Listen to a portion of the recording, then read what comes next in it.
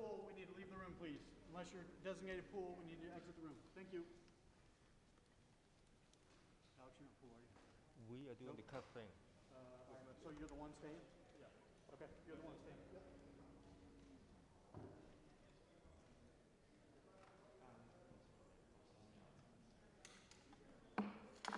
Welcome, everybody, to today's hybrid hearing. Pursuant to House rules, some members will appear in person and others will appear remotely via Zoom. For members appearing remotely, I know you are all familiar with Zoom by now, but let me remind you. First, the House rules require that we see you, so please have your cameras turned on at all times. Second, members appearing remotely who are not recognized should remain muted to minimize background noise. Third, I will recognize members verbally, but members retain the right to seek recognition verbally in regular order. Lastly, if you want to be recognized outside of regular order, you may identify that in several ways. You may use the chat function to send a request, you may send an email to the majority staff, or you may unmute your mic to seek recognition. We will begin the hearing in just a moment when they tell us they are ready to begin the live stream.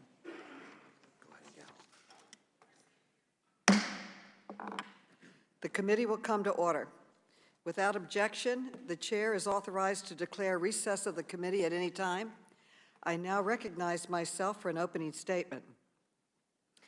Today, we will examine the destruction and heartbreak that gun violence is causing across our country. I want to express my deep gratitude to each of our witnesses for being here today.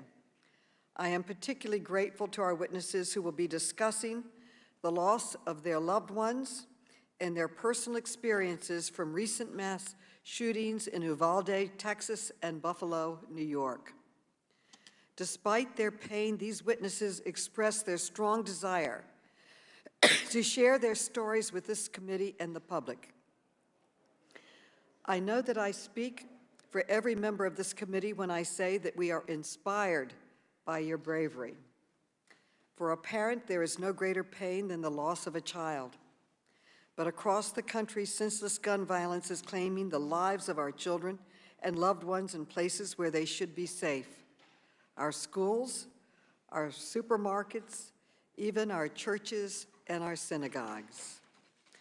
Gun violence is the leading cause of death for children in our country.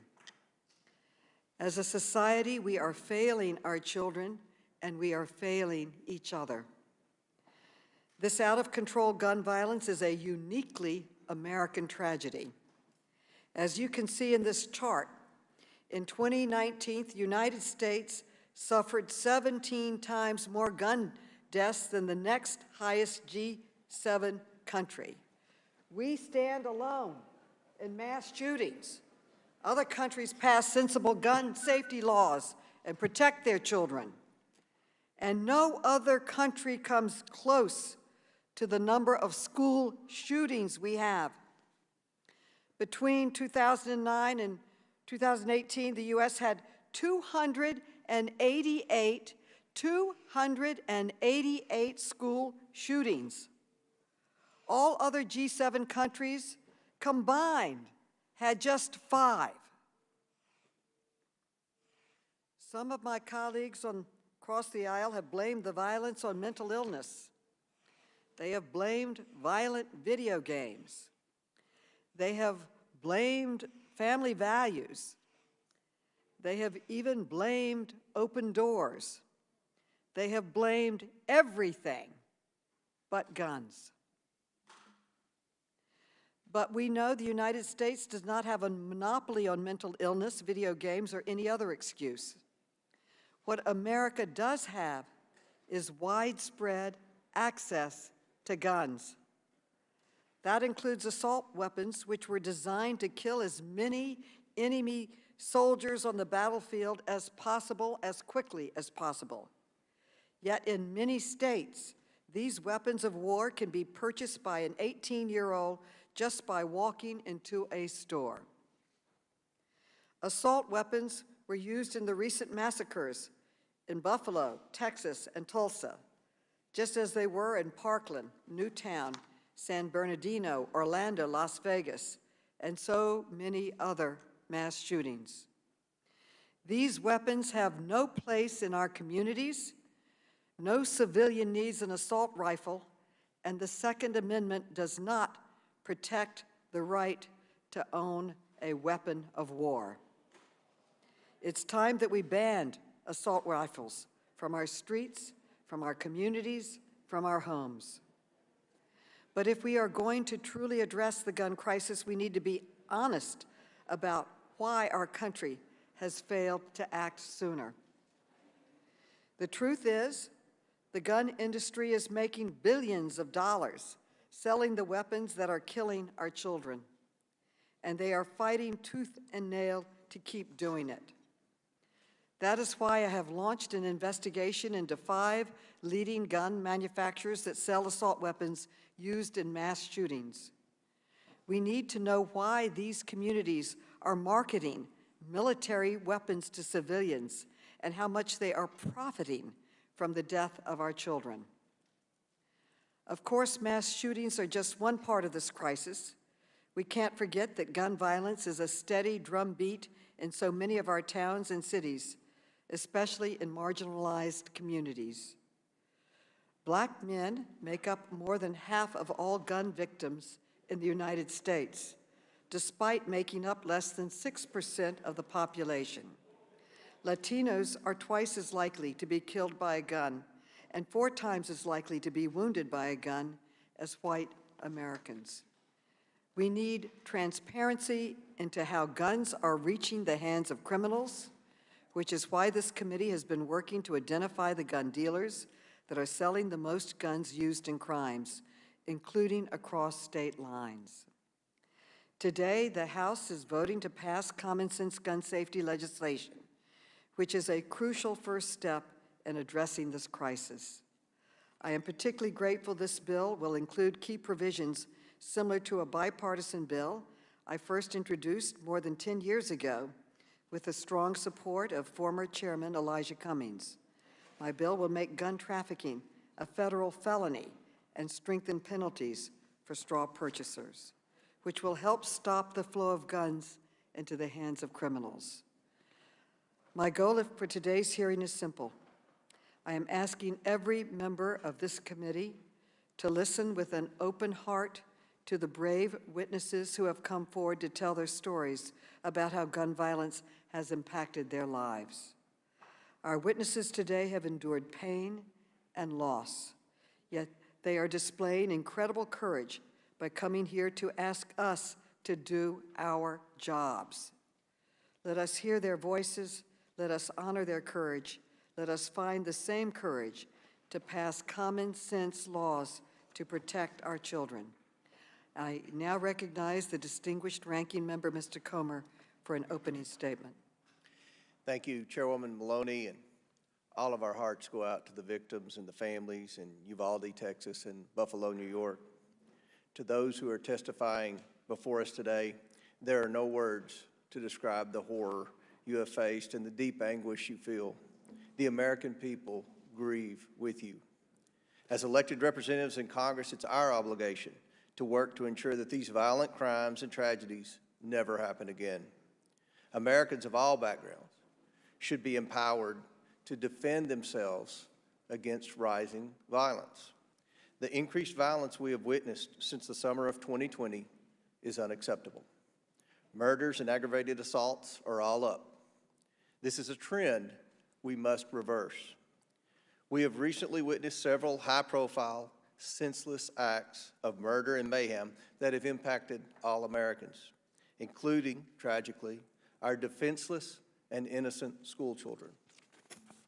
We must respond to those heinous acts and provide justice for the families. At the same time, we recognize that violence occurs in many of our communities on a daily basis, impacting Americans across the United States from every background.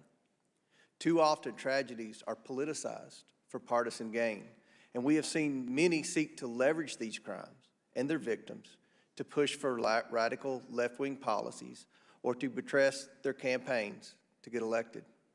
Instead of rushing to score political points at the expense of our justice system working properly, We must learn from these senseless acts of violence and take concrete action to reduce violence in the future. We owe it to the families of the victims.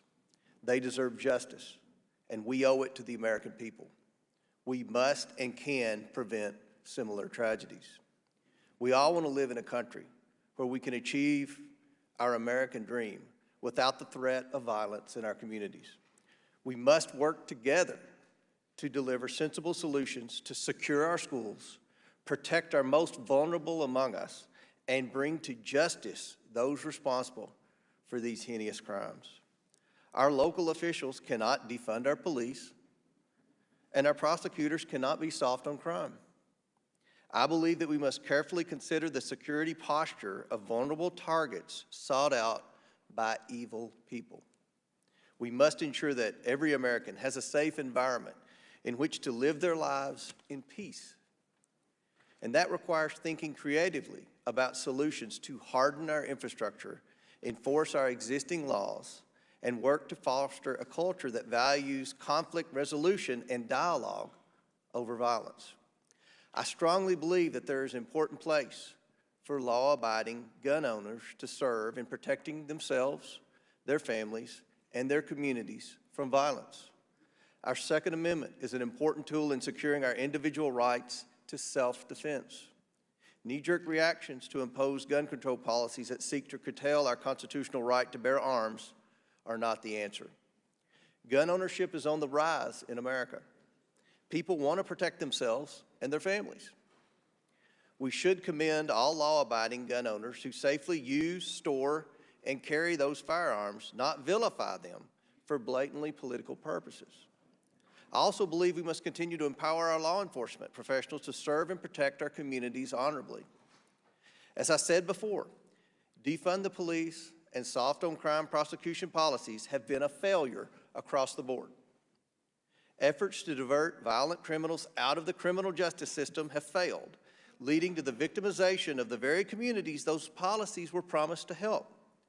Violent criminals should be in jail, not back on the streets to reoffend and terrorize. We must recommit ourselves to pursuing justice and keeping violent criminals off our street. Thank you, Chairwoman Maloney, and I yield back. The gentleman yields back. I want to clarify that I support the Second Amendment. I support law-abiding gun owners. I don't support lax gun laws that allow guns to get into the hands of criminals and unstable people. I now recognize the gentlelady from California, Ms. Porter, for an opening statement. I represent a community in mourning. Less than 1 month ago in Laguna Woods, a gunman locked the doors to the Geneva Presbyterian Church and opened fire on my community's tight-knit Taiwanese congregation. This shooting was an undeniable tragedy, but under different circumstances, it could have been an unimaginable massacre. Unlike the shooters in Uvalde and Buffalo, the shooter in Laguna Woods did not carry an assault rifle equipped with high-capacity magazines. He was armed with 9mm handguns that forced him to reload. That difference gave a hero, Dr. John Cheng, a chance to stop the carnage. He sacrificed his life to stop the shooter, and his bravery was remarkable. But we cannot depend on a hero's bravery to save lives. Law enforcement has determined that the gunman was ready to kill every person in the church. Had he been armed with a military-style assault rifle, he may have done so. There is no telling how many more lives would have been lost. Shootings involving assault weapons are 6 times as deadly as shootings involving handguns. And when assault weapons are equipped with high-capacity magazines or bump stocks, the death toll rises even further. California has banned these weapons for years. Our laws have saved lives, including members of Geneva Presbyterian Church. Congress must follow Californians' lead. I yield back. The lady yields back. I now recognize the gentleman from Louisiana, Mr. Higgins, for an opening statement. Thank you, Madam Chair. It's a sober day in Congress as we reflect upon the challenges our nation faces. In 2005, as a young cop, I was dispatched to reports of a man down in the street in part of the city that was crime-ridden and dangerous. I found a victim, a teenager, and I held the mortal wound in the back of his head, whispered prayer into his ear as his life flowed from his body. He died there in my arms on the street. He was killed by an axe handle. I am prayerful for America. I'm prayerful for healing, and I'm prayerful for discernment amongst this body and my colleagues. As a law enforcement officer, I know what it means to swear an oath to protect and serve my community and my nation, and the importance of bringing justice to the families of those who suffer at the hands of evil. And it is essential that the fundamental freedoms, First Amendment, Second Amendment, Fourth Amendment, are always protected and preserved by this body.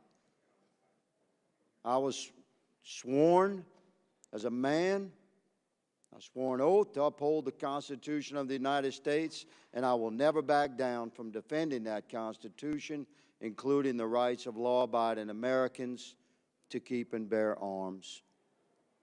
Madam Chair, I thank you for this hearing today, and I yield. The gentleman yields. Now we will introduce our witnesses. I'd like to turn it over to the gentleman from New York, Mr. Higgins, to introduce our first witness. Without objection, Mr. Higgins is authorized to participate in today's hearing. He represents Buffalo, and you are now recognized, Mr. Higgins. Thank you, Madam Chair and Ranking Member, the honorable members of the Oversight and Reform Committee.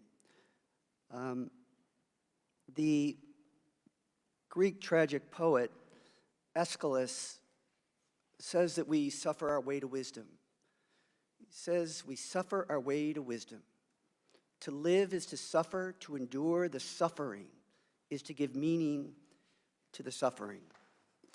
We have a problem in this country, unless we learn from the tragic events of the last 3 weeks, who are we as a people?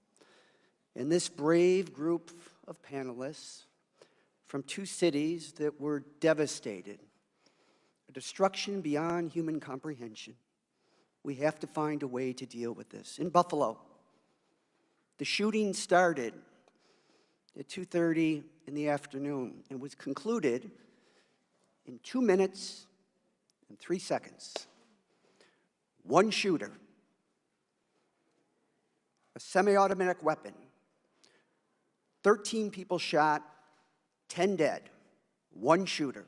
If you look for a common denominator in all of these, it's typically someone that should never have had a gun with a high-capacity weapon to kill as many people as quickly as possible. Zanetta Everhart is here. She is a friend and a proud citizen of the city of Buffalo. Zanetta is with us today as the mother of a Buffalo mass shooting survivor, Zaire Goodman. Zaire was working at the Tops Friendly market that was targeted by a white supremacist, racist, deranged gunman. Zaire is also a colleague in government. She is the Director of Diversity and Inclusion for my friend and colleague, New York State Senator Tim Kennedy. Zanetta's story is both tragic and magic. And with that, it gives me great honor to present to the committee Zanetta Everhart. Thank you. And after Ms. Everhart, we will hear from Dr. Roy Guerrero, who is a pediatrician in Uvalde, Texas. Then we will hear from Mia Cirillo, who is a 4th grader at Robb Elementary School in Texas. Mia will be sharing her experience in a pre-recorded video. Her father, Miguel, is with us in the room today and will be making brief remarks after his daughter's video. Then he will excuse himself. Next, we will hear from Felix and Kimberly Rubio, who are the parents of Lexi Rubio, who tragically lost her life in the Texas shooting. I now recognize the gentleman from Georgia, Mr. Heiss, to introduce our last witness on this panel. Thank you, Madam Chair. It's my honor to recognize Lucretia Hughes. She is a part of my constituency, an incredibly bright light in our 10th district, and she has an extremely compelling story. I just wanted to publicly recognize Lucretia. I want to thank you for being here today. I know it's hard to share the story that you come to us with, but we are grateful that you're here.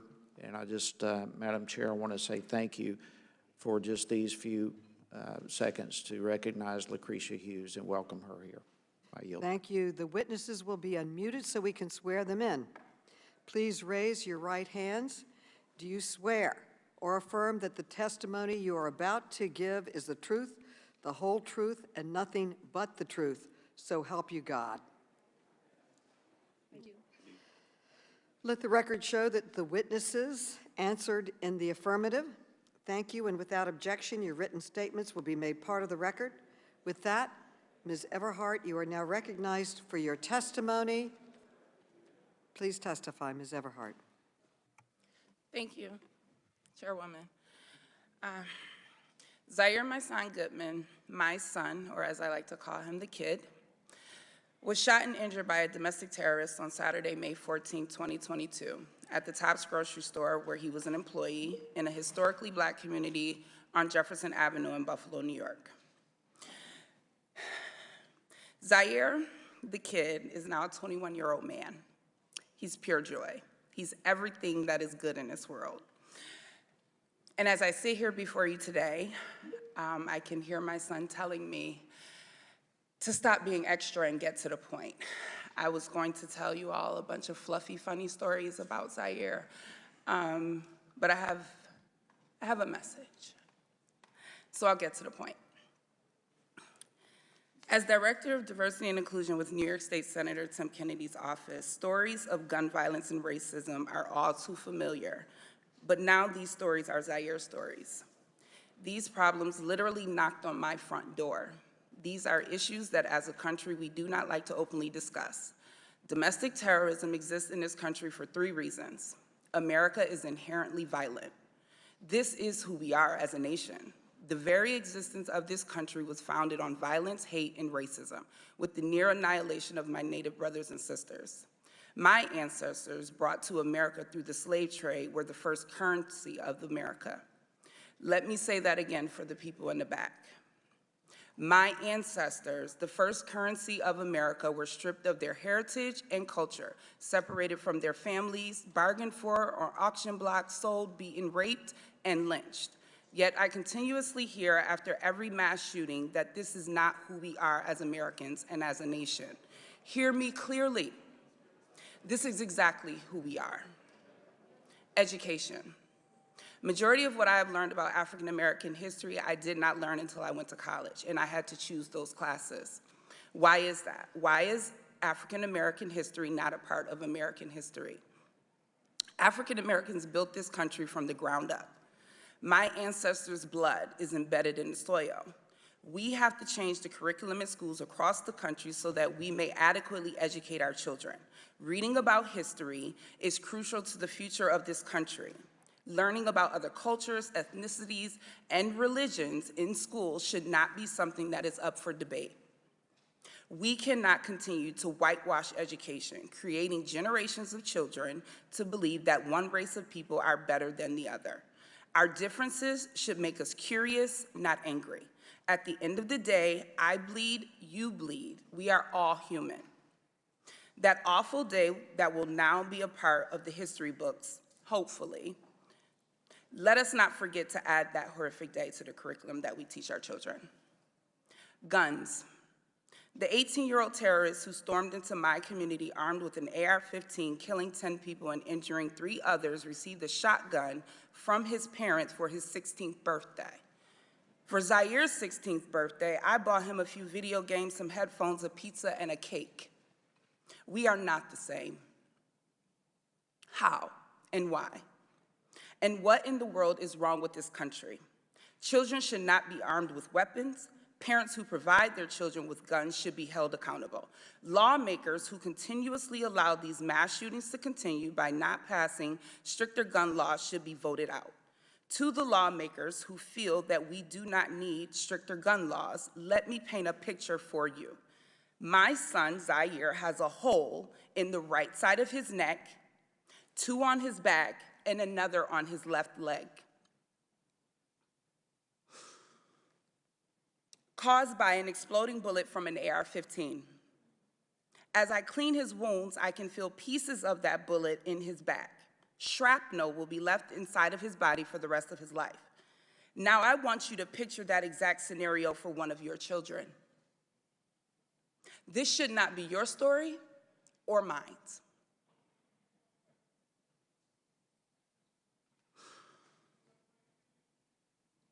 As an elected official, it is your duty to draft legislation that protects Zaire and all of the children and citizens in this country.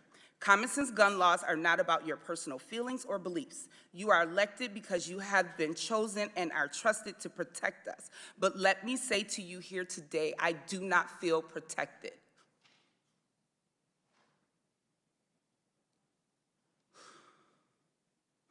No citizen needs an AR-15. These weapons are designed to do the most harm in the least amount of time. And on Saturday, May 14th, it took a domestic terrorist just 2 minutes to shoot and kill 10 people and injure 3 others.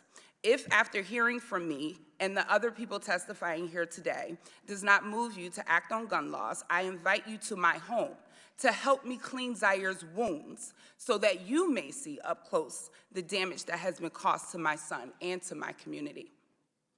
To the families of Ruth Whitfield, Pearl Young, Catherine Massey, Hayward Patterson, Celestine Cheney, Geraldine Talley, Aaron Salter, Andre McNeil, Marcus Morrison, and Roberta Drury, I promise that their deaths will not be in vain. Zaire and I promise to use our voice to lift their names, and we will carry their spirit with us as we embark on this journey to create change.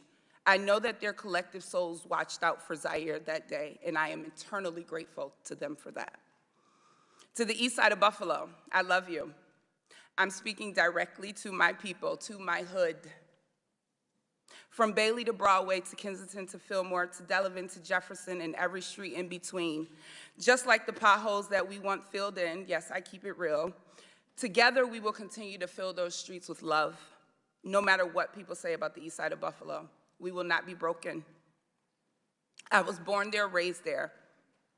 I raised my son there, I still live there. And I do the majority of my professional work on the east side of Buffalo. I vow to you today that everywhere I go, I will make sure that the people hear the real stories of our people. For too long, our community has been neglected and starved of the resources that we so greatly need. I promise that I will not stop pushing for more resources to be funneled into the east side of Buffalo. Each and every person that lives within that community, we are family. Not a perfect community, but I know that we are love. To the greater Buffalo area, to everyone from around the country and the world who have reached out and loved on us. On behalf of Zaire, Zaire's father, Damian Goodman, my mother, my father, my sisters, my brothers, and myself, we thank you. We thank you for all of your thoughts and your prayers. Thank you for all of the love and support you have shown us during this difficult time. But I also say to you today, with a heart full, from the outpouring of love that you also freely gave us, your thoughts and prayers are not enough. We need you to stand with us in the days, weeks, months, and years to come, and be ready to go to work and help us to create the change that this country so desperately needs. And I will end with a quote from Charles Bloom in his book, The Devil We Know. Race, as we have come to understand it, is a fiction, but racism, as we have come to live it, is a fact. The point here is not to impose a new racial hierarchy, but to remove an existing one. After centuries of waiting for white majorities to overturn white supremacy, it is to me that it has fallen to Black people to do it themselves, and I stand at the ready. Zaire, this is for you, kid. Happy birthday. Thank you. Dr. Guerrero, you are now recognized for your testimony. Thank you. Thank you, Chairwoman. My name is Dr. Roy Guerrero.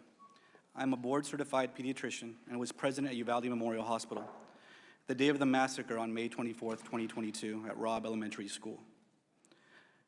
I was called here today as a witness, but I showed up because I am a doctor.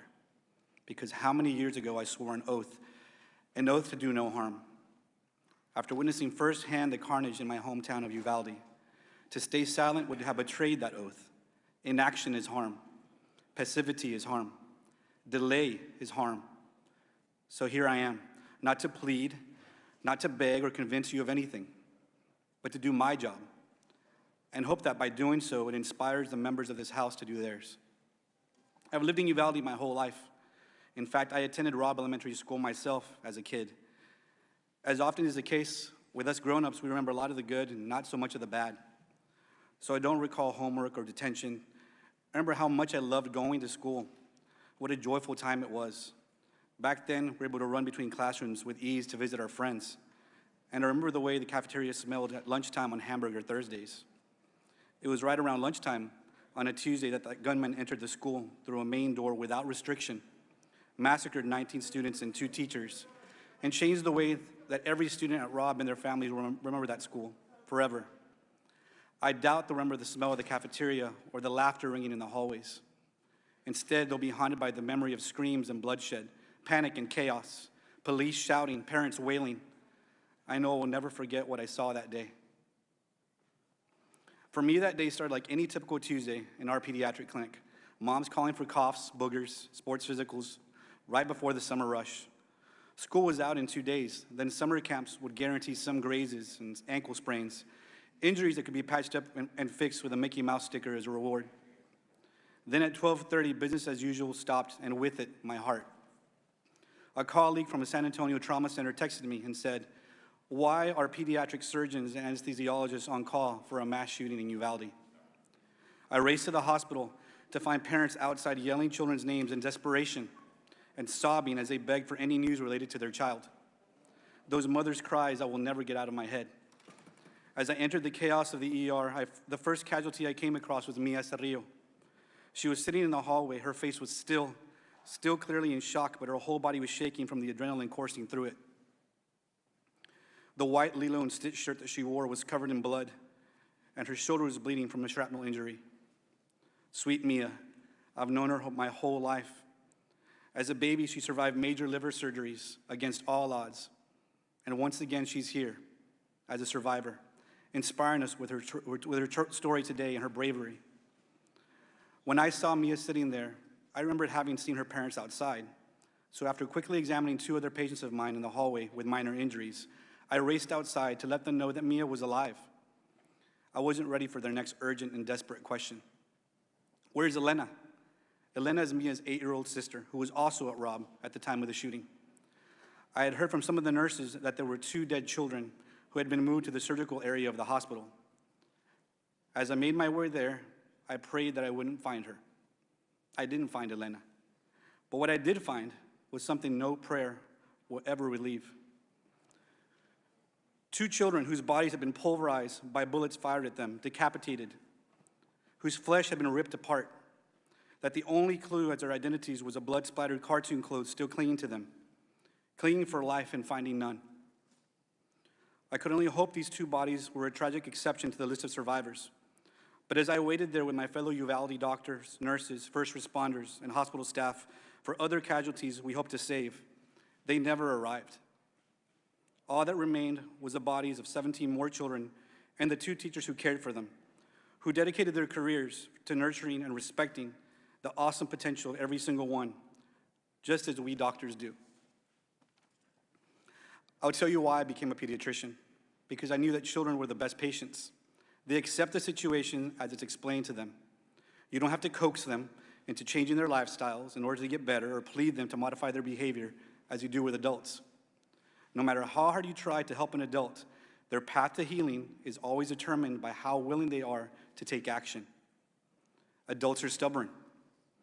We're resistant to change, even when the change will make things better for ourselves, but especially when we think we're immune to the fallout.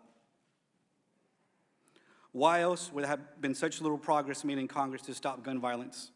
Innocent children all over the country today are dead because laws and policy allows people to buy weapons before they're legally old enough to even buy a pack of beer.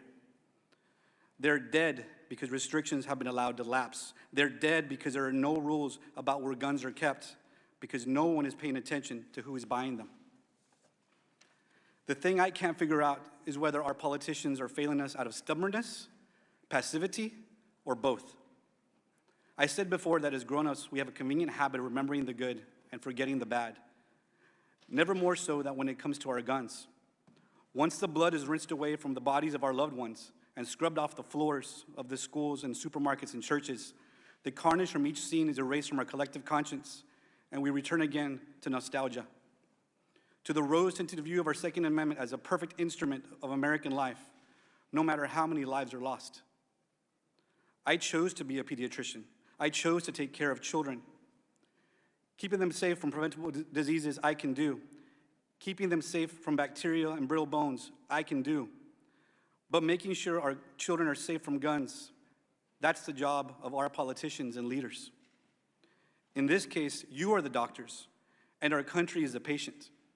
We are lying on the operating table, riddled with bullets like the children of Robb Elementary and so many other schools. We are bleeding out, and you are not there. My oath as a doctor means that I signed up to save lives. I do my job. And I guess it turns out that I am here to plead, to beg, to please, please do yours. Thank you. We will now play the video from Mia.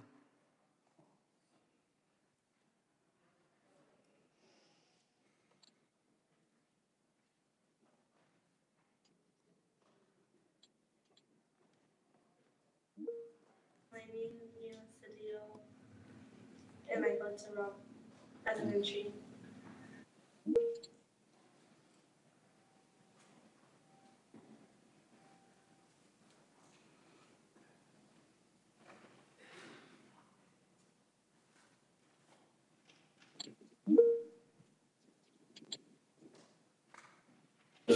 We were just watching a movie, and then she got an email, and then she went to go lock the door, and he was in the hallway, and they made eye contact, and then she went back in the room and she told us, go hide, and then we went to go hide behind my teacher's desk and behind the backpacks, and then he shot the little window, and then he went to the other classroom, and then he went, there's a door between our classrooms, and he went through there and shot my teacher and told my teacher goodnight and shot her in the head.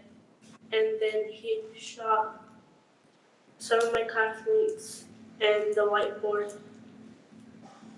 When I went to the backpacks, he shot my friend that was next to me, and I thought he was gonna come back to the room, so I grabbed the blood and put it all over me. And What did you do then when you put the blood on yourself? just stay quiet, and then I got my teacher's phone and called 911. And what did you tell 911? I told her that we need help and to send the police in our classroom.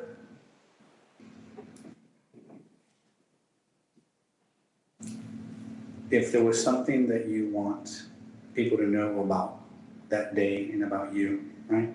Or things that you want different, what would it be? To have security. Do you feel safe at school? Why not? Because I don't want it to happen again. And you think it's going to happen again?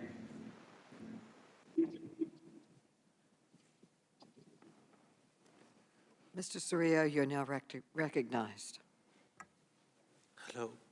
Hello, today I come because I could have lost my baby girl. She's not the same little girl that I used to play with, hang around with, and do everything, because she was daddy's little girl. I have 5 kids, and she's the middle child. I don't know what to do, because I think I would have lost my baby girl. My baby girl is the world, 'cause not only once, but twice, she came back to us. She's everything, not only for me, but her siblings and her mother.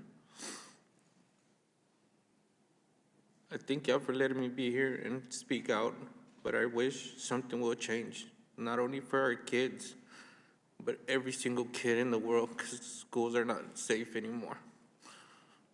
Something needs to really change. Thank you. Thank you for your testimony, and I understand you are now leaving. We thank you for sharing your story.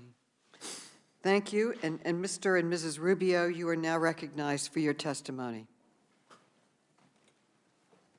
I am Kimberly Rubio. This is Felix Rubio. We're the parents of Alexandria Anaya, best known as Lexi Rubio, and 5 other children who all attended Uvalde Public Schools during the 2021 to 2022 school year. Calissa, who completed high school this year, Isaiah, who attends Uvalde High School, David Morales Junior High, Jalila Flores Elementary, and our 2 youngest children, Julian 8 and Lexi 10, who were at Robb Elementary. On the morning of May 24th, 2022, I dropped Lexi and Julian off at school a little after 7 a.m. My husband and I returned to the campus at 8 a.m. for Julian's award ceremony, and again at 10:30 a.m. for Lexi's award ceremony. Lexi received the Good Citizen Award and was also recognized for receiving all A's. At the conclusion of the ceremony, we took photos with her before asking her to pose for a picture with her teacher, Mr. Reyes. That photo, her last photo ever, was taken at approximately 10:54 a.m. To celebrate, we promised to get her ice cream that evening. I told her we loved her and we would pick her up after school. I can still see her walking with us toward the exit.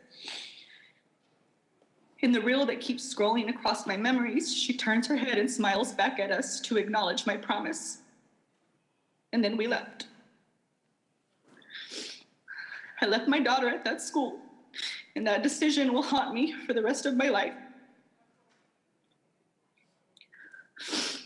Afterward, Felix dropped me off at my office, the Uvalde Leader News, and returned home because it was a rare day off for him between normal shifts and security gigs he takes to help make ends meet. I got situated at my desk and began writing about a new business in town when the news office started hearing commotion on the police scanner, a shooting on Diaz Street near Robb Elementary.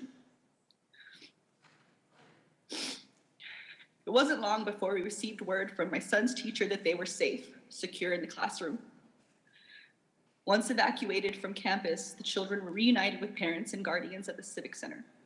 My dad picked up Julian from the Civic Center and took him to my grandmother's house. One of our Robb kids was safe. We focused on finding Lexi. Bus after bus arrived, but she wasn't on board. We heard there were children at the local hospital, so we drove over to provide her description. She wasn't there. My dad drove an hour and a half to San Antonio to check with the university hospital. At this point, some part of me must have realized that she was gone. In the midst of chaos, I had the urge to return to Robb. We didn't have our car at this point, and traffic was everywhere. So I ran barefoot with my flimsy sandals in my hand. I ran a mile to the school, my husband with me. We sat outside for a while before it became clear we wouldn't receive an answer from law enforcement on scene. San Antonio firefighter eventually gave us a ride back to the Civic Center, where the district was asking all families who had not been reunited with their children to gather. Soon after, we received the news that our daughter was among the 19 students and 2 teachers that died as a result of gun violence. We don't want you to think of Lexi as just a number. She was intelligent, compassionate, and athletic. She was quiet, shy unless she had a point to make. When she knew she was right, she so often was. She stood her ground. She was firm, direct, voice unwavering. So today, we stand for Lexi, and as her voice, we demand action. We seek a ban on assault rifles and high-capacity magazines. We understand that for some reason, to some people, to people with money, to people who fund political campaigns, that guns are more important than children. So at this moment, we ask for progress. We seek to raise the age to purchase these weapons from 18 to 21 years of age. We seek red flag laws, stronger background checks. We also want to repeal gun manufacturers' liability immunity.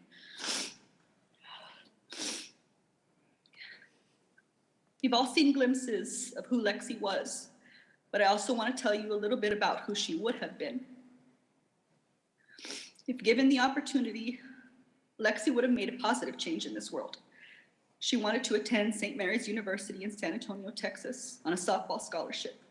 She wanted to major in math and go on to attend law school. That opportunity was taken from her. She was taken from us. I'm a reporter, a student, a mom, a runner. I've read to my children since they were in the womb. My husband is a law enforcement officer, an Iraq war veteran. He loves fishing and our babies. Somewhere out there, there is a mom listening to our testimony, thinking, I can't even imagine their pain, not knowing that our reality will one day be hers, unless we act now. Thank you for your time.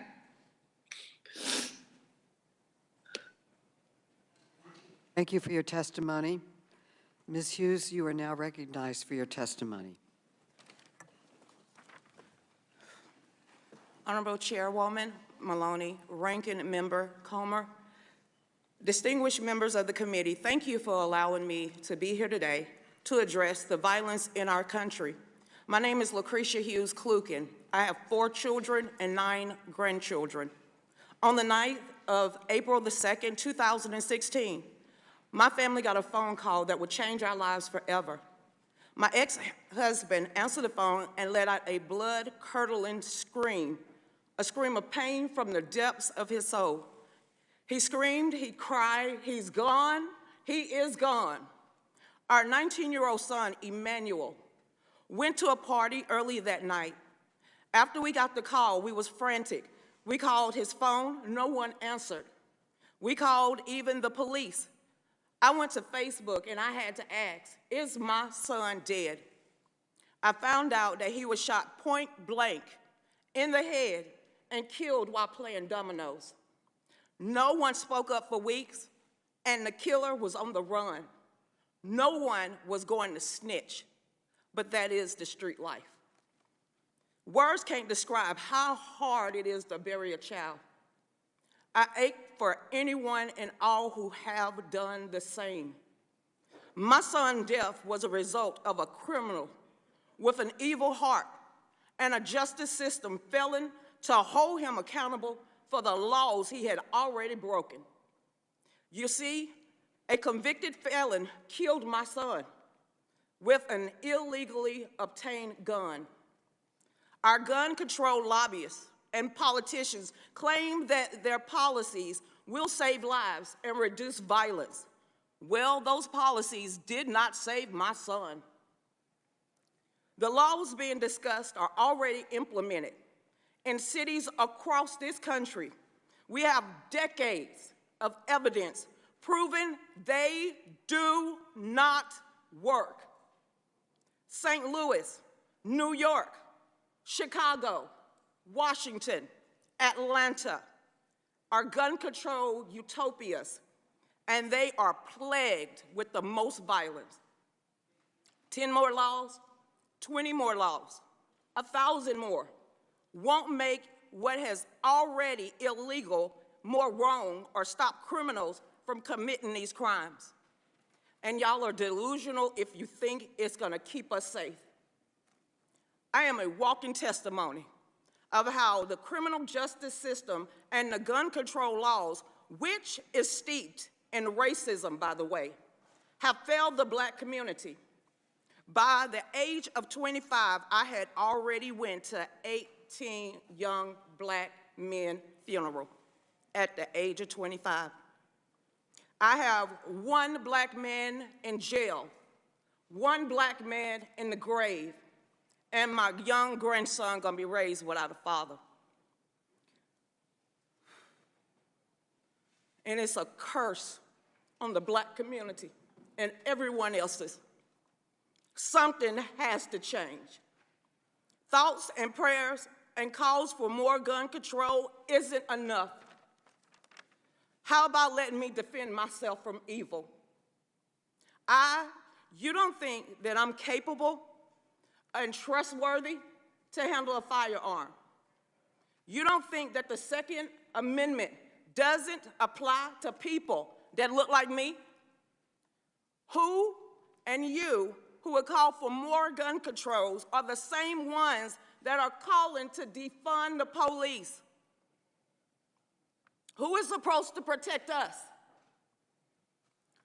We must prepare to be our own first responders to protect ourselves and our loved ones.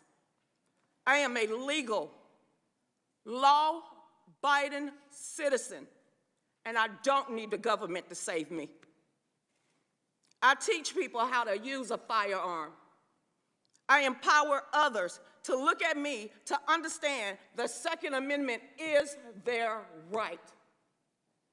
I am a proud member of the DC Project, Women for Gun Rights. We believe that education is the key to safety, not ineffective legislation. We support meaningful solutions that will actually save lives. We support the Safe Student Act, H.R. 7415, which would immediately make schools safer. In hindsight, of Parkland, we saw failure of the government at every level failing the students. Students saw something and they said something, and the school did not act. Police were called to his residence over 30 times, and they did not act. And finally, the police did not go into their school that fateful day and failed to protect those kids. We need to secure our schools, and we gotta secure this building, or like y'all do. What's the difference? We call on Congress to ban gun-free zones, fund nonpartisan firearm education programs like Kids Safe Foundation and non-governmental mental health organizations like Hold My Guns. And in closing, I claim that nothing in these bills do anything to make us safer or address the mental health crisis in this country. Despite living with the heartache of losing my son on a daily basis, I believe it is our God-given right to defend ourselves from any act of violence. Making it more difficult or even more expensive for me and people that look like me and other law-abiding citizens will not make us safer. It will embolden the criminals. Gun owners are not the enemies, and these gun control policies are not the solution. Thank you, thank you. Thank you. Thank you all for your powerful and meaningful and gut-wrenching testimony. We will now pause. You are excused, and we will pause while we seat the next panel for their testimony.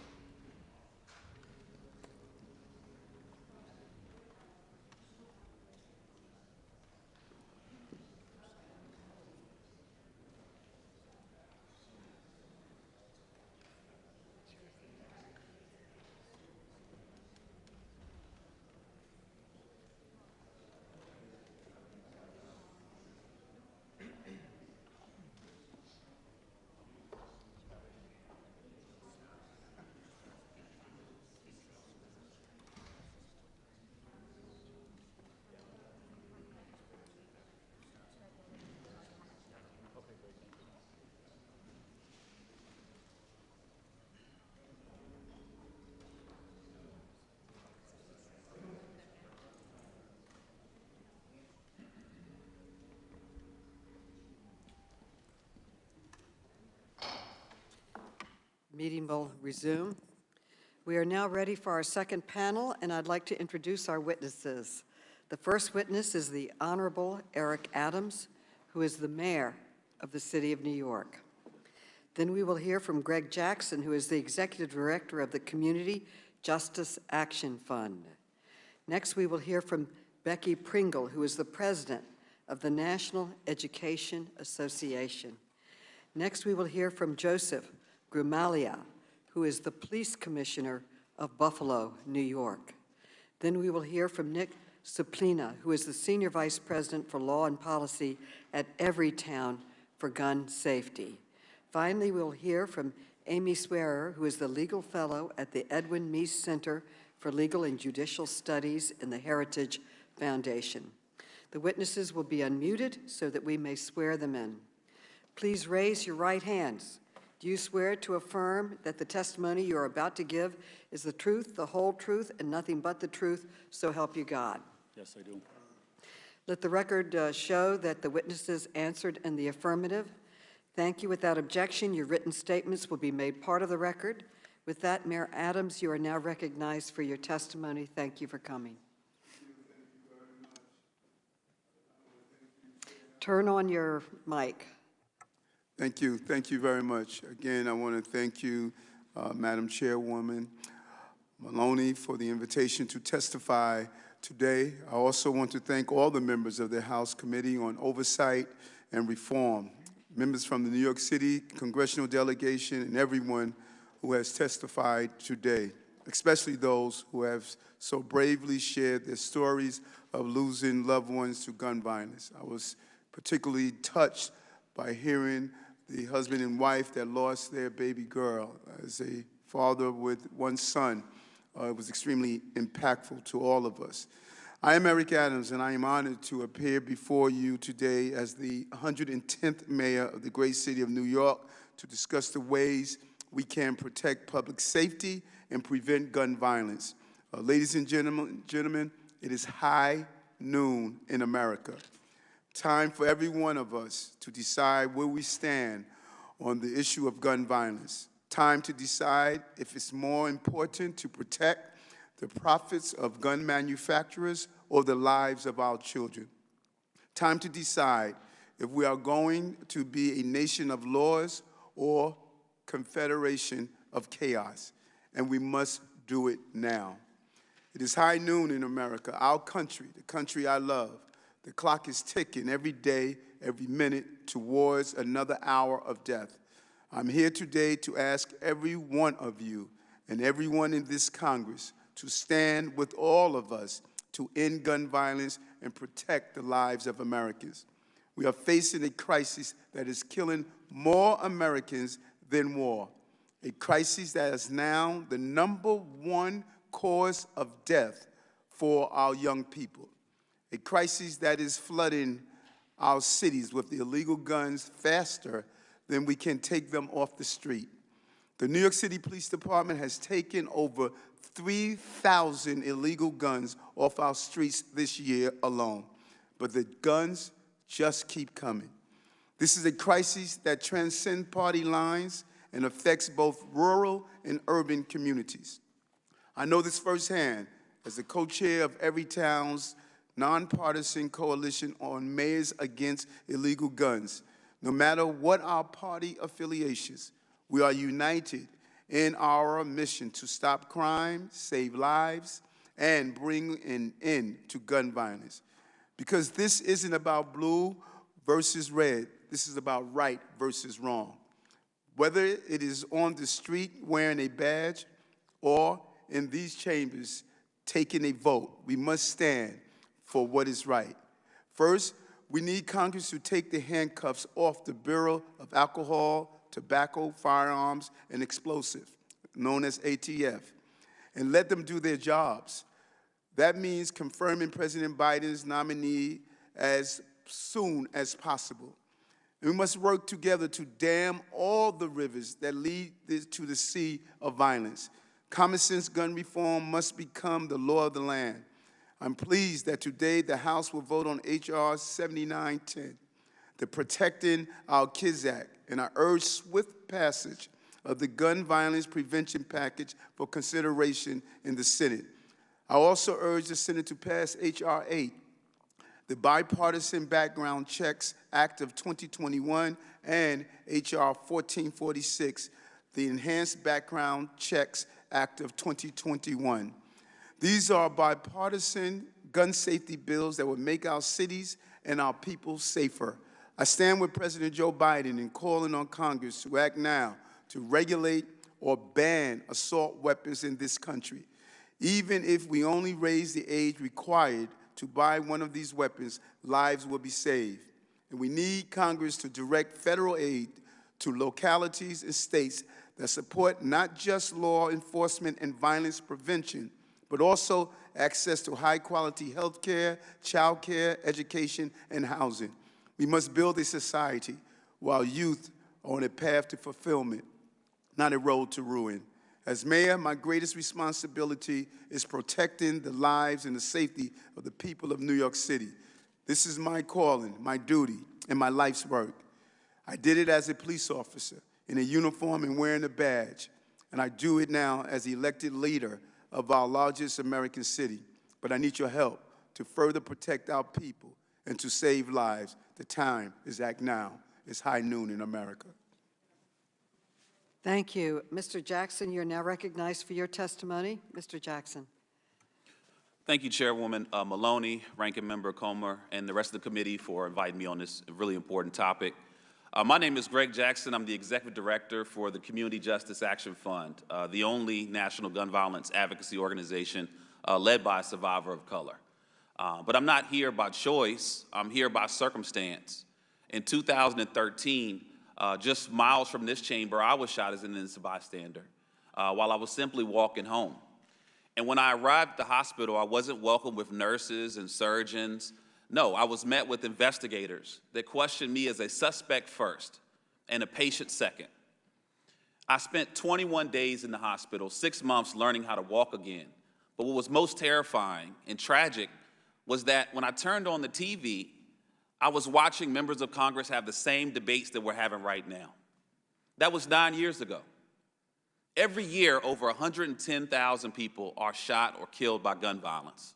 So that means nearly 1 million lives have been directly devastated since I laid in that hospital, looked up at that television, and watched the members of this chamber debate this topic. Most of the stories of those who've been impacted by gun violence, like mine, will never make the headlines. You know, just 2 miles from here, Micaiah Wilson was shot, 10 years old, while going to get ice cream. Karan Brown, one of my mentees, who hosted his own Stop the Violence event in his neighborhood, was shot down that same summer and killed in front of a McDonald's.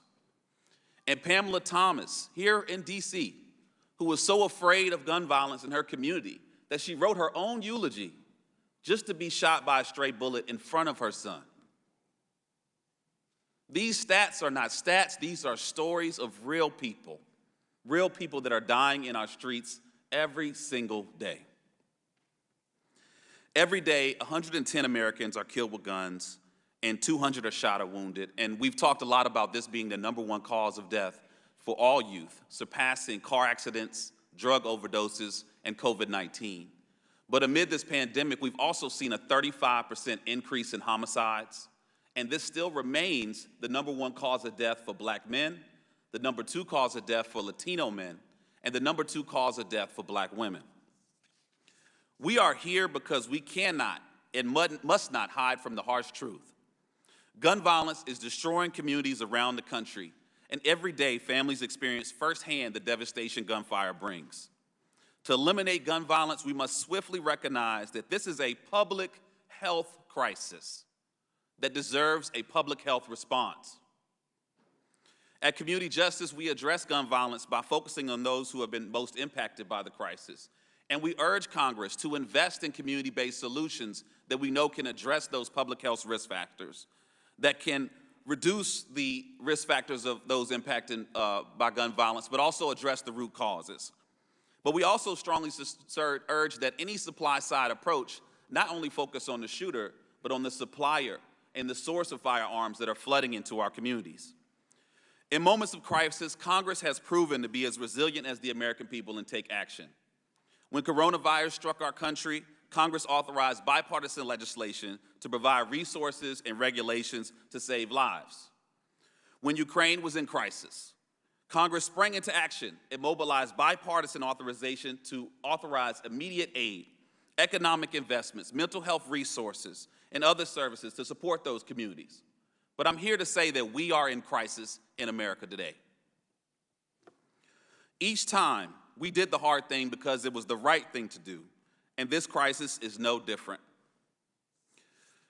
This crisis now has taken away grandparents in Buffalo, elementary kids in Uvalde, fathers in Chicago, mothers in Atlanta, nephews in Chicago, even pastors in Charleston. And we're here still asking for action. There are 3 direct things that we know can be done. First, we must acknowledge this as a public health crisis and craft policies to combat it as such. Second, we must advance common sense legislation that not only addresses the hardware, but promotes community-based solutions to end gun violence, such as the Break the Cycle of Violence Act. And lastly, I urge you to create a select committee on the gun violence crisis to investigate the health impacts of gun violence and its disproportionate impact on Black and brown communities across the country. Now is the time to take action before another person loses their life, before another child opens his last textbook, before another parent hugs that child for the last time, and also before someone like me isn't alive to ask you to do so. Thank you, Madam Chairwoman. Thank you, Ms. Pringle. You are now recognized for your testimony.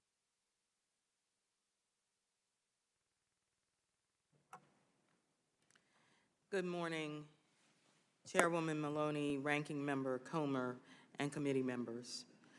I appreciate the opportunity to offer testimony on behalf of the 3 million members of the National Education Association and all devoted educators who teach and nurture and protect our students. As a teacher with 3 decades of experience, I am frustrated, I am heartbroken, I am angry that this is where we are 23 years after Columbine.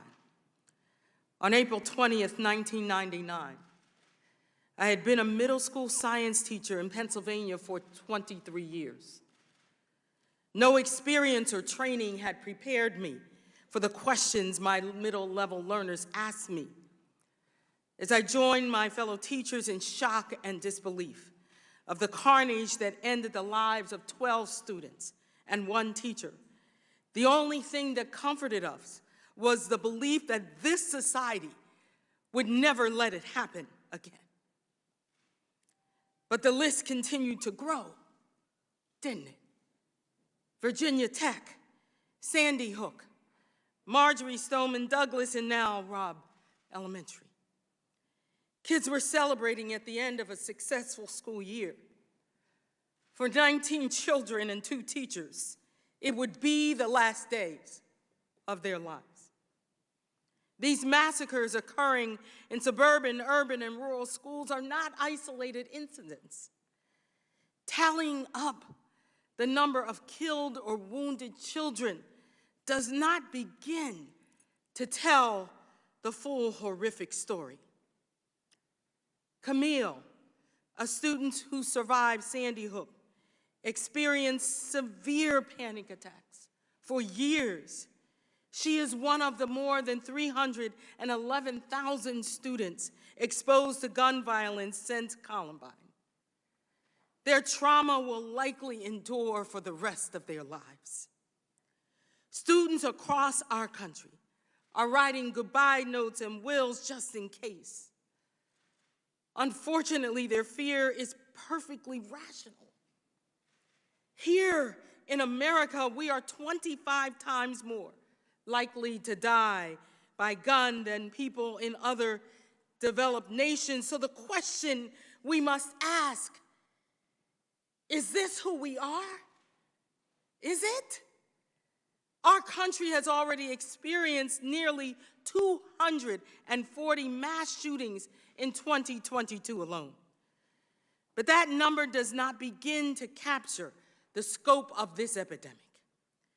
Every day, gun violence kills 111 people. That means that we can expect 22,255 more deaths by guns this year. Inaction equals acceptance of the unacceptable. And this crisis is worse in Black and Latino communities, where 78% of adults or their loved ones are victims of gun violence. The evidence is clear. Where there are more guns, more people are killed by guns. Every single day, the politicians who fail to take action ignore the majority of Americans who want stricter gun laws. You tell our children protecting them matters less than protecting the status quo. A high school teacher in Arlington, Texas, survived a workplace shooting in a corporate setting, only to experience school shootings himself and countless lockdowns. He is now leaving our profession with these words: "As much as I love teaching, I can't fully represent and protect my students. I am not going to be the educator they need." Enough with so-called solutions that do not address the problem. We cannot place enough armed guards at every school building in America to protect our babies. We cannot ask educators to carry weapons and wear body armor while teaching and nurturing our students. Because by the time someone has shown up with a military weapon, it is already too late. We need for our students more resources, not more revolvers. You can help us to not only heal, but to hope. Pass common sense gun control legislation so that not one more community is shattered and not one more anguished parents, like we heard today, has to lay a precious child to rest. Our children deserve the chance to grow and to thrive, to live into their brilliance. Thank you for what I know you will do for our babies. Thank you. Commissioner Gramalia, you are now recognized. Chairwoman Maloney, Ranking Member Comer, and distinguished members of the committee, thank you for the opportunity to participate in today's hearing. I appear before you today as a police commissioner in Buffalo, New York. It is also my privilege to testify on behalf of the Major City Chiefs Association. We're here today to discuss gun violence epidemic plaguing our nation. This hearing comes in the aftermath of multiple mass shootings that have devastated communities throughout the country, including my home city in Buffalo. Our communities are hurting, and we must continue to support them, the loved ones of the victims, and our brave first responders. On May 14th, 2022, an 18-year-old white supremacist invaded our city and inflicted terror on the Black community in a way never seen in Buffalo's history. He legally purchased a military-style weapon and body armor and then spent months practicing his shooting skills. He entered the Tops supermarket and opened fire on civilians, striking 13 and killing 10. He live-streamed this with a GoPro he had affixed to his helmet. Retired Buffalo police officer Aaron Salter Jr., who I posthumously promoted to lieutenant and issued the department's highest honor, the Medal of Honor, was working top security that day. Aaron was helping an elderly shopper leave with her groceries when the shooting began. He did his best to warn customers while in a completely defensive position. He engaged the shooter as he entered, hitting him with at least one shot. It is often said that a good guy with a gun will stop a bad guy with a gun. Aaron was the good guy and was no match for what he went up against: a legal AR-15 with multiple high-capacity magazines. He had no chance. Assault weapons like the AR-15 are known for three things: how many rounds they fire, the speed at which they fire those rounds, and body count. This radicalized 18-year-old adult should have never been able to have access to the weapons he used to perpetrate this attack, and the laws need to be enacted to ensure it never happens again. Buffalo police officers responded to tops and were able to take the shooter into custody within minutes. I have no doubt in my mind that their swift response time and handling of the situation saved lives. I would like to publicly thank them and the rest of the Buffalo Police Department for the heroism they showed on that day. Buffalo is known as a city of good neighbors. We are a resilient, culturally diverse community. We came together after this horrific tragedy, and we will continue to heal together. However, no city should have to go through this. And it is time to make changes to a system that is leaving blood on the sidewalks of our communities every day. In 2018, the MCCA adopted a firearms violence policy that would help mitigate the threat of gun violence without infringing on the constitutional rights or weakening due process. These reforms include requiring universal background checks, strengthening NICS definitions, and improving access to records, supporting the use of extreme risk protection orders, aggressively prosecuting straw purchasers and prohibited possessors, and banning assault weapons and high-capacity magazines. Polling shows the majority of Americans support these common-sense reforms, and Congress must act immediately to close the loopholes in our current system and the gaps that allow easy access to military-style weapons. Events like the Buffalo Massacre, the shooting in Uvalde that took 21 lives, including 19 children, and the mass shootings in Laguna Woods and Tulsa are the situations that capture headlines. However, we must remember that gun violence epidemic extends well beyond these events. The grim reality is that shootings have become a daily occurrence in America's cities. Emerging trends like ghost guns and guns modified with switches continue to pose a challenge for law enforcement. Congress must update our laws to account for these new threats and carnage that has accompanied them. It will be nearly impossible to address the gun violence epidemic without first addressing the underlying violent crime problem. Unfortunately, the proactive policing that helps drive down violent crime has become a luxury for many departments. Law enforcement needs additional resources to bolster its response to violent crime. An overall lack of accountability for violent offenders is contributing to rising gun violence. In some major cities, DAs are not prosecuting serial firearm offenders, and judges continue to release offenders on low or no bond. To address these challenges, Congress must provide resources for U.S. attorneys' offices to support additional federal prosecutions as appropriate. Police chiefs see the horror of gun violence every day. Members of Congress share our solemn duty to protect the public. The MCCA will continue to call on elected representatives to eschew politics and take the necessary steps to address the gun violence epidemic. Your leadership is needed now more than ever. Thank you. Mr. Suplina, you are now recognized for your testimony. You want to turn on your mic, please? Good morning, Chairwoman Maloney, Ranking Member Comer, and distinguished members of the subcommittee. My name is Nick Suplina. I am Senior Vice President for Law and Policy at Everytown for Gun Safety. We're the largest gun violence prevention organization in the country. I'm honored to be here today and grateful for the spotlight you're shining on America's gun violence crisis. Once again, we are grieving. Frequent public mass shootings terrorize the country and are a uniquely American problem. Mass shootings often focus the public's attention and our grief, and with good reason, but they represent a small fraction of all gun deaths in this country, which include other homicides, suicides, and unintentional shootings. Every single day, some 110 Americans are killed with a gun, and 200 more are physically wounded.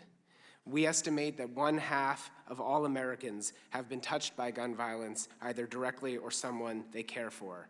In other words, we are a nation of gun violence survivors. To be clear, this burden is not being borne equally. I'm talking about our children. Guns are now the leading cause of death for children and teens. I'm talking about people of color. Black Americans experience 10 times the homicides of their white counterparts. Clearly, we're in the middle of a serious public health crisis, one that is crying out for sensible gun policy solutions, especially at the federal level. And while gun deaths are hitting all-time highs, the gun industry is breaking profit records year after year. The gun industry uses fear to sell guns, and it believes that mass shootings are great for gun sales. They are making money on these tragedies right now. So when we talk about the shootings in Uvalde and Buffalo, when we talk about the toll of gun violence on our children, when we talk about the disproportionate impact on Black Americans, when we talk about how gun violence costs taxpayers, survivors, families, employers, and communities $280 billion a year, we need to also talk about how the $9 billion civilian firearms industry is shielded from the scrutiny and accountability that has led other industries to better and safer practices. The gun industry, for its part, has innovated not to make guns or us safer, but to make them more dangerous, more likely to evade regulation, more profitable. Instead of designing firearms that can't be fired if stolen or that make it easy for law enforcement to trace, gun makers have created modifications to mimic automatic fire. They've created impossible to trace ghost guns that help circumvent background checks.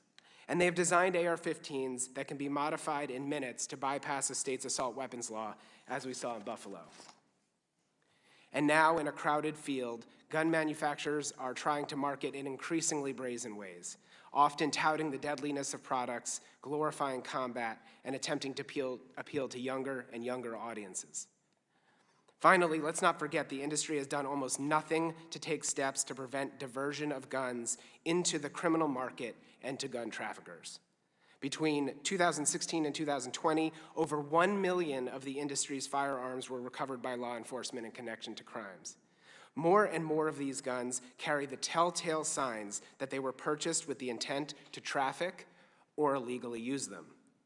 Yet the industry is rarely held accountable. This committee's investigation found a dealer in Georgia where 10% of the guns it sold ended up on crime scenes, 10%.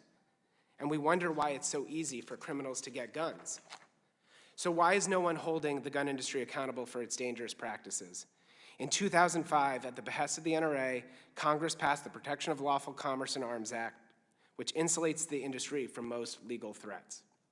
And again, at the behest of the NRA, Congress passed the Tiahrt Amendment, a budget rider that purports to limit sharing of data about guns used in crimes, which keeps the industry out of the conversation about how criminals get armed. These laws have to go. In spite of these barriers, I'm heartened that public and private actors in legislatures, city halls, courts across the country are taking action to reveal the gun industry's role in gun violence, and I'm grateful to this committee's investigation into gun trafficking and its recent letters to gun manufacturers. I hope you have the CEOs appear here for testimony, because America hears every day from the families who have lost loved ones to gun violence, and our country deserves to hear from the CEOs who are profiting off of their loss and pain. Thank you. Thank you, and Mrs. Swearer, you are now recognized for your testimony. Madam Chairwoman and distinguished members. Your mic. Madam Chairwoman and distinguished members. We still can't hear you. Turn your mic on. Pull it closer too. Is that better? It says it's on.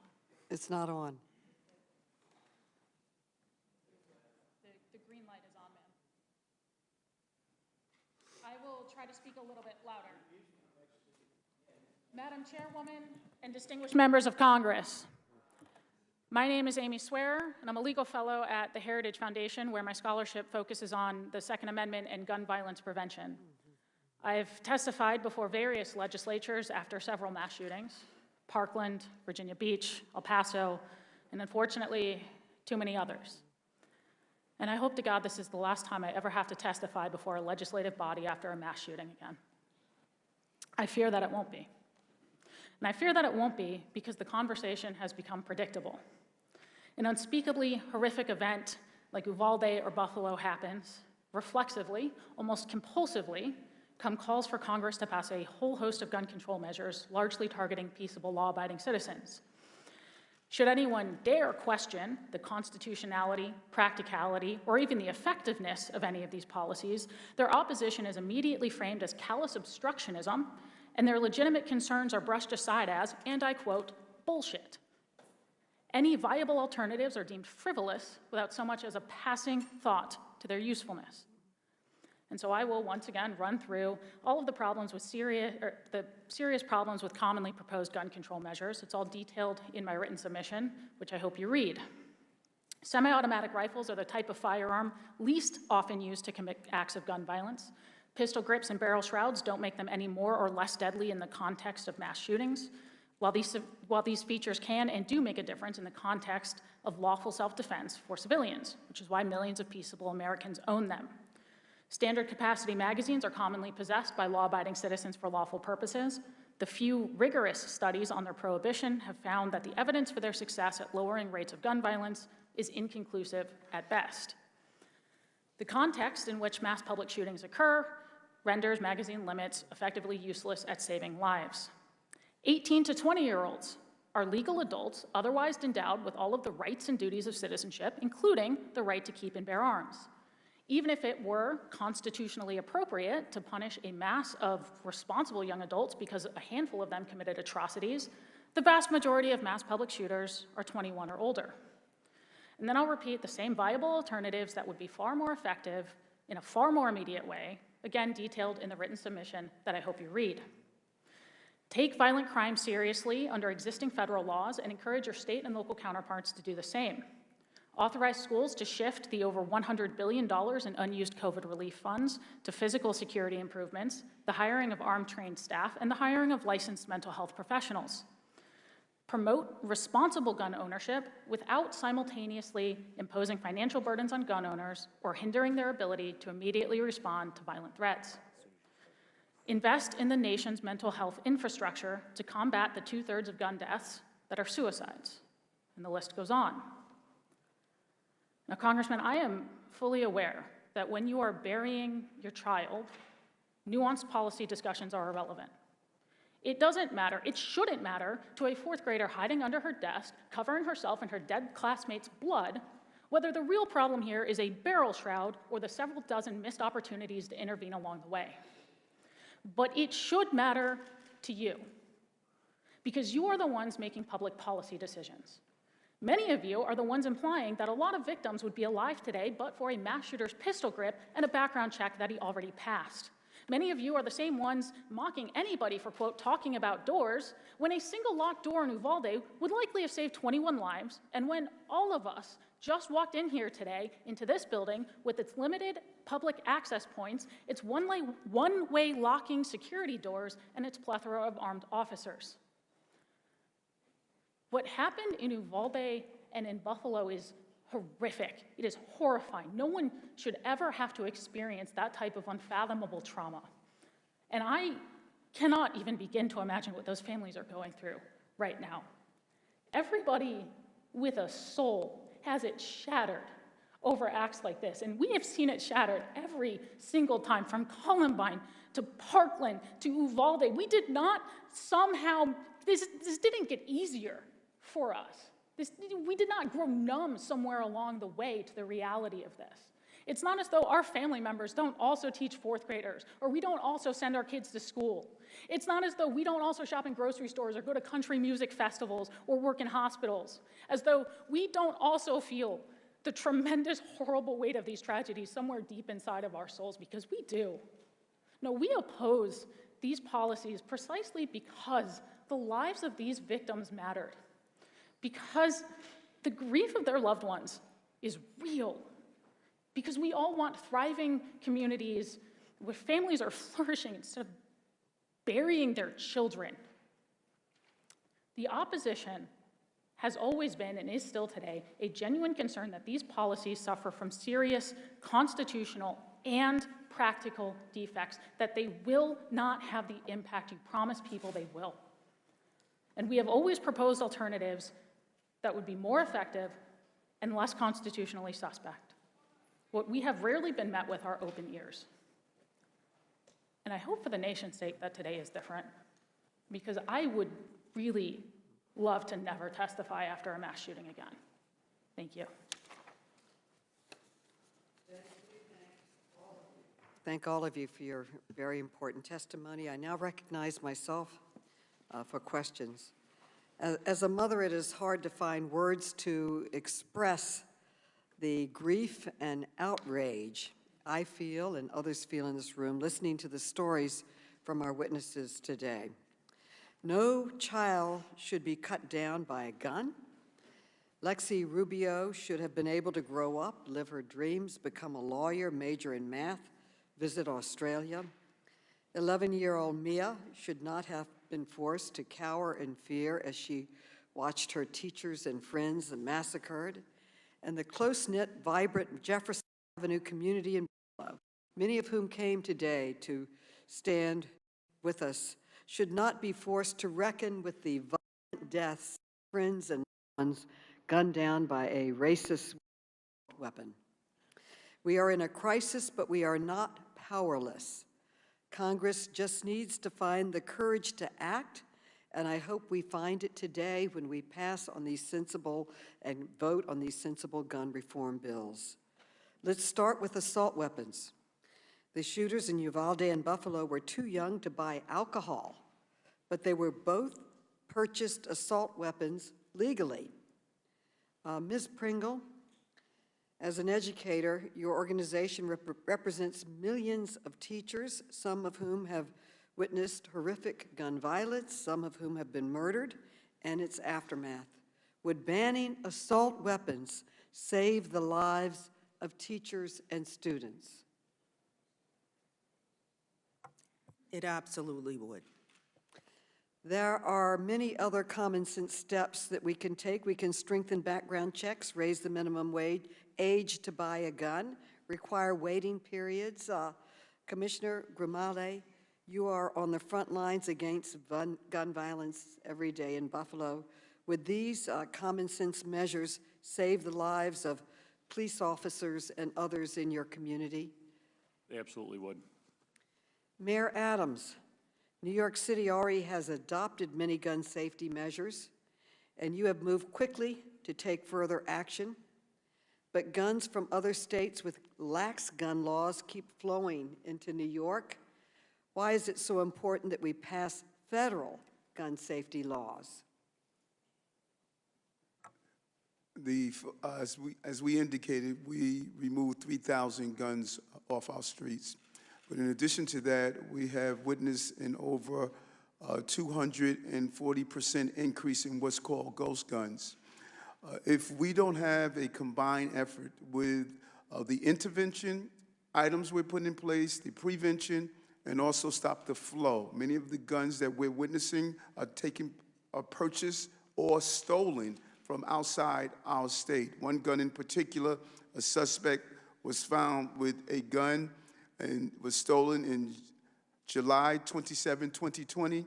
It was used in 6 acts of violence, individual cases shooting individuals, shooting into a random crowd. The gun found its way on the streets of New York.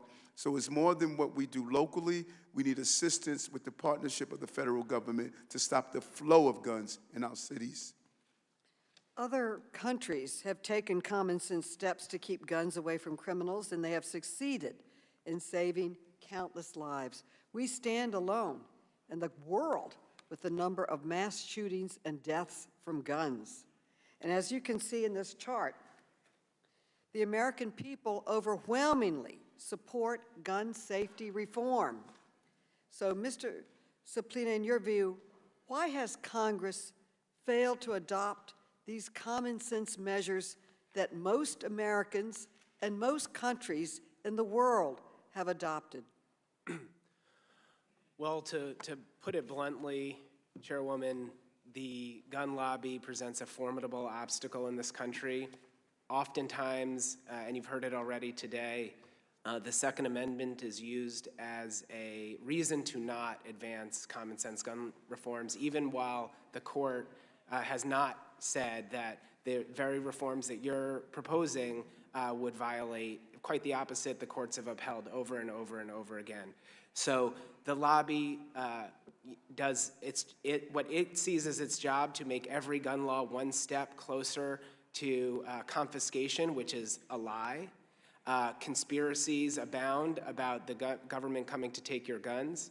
And that gets into the head of well-meaning lawmakers who are afraid that people will believe that those myths are true. They're not true. We can do an awful lot to save American lives by passing these laws. We have lost too many lives to gun violence. It's long past time for Congress to act. I now recognize the gentleman from Georgia, Mr. Clyde. Mr. Clyde. Thank you, Chairwoman Maloney, and Ranking Member Comer for holding this hearing today so we can highlight the need for additional school security to protect our children.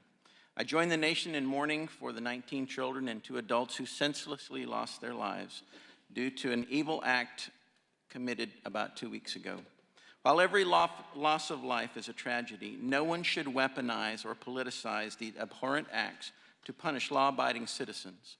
For almost 250 years since the founding of our nation, countless hundreds of thousands of men and women have sacrificed their lives to provide the freedoms we enjoy today. Indeed, those freedoms were bought at a very high price and must be guarded continuously so they can be passed on to future generations. If we allow emotion to drive our actions, actions that have constitution-altering consequences, we will destroy the very foundation of our country and break faith with those who gave everything that we would be free. Evil deeds do not transcend constitutional rights. It's the other way around. Constitutional rights are the ones that transcend evil deeds. What occurred in Uvalde and other communities like Sandy Hook and Parkland was nothing short of heartbreaking tragedies and evil deeds. Heartbreaking and evil for the loss of innocent life, but also because from what I have seen in the news about Uvalde, I believe it was mostly preventable. We don't know all the facts yet because the investigation is still ongoing, but I hope that this hearing is truly looking for legitimate, functional, and effective answers, and not just a bunch of left-wing talking points to fill the do something, do anything mentality that I have heard coming from the Biden administration. The White House press secretary, Ms. Jean-Pierre, said on Tuesday, May 31st, that President Biden is uninterested in pursuing tighter security at schools in the aftermath of the Uvalde tragedy. And I quote, "I know there's been conversation about hardening schools. That is not something that he believes in," said Ms. Jean-Pierre. One of the things I've learned during my 3 overseas tours of military combat was that the harder the target you are, the less likely you will be engaged by the enemy. That's a proven fact and just common sense that applies across multiple aspects of life. For that to not be a part of the administration's focus just shows how seriously out of touch the Democrat leadership is with reality. You know, I want to echo Mrs. Hughes' remarks from the previous panel. Schools should be hard targets. Violent criminals should never, ever have been able to gain access to the inside of these schools. That means schools across the nation should implement sensible security measures, like keeping doors locked, a single point of entry, better security technology, and a volunteer force of well-trained and armed staff in addition to a school resource officer. And where a school staff person has additional responsibility, they should receive additional compensation. A retired military officer from my district, an Army colonel, sent me an email a few days ago, and I want to read a short section of it, and I quote, "I'm absolutely convinced that the single most effective method to eliminate school shootings is to take away all the signs that declare all schools are gun-free zones and do away with all laws that require such postings. Replace those signs with signs using these words or similar words. We love our children and will do anything to protect them. Accordingly, selected teachers and staff are armed and trained to protect our children. Proceed at your own peril, you will be stopped." The rationale for this dramatic change in policy is really quite simple. Gun-free zone signs don't protect anyone. They take away the law-abiding citizen's capability to be a force in helping to protect the children, and they protect the would-be shooter because they believe they will be unopposed. From June 1950 through June 2019, 94% of mass shootings occurred in gun-free zones. If a would-be school shooter doesn't know who is armed and who is not, they would likely move to a more vulnerable target. Most potential school shooters are cowards at heart. They do not want to face a challenge to what they're trying to do. They want to be in control with no opposition. They do not like to be confronted by someone who would face off against them because that confrontation would preclude a school shooter wannabe from being able to take any unopposed action. To those who say that teachers or staff will likely not take up arms to protect their students, I say they will. There have been too many documented cases where teachers have heroically given their lives to protect their students. It's time to give them the tools and help them to better protect those children so they have a fighting chance to survive an encounter with someone who is bent on harming them. And for the record, if someone is intent on harming someone else, they will use whatever is available to do the job, be it a hammer, a knife, or whatever. There's a lot of insight in the words of this Army colonel. He also knows the difference between a hard target and a soft, easy target, and he knows the advantage of that difference. Ms. Ware, you were involved in Heritage Foundation's School Safety Initiative, which was developed after the 2018 Parkland shooting, correct? Yes, sir. In your opinion, what do you believe should be done to secure our schools from violent criminals to ensure that our students have a safe place to learn? Well, I think there are, as I mentioned in my testimony and then again in my written submission, there are several avenues that can be taken, including physical security improvements. You know, again, it has become popular to mock people for talking about doors and those sorts of things, but these are basic security components of the rest of our everyday lives. We see them in apartment complexes. We see them in the building we walked into today. We see them in most corporate buildings that we walk into in any given day. You know, in terms of having a quicker armed response, I think schools should have the flexibility to decide how that happens.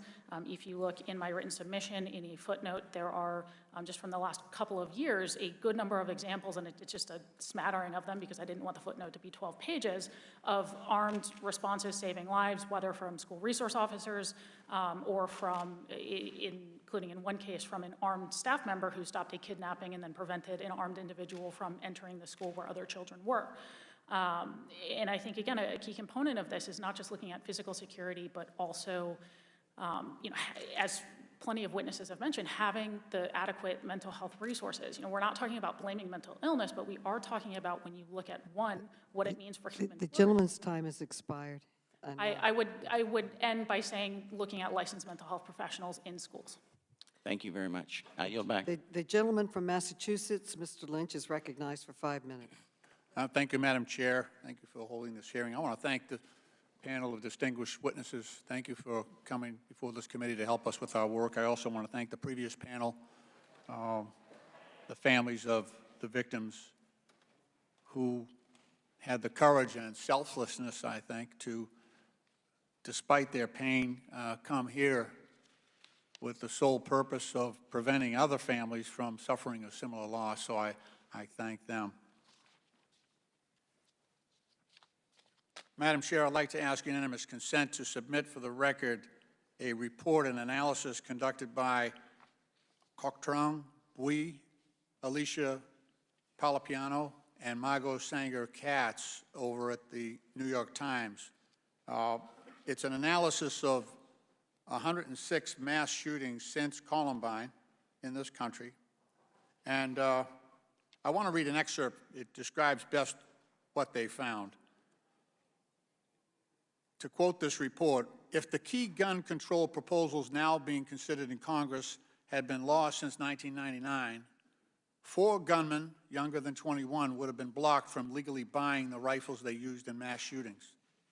At least 4 other assailants would have been subject to a required background check instead of slipping through a loophole.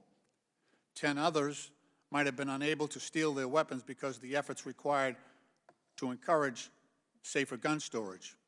And 20 individuals might not have been allowed to legally purchase the large capacity magazines that they used to upgrade their guns, helping them to kill on average 16 people each. Taken together, those 4 measures might have changed the course of at least 35 of those 106 mass shootings, a third of such episodes in the United States since the massacre at Columbine High School in Colorado. That New York Times analysis has found. And those 35 shootings killed 446 Americans. Mr. Suplina, there's been referrals made, or references made to the fact that someone could cause damage with a hammer or a knife. I would wonder if you could talk about AR-15 style firearms and their ammunition and how different they are and the greater vulnerability it creates in society. You talk about, I know you've written on this in the past, And if you could go over that for a bit, just to educate people who are not familiar with that type of weapon. So this type of weapon, which is derived from a military military weapon, presents increased risk, as I believe the commissioner said earlier, because of their speed of bullet, their handling, their ability to accept high-capacity magazines, and they are designed and are advertised to be able to inflict a mass amount of damage in a short period of time. They are also unique in the damage that is done to the human body when you use one of these. A handgun, even at a sometimes larger caliber, won't do the damage to human tissue. I'm not a physician, but you did hear from one earlier who described in great detail what a semi-automatic rifle with multiple rounds can do. So these are unique threats. There's a reason why they are used in mass shootings, because those shooters want to inflict maximum damage. Thank you. I do want to add a quote from a trauma surgeon at the University of Arizona who agrees with your assessment. He said that the damage for an AR-15 on the body, quote, looks like a grenade went off in there. Madam Chair, I am so sorrowful for the loss of Lexi Rubio and so many others, and so many we've heard in previous mass shootings, that I will support the package of restrictions that we will consider in the next couple of days here in Congress to restrict the use of assault weapons and high-capacity magazines, and I'll vote for the background checks that I think are necessary. And I respect my colleagues' rights to defend the Second Amendment.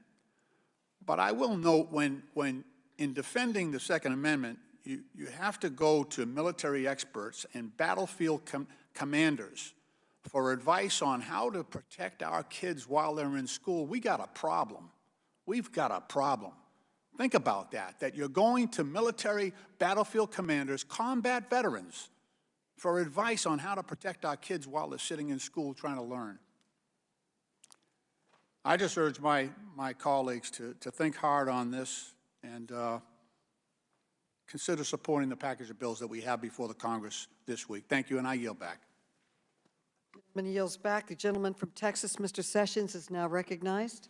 Madam Chairman, thank you very much, and I want to thank the gentleman from Kentucky, the ranking member, for really what I think is a thoughtful opportunity for us to handle what is a difficult circumstance. I'm a Texan, and I was about some 100 miles from Uvalde. I know Uvalde very well. I spent a good bit of time in San Antonio growing up. As soon as I heard about what happened, I immediately went about convening some 10 counties worth of superintendents, mayors, county judges, law enforcement people, sheriffs, deputy sheriffs, school resource officers. I did not sit back and wait to find out what this hearing might develop. I did not wait to find out what someone else thinks is a good idea. I tend to think that back home, people have the best answers. I say it differently. I think Texans have answers for Texas problems. Madam Chairman, I do not want to chastise anybody today. I want to thank each of our people who have showed up, not only from Buffalo, but from New York City and others who have taken time to be here today. I do not wish to challenge anyone, but Madam Chairman, I would like to enter into the record an article from the Christian Science Monitor Weekly, June 11th, and also an article which I have provided to you from 538, which is a website that they present information. For the panel, the 538 article said, "We've known how to prevent a school shooting for more than 20 years. Okay, without objection. Thank you, Madam Chairman. In fact, as I went about looking at this, which I had not previously, I did a good bit of review myself, and I found out that there is the National Center for School Safety. It's at the University of Michigan in the School of Public Health. And they state this before and still, and I quote, The information that we do have access to, these studies, seem to be saying that yes, by developing a positive school climate, by educating students on how to say something and speak up or find a trusted adult, is having a positive effect, not just on attitudes, but also self-efficiency, something we need to approach as we talk about behavior. We learned at my meeting that I had in Waco, Texas, that this is not a decision that these shooters, by and large, make that's a snap judgment. They go about this planning effort and plan these school shootings out.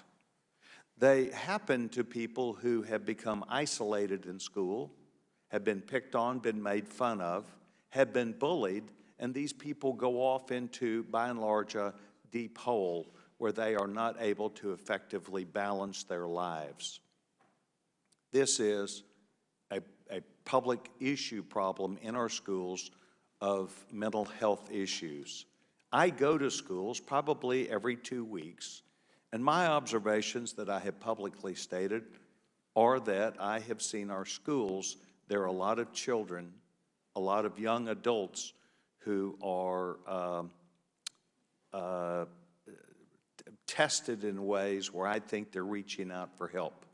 I think one of the things that we should go to is looking at these studies that have been out here, and I would hope our schools and our experts that are on these panels today, including you, Chief, and including you, Mayor, would include these studies and go back to the schools and let's identify in our schools where there is something we can make better.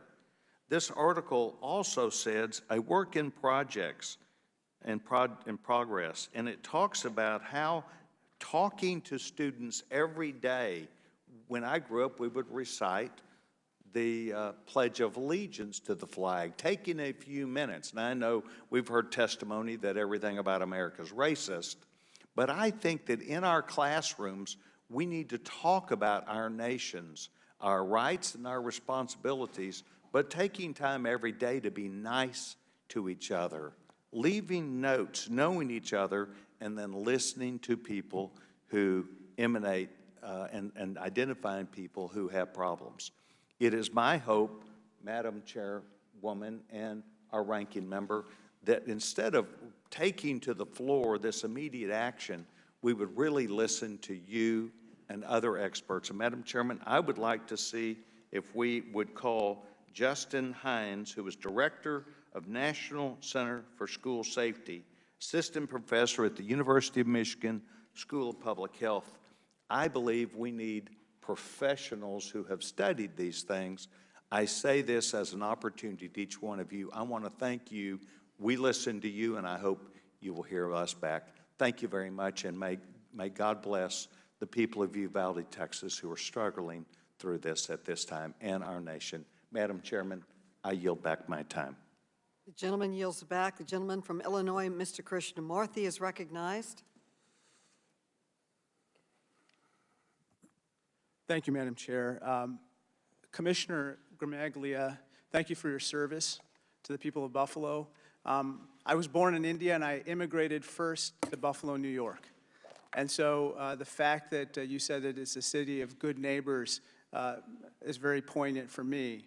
And I'm very sorry for the loss of all those lives in Buffalo. The shooter in Uvalde used what's called a Daniel Defense DDM V7 rifle. It's a style of AR-15 rifle. It markets that rifle as, quote, a perfect rifle for everybody. This particular picture comes from their Twitter account on May 16th, 2022. Now, Commissioner, guns are the leading cause of death among young people aged 24 and under. Guns kill far more kids than cigarettes, but we don't let cigarette companies market to children. Sir, you don't think it's appropriate for Daniel Defense or any manufacturer to market AR-15 style rifles or handguns or any other weapons to children, correct?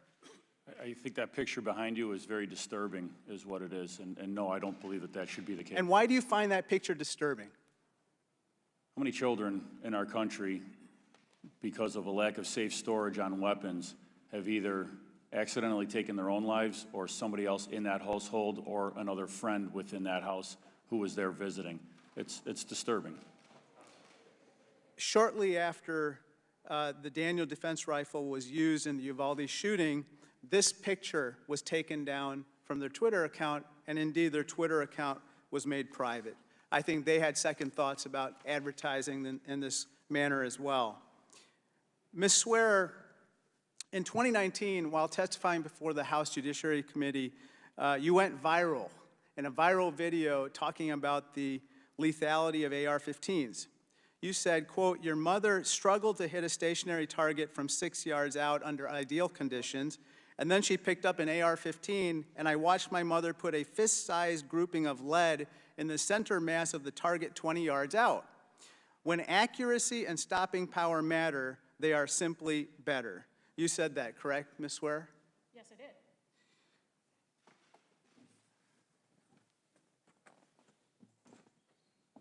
This is a picture of the 19 children and 2 teachers who died in Uvalde, Ms. Swearer.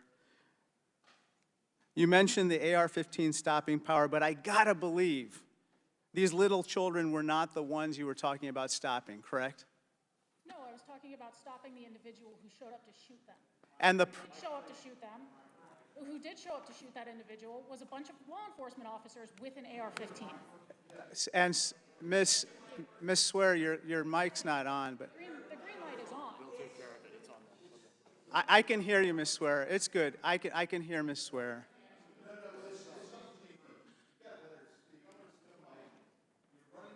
Perhaps you could switch with Mr. Saplina for a minute if his mic is working. Can you please suspend the time? The witness needs to be heard. Restore the time, please. Thank you. Congressman. Can I repeat the question, and then you can say the answer? Yeah, and if we could just stop the clock for a minute, because we lost some time there. Could Go we ahead. change the placards too, Mr. Chairman? Mr. Christmore, did you want to repeat the question? Yes. Ms. Swearer, when you talked about the stopping power of these AR-15s, it wasn't these children that you were talking about stopping, obviously.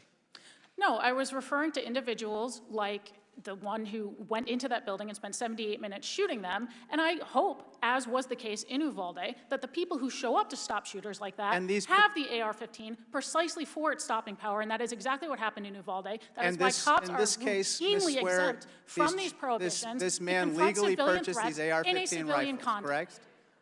And in this particular case, the shooter had legally purchased these AR-15 rifles and was able to stop and obviously end these lives forever. Yes, now, and if you Commissioner remove his pistol grip, he would have done Gramaglia, the same thing. I want to address you again, Commissioner. You know, guns are often billed as essential to maintaining the freedoms we enjoy in America. They are an iconic part of America to a lot of people, but cars have long been central to American life as well. And what we've seen, interestingly, is that here's a picture of traffic deaths versus deaths from firearms. And at one time, traffic deaths far exceeded firearms in 1950, but over time, traffic deaths have gone down, while firearm deaths have remained relatively constant. Now, of course, with regard to the right to bear arms, that's in the Constitution, but it's not an absolute right. That's why we outlaw machine guns and we regulate firearms in other ways. Sir, with regard to traffic deaths in cars, the imposition of rules and regulations and laws, along with private industry adopting safer ways to drive and devices to make them safer, have led to a reduction in traffic deaths. But the same cannot be said for firearms. Isn't that right? I believe you're correct, yes. In looking at the traffic deaths going down, regulations both in vehicle safety, airbags, speed enforcement, other things of that nature have led to safer roads. And what would that lead you to believe should happen with regard to firearms? Some sensible regulations to limit the carnage that's happening on our streets. Thank you, Commissioner. Thank you. Gentlelady from North Carolina, Ms. Fox, is recognized for her 5 minutes of questioning. Thank you, Mr. Chairman. The horrific and heartbreaking tragedies that occurred in Uvalde and Buffalo have shaken the nation. We're all made in God's image, and I continue to pray for our society and for the families of the men and women and children who were senselessly murdered. We must be thoughtful in how we discuss and address this issue. When the federal government acts in haste, the room for error is exponentially compounded. This problem should be diagnosed in its entirety before we endeavor to place proposals on the table. The simple truth is that top-down legislative actions from Washington do not provide the states the due deference they deserve. The latitude of the states to make decisions that best suit their constituencies must be respected. The Second Amendment was intended both to empower individuals and also to shield them from the federal government exerting undue influence. Unfortunately, over time, the underlying principle of the Second Amendment has been distorted and misconstrued by Washington bureaucrats who simply want it stripped away from law-abiding citizens. This cannot be allowed to happen. I now yield the balance of my time to the gentleman from Georgia, Mr. Clyde, who has a tremendous amount of experience with these issues. Thank you very much, Virginia. I would like to ask Mr. Gramaglia, in your sworn testimony, you say of retired Buffalo police officer Aaron Salter, Jr., his service weapon was no match for the military-style weapons and armor the perpetrator was equipped with. Yet your Buffalo police officers responded to Tops a minute after receiving the 911 call and were able to take the shooter into custody within a minute of arriving at the scene. That's impressive. That's very impressive that your officers were able to do that. And this gentleman armed with an AR-15 style rifle. What is the Buffalo officer's standard service weapon? A Glock 40 caliber. A Glock 40 caliber pistol. Yes. So they responded with a Glock 40 caliber pistol and were able to subdue this gentleman in 1 minute. They were able to do that because as he exited the store, he had the AR-15 pointed up underneath his chin, and then through what I thought was very calm de-escalation language, he surrendered his weapon and put it down. Had he pointed it at the officers, we think we would have had a different scenario here. Okay, but that 40 caliber weapon is completely capable of stopping someone with an AR-15, correct? Well, he had military-style body armor and a tactical helmet on. He was shot at least one time that we had uncovered through our evidence, and that had no effect on him. I also watched the video, both the store surveillance video that has not been released and the GoPro video that was downloaded, which showed the confrontation between. But the 40 caliber pistol that the officers carry is plenty enough to stop an armed shooter, correct? It's all about shot placement, isn't it? It isn't, it isn't. All right, thank you, I appreciate that. Mrs. Swearer, actually,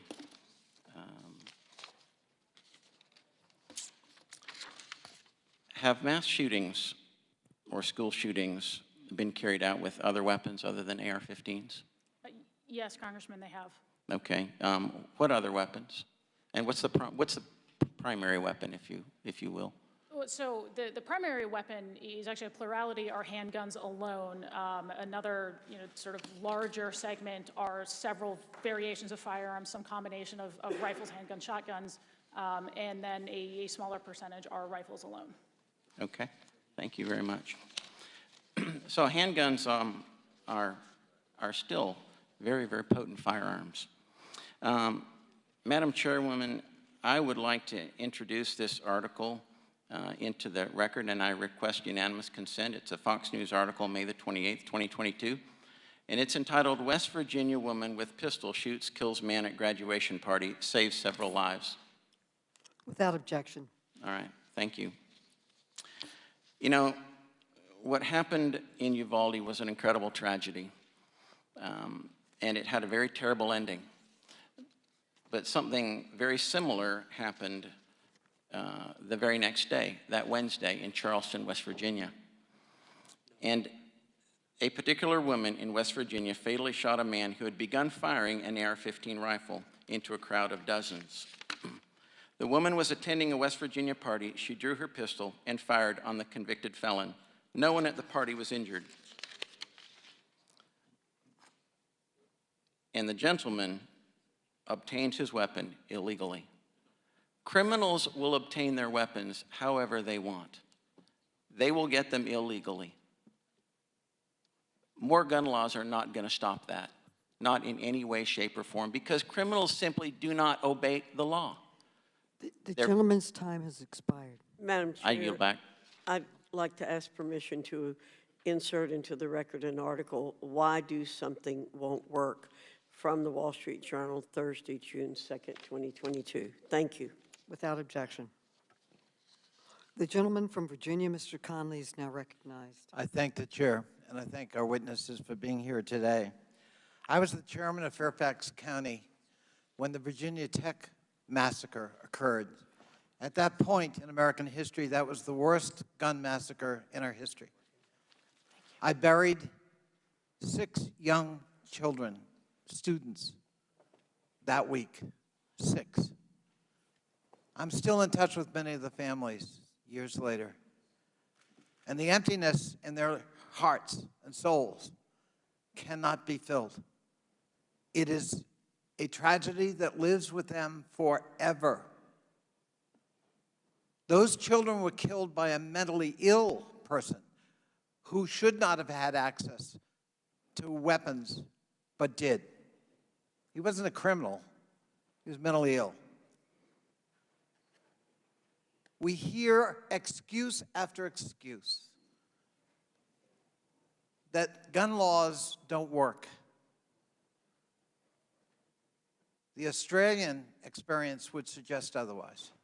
After a series of massacres in that country, Australia adopted some strict gun laws. They don't have the massacres weekly we do.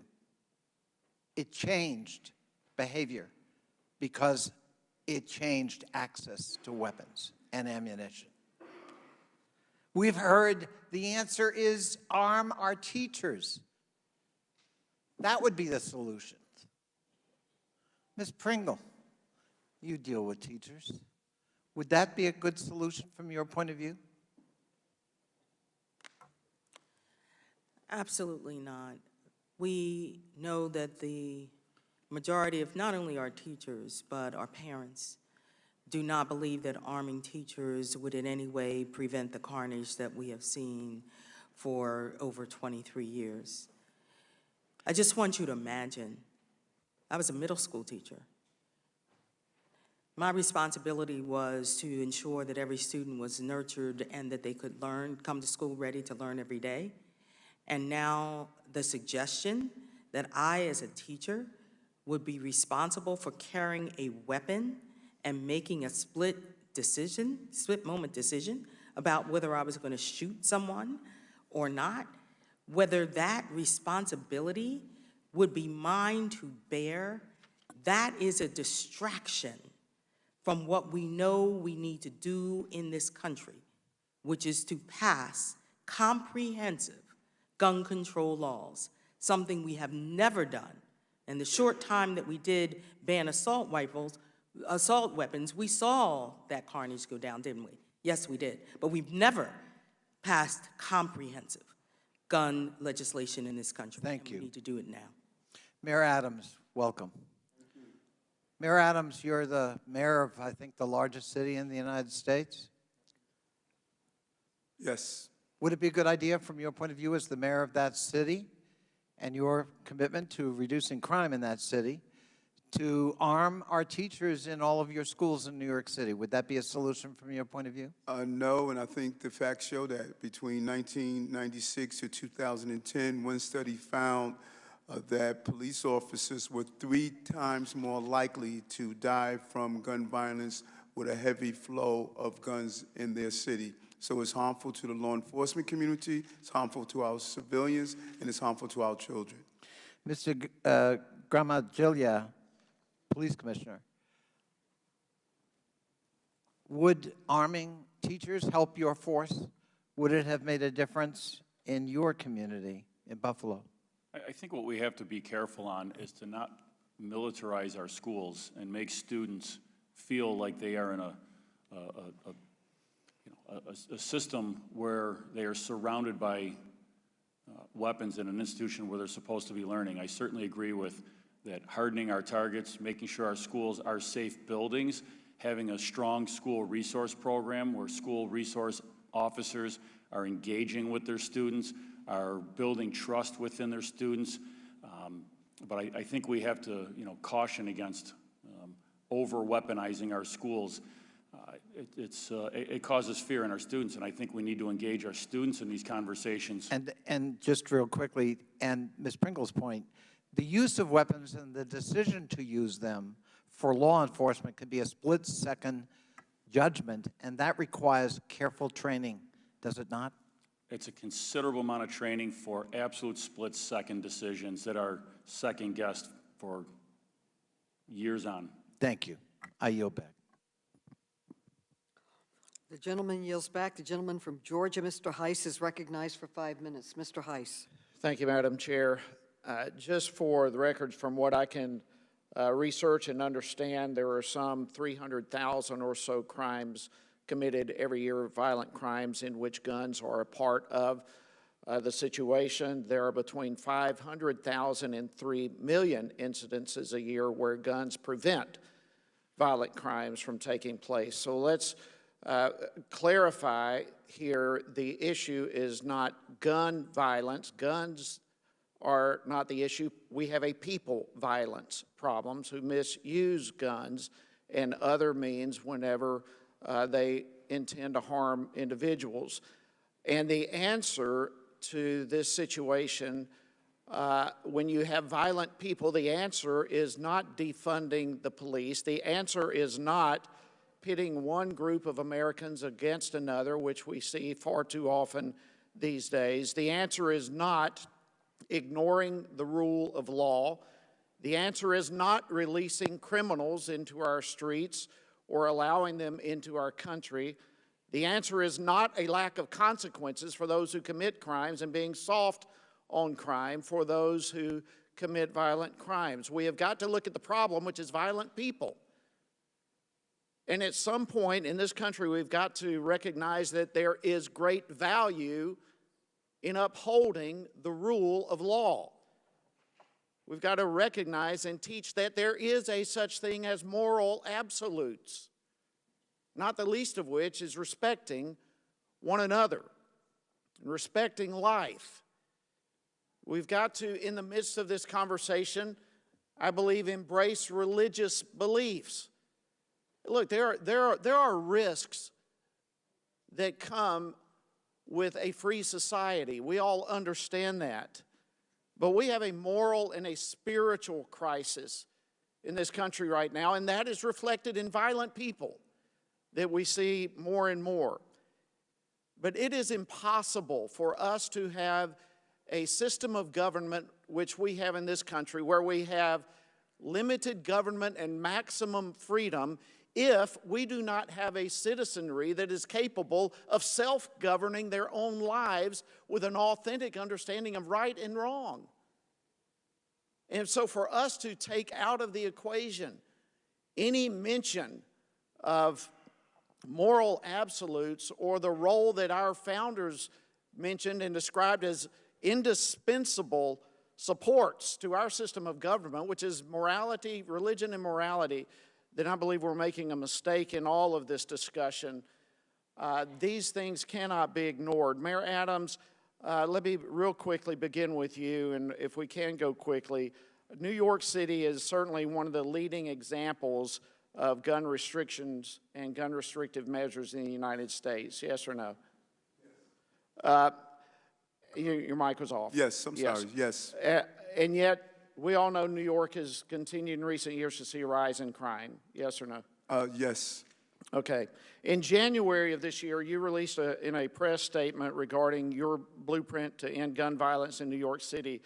You had in that a quote that says this: "It is illegal to carry a gun in our city, yet police officers take them off the streets every day in record numbers." You made that statement correct? Yes, and many comes from Georgia. Right.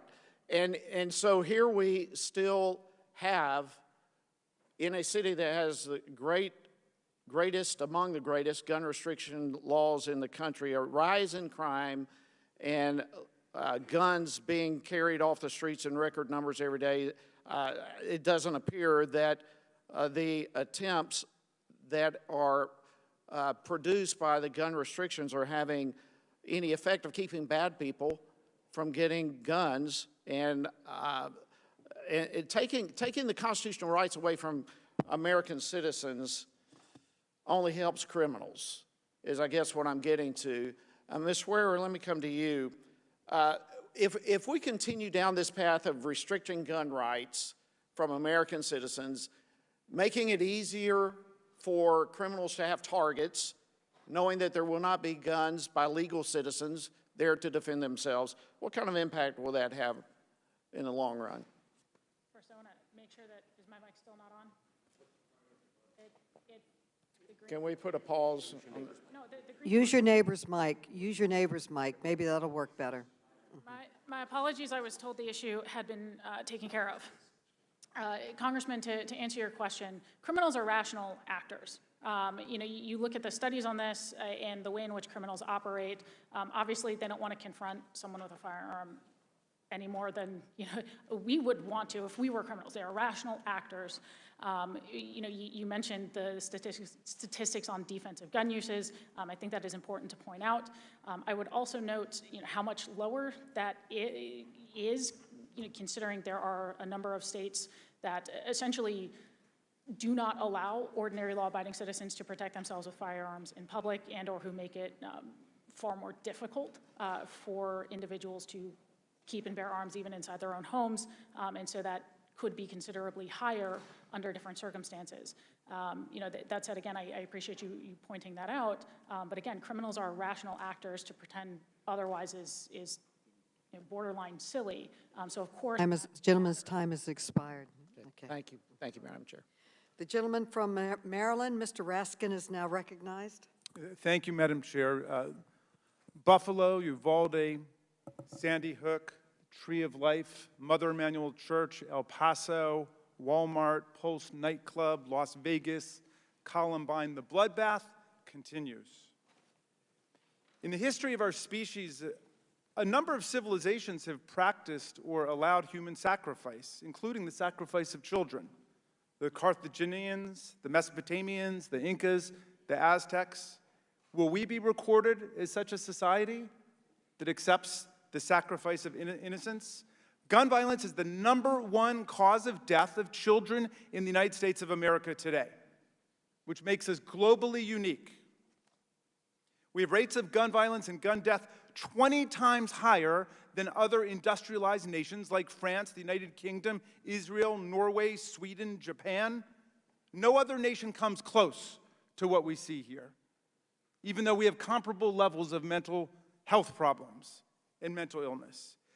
Will we continue to accept the slaughter of innocents, including innocent children, as acceptable collateral damage for loyalty to a completely bogus and distorted misreading of the Second Amendment and what the Supreme Court has said about it? Justice Scalia in the Heller decision was emphatic that reasonable gun safety regulation is perfectly consistent with the Second Amendment right. Justice Scalia said he specifically rejected the view advanced by a number of our colleagues today, saying that the right of gun ownership is not unlimited. No, Justice Scalia stated the Second Amendment right is, quote, not a right to keep and carry any weapon whatsoever, in any manner whatsoever, and for whatever purpose. He enumerated a partial list of reasonable regulations, including a ban on carrying concealed weapons, the possession of firearms by felons, the mentally ill, and other dangerous people, laws forbidding the carrying of firearms into schools, in government buildings, and other public places, laws imposing the conditions and qualifications on the sale of firearms, such as background checks. All of these things, he has said, are perfectly consistent with the Second Amendment right. It's not different from other rights we have, like the First Amendment, where you have an absolute right to speak, but you don't have a right to set up a demonstration with loudspeaker system in front of the White House at 2 o'clock in the morning and keep the president's family up. We accept reasonable time, place, manner regulations with respect to all rights. Now, our colleagues invite us to believe the Second Amendment is some kind of policy straitjacket, but they won't read or quote the decision by Justice Scalia himself, who wrote the most elaborate defense and explication of the majority's view of the Second Amendment in D.C. versus Heller in 2008. Mr. Suplina, in 2005, Congress gave the gun industry unprecedented and unique immunity from civil lawsuits for crimes committed with their products. No other industry's got anything like that. Could you explain what that immunity protection means for the gun industry and how it has blocked common sense laws to end gun violence in our country? Yes, Congressman, thank you. The law of PLACA, which you cite, has given near blanket immunity to the gun industry, and the result has really had a profound impact on what we know about the gun industry's role in gun violence, as well as any accountability for the industry. So acts that would have led to either litigation that would have exposed truths like happened with the tobacco industry, or accountability like happened in the automobile industry, safety practices that would have improved at these manufacturers because there was a risk of doing nothing, just simply does not exist with the gun industry. What reckless marketing and sales practices has the gun industry engaged in because of this blanket of immunity that has been bestowed upon them? Well, you know, there are several, and the marketing is getting increasingly reckless, increasingly desperate as the field gets more crowded, but also in terms of distribution practices. I've heard several times today about how easy it is for criminals to get guns, as if that's some act of magic, but these guns are all starting with gun manufacturers and gun sellers.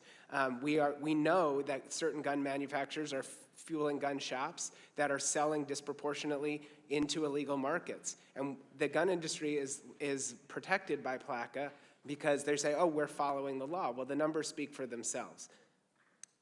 Okay, and then finally, Chief, you were interrupted before. Well, what do you make of this claim that we shouldn't have laws governing, for example, a universal criminal background check because criminals don't follow the law? Is that an argument against having any law against murder, rape, assault, because criminals by definition don't follow the law? The gentleman's time has expired, but the gentleman may answer. So the universal background checks is a simple process that's going to have those that want to legally obtain their guns with their constitutional rights to obtain those guns. Criminals absolutely are not going to follow that. But the more guns that we keep flooding in without background checks, without proper adherence to get those guns through straw purchases and other manners, that's how we're flooding the market so that criminals can obtain those guns. And Justice Scalia emphasized that there could be regulations on commercial sales. Gentleman's time has expired. Thank you. I yield. The gentleman from Texas, Mr. Fallon, is now recognized. Thank you, Madam Chair. You know, we hold hearings on all sorts of topics for all sorts of reasons. Sometimes for political reasons, or even worse, sometimes for political theater aimed at attaining political currency which will then be spent on winning an upcoming election. Other times, hearings are held to actually solve a problem. We're here today because of the tragedies in Buffalo and the horrific loss of life in my home state of Texas and Uvalde, which is a beautiful American community ripped apart by a troubled and evil coward. Now, when lives are lost and innocence is stolen, particularly when children are the victims, it's natural to want to assess and focus blame. Who did this and how did this happen? And I'm no different than any American. I'm heartbroken and I'm furious. Those innocent children are gone, and the indescribable suffering of the families is beyond words. We have a president that says continually that he must do something. We must do something. Many Democrats are arguing that. We must do something. No, we need to do something effective that will keep our children safer. As I mentioned, when a senseless tragedy like this happens, blame's thrown around. Some people want to blame guns. Some people want to blame gun manufacturers. Some people want to blame, believe it or not, the Constitution. Some people want to blame an entire political party. And all this couldn't be more misplaced. The shooter is the only one to blame. So when the president and many Democrats are claiming that guns are the problem and the readily available supply is the culprit, well, the more guns in America, the argument goes, the more dangerous America becomes. But the actual facts belie this thinking. In 1969, so about 50 years ago, there were 180 million firearms in this country. Today, it's about double. In 2019, it was about 365 million. Yet the murder rate back then was 9.6 per 100,000. The murder rate now is 5, or in 2019 anyway, it was 5 per 100,000. So twice the number of guns, and yet murder rate was cut in half. The truth is that guns have always been readily available in this country. But mass shootings, and in particular mass shootings of schools, were non-existent, or at least extremely rare, until they became a grisly recent phenomenon. So what's changed in the last 50 years?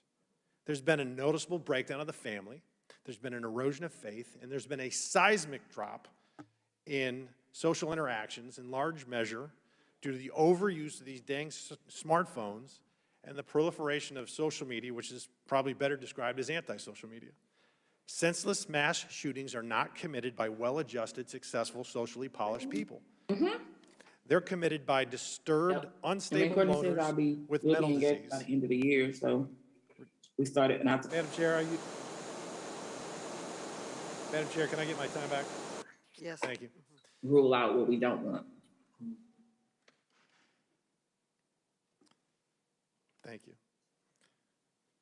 Senseless mass shootings are committed by unstable, disturbed loners with mental disease. Refusing to address better mental health services, especially for young people, is to do a disservice at best, and it's a dereliction at duty at worst. The focus, sadly, by the Democrats is to restrict guns or prohibit their legal possession entirely. A Democratic member of Congress in a committee hearing just recently said, and I quote, "We will not rest until we have taken weapons of war out of circulation in our communities." So, do restrictive gun laws or prohibitions work? The most dangerous nations on the planet, according to the World Bank and the UN, are El Salvador, Jamaica, Venezuela, and Honduras. And what else do they have in common? It's also nearly impossible for an average citizen to own a firearm, and yet they are terribly perilous places to be. Believe it or not, some Democratic-controlled cities in our country with restrictive gun laws are even more dangerous than the aforementioned countries. St. Louis has a higher murder rate than El Salvador. Baltimore does as well, and Detroit is a more lethal and dangerous place to go and visit or live than Venezuela. So does passing prohibitions, I mean, it just simply doesn't work. Doing something doesn't work. Doing something effective is the path that we should and must take. History's shown us when you disarm law-abiding citizens, you create not more safety, but more peril. The inconvenient truth for some on this committee and in this chamber is that more firearms in the hands of law-abiding citizens make us all safer. So let's talk some real solutions. We must harden our schools with controlled access and single point of entry with a tiered entry procedures. The main office should be located directly by the front door, which is single access entry. Classroom doors should automatically shut and lock like hotel room doors do. Let's support and foster a robust school marshal program where qualified and volunteer teachers and staff go through proper training to be armed on campus. Let's increase the number of SROs in our schools. Let's leverage technology by putting cameras in schools, much like Frisco, Texas did 15 years ago when I was on a city council. And they had a command center and a mobile command center, and any threat could be immediately detected, tracked, and eliminated forthwith. We need a rapid response plan and a rapid response force to be trained to world-class standards. And also, law enforcement doctrine must change, so when there is a threat, the schools aren't besieged, but rather our heroes in blue advance, using honed techniques and teamwork and technology, and eliminate the threat as soon as possible. Our goal should be to protect our children. No parent, educator, citizen, legislature, or nation has a higher calling. Let's look at real and effective solutions and shelve the divisive rhetoric, because American children deserve nothing less. Thank you, Madam Chair, I yield back. Thank you. The gentleman from California, Mr. Rokan, is now recognized. Thank you, Madam Chair. Like so many on this committee and around the country, I was deeply moved, not as a politician, as a father, by the testimony this morning of the families of victims. Kimberly Rubio, who lost her precious daughter Lexi, cut through all the talking points, all the debate, and asked the central question before our Congress and our country. As she put it, what do we value more, children or our guns? It's really that simple. I want to talk about the common sense reforms on guns, but as a representative of Silicon Valley, I feel I also have a duty to talk about some of the role of social media in this massacre. With the Uvalde shooter on Instagram having a group chat where there is conversation of school shootings, where there is conversation of threats of violence, where he's bragging about getting assault weapons, why is there no action? And let's be very clear, these are minors. He was a minor when he did this. It's not the same free speech rights. Mr. Suplina, do you think companies like Instagram should have some responsibility in group chats when minors are involved and you have explicit discussion of school shootings to do something? I think the role of social media companies is an important one, and you're right to point it out, Congressman. Instagram, Facebook, these are often where we see the earliest warning signs of a potential mass shooter, as well as other social media platforms where these instances are discussed. There's often multiple people in the chat. And I do want to also mention, with respect to the Buffalo shooter, for instance, he cited YouTube for the videos that allowed him to modify the firearm that he had to accept a detachable magazines, which he used to deadly effect. So social media companies do have a role to play here. And just like my colleague, Mr. Raskin, said that the right of the Second Amendment is not absolute, it's important to recognize that the right of the First Amendment is not absolute. Under Brandenburg, you can't have things that incite violence, and there are greater protections for minors. I mean, it is crazy to me that you can have people under 18 talking about shootings and mass shootings, and these companies are taking no action. So we need to have regulation that gets to the heart of this. You know, Mrs. Swearer, I'm trying to understand your position, and I just want to ask you some simple yes or no questions to understand where you're coming from. Is it your view that someone who has committed a violent felony should be able to purchase a gun, yes or no? No. Is it your view that someone who's a serial rapist should be able to purchase a gun, yes or no? Very clearly no. Is it your view that someone who is a drug trafficker should be able to purchase a gun, yes or no? No, and these are becoming insulting. And so, well, I mean, so would you support any laws that would make sure that violent felons, serial rapists, or people who are drug traffickers will not get access to guns? If they are written and narrowly tailored to approach that issue without burdening the rights of law-abiding citizens or criminalizing low-risk transfers between responsible citizens, yes, I'm more than willing to look at that law. That is exactly what the background checks, I mean, because right now what you have a case is that the background checks do not cover a lot of the sales to violent felons, to serial rapists, and I just want to be clear, when the Republican Party, their position right now by opposing H.R. 8 is they are for violent felons, serial rapists still being able to purchase these guns. No, they're not. Yes, they are. No, they're not. They're against low-risk transfers It's being my criminalized. time. Please, I'm reclaiming my time. Point of order, Madam Chair. The position of Republicans is that violent criminals be in jail. Well, no, the position is... Madam Chair, the gentleman has not stated a valid point of order. The position, H.R. 8, all H.R. 8 at its core said is that violent felons are still getting these guns. Serial rapists are still getting these guns. And the law and order party that has demagogued the issue of law enforcement and policing, that party is saying, we're okay with violent felons still getting these guns. We're okay with serial rapists still getting these guns. And all the Congress on the Democratic side is trying to do is to close those loopholes. I respectfully refer you to my testimony on this very bill before the Senate Judiciary Committee last year, where I explained how that is a grotesque mischaracterization of our opposition to that bill. I am saying that there is not... The gentleman's time has expired. Well, she kept interrupting me. Okay, all right. But then, the gentleman from Pennsylvania, Mr. Keller, is now recognized. I would first like to take a moment to thank all our panelists, this panel and the previous panel, for your testimony. We've seen some horrific acts in the Commonwealth of Pennsylvania. We saw a devastating shooting in Philadelphia on Saturday, and I continue, and we all should offer prayer for the families across the Commonwealth of Pennsylvania and across our nation that have been affected by these acts committed by violent criminals skyrocketing crime in our cities. That's what we need to focus on. New York City saw a 16.2% increase in violent criminals shooting others in March of 2022. That's up from a year before. San Francisco saw a 31% rise in homicides. In Chicago, violent criminals were responsible for shooting 47 people on Memorial Day weekend alone. There's a trend here.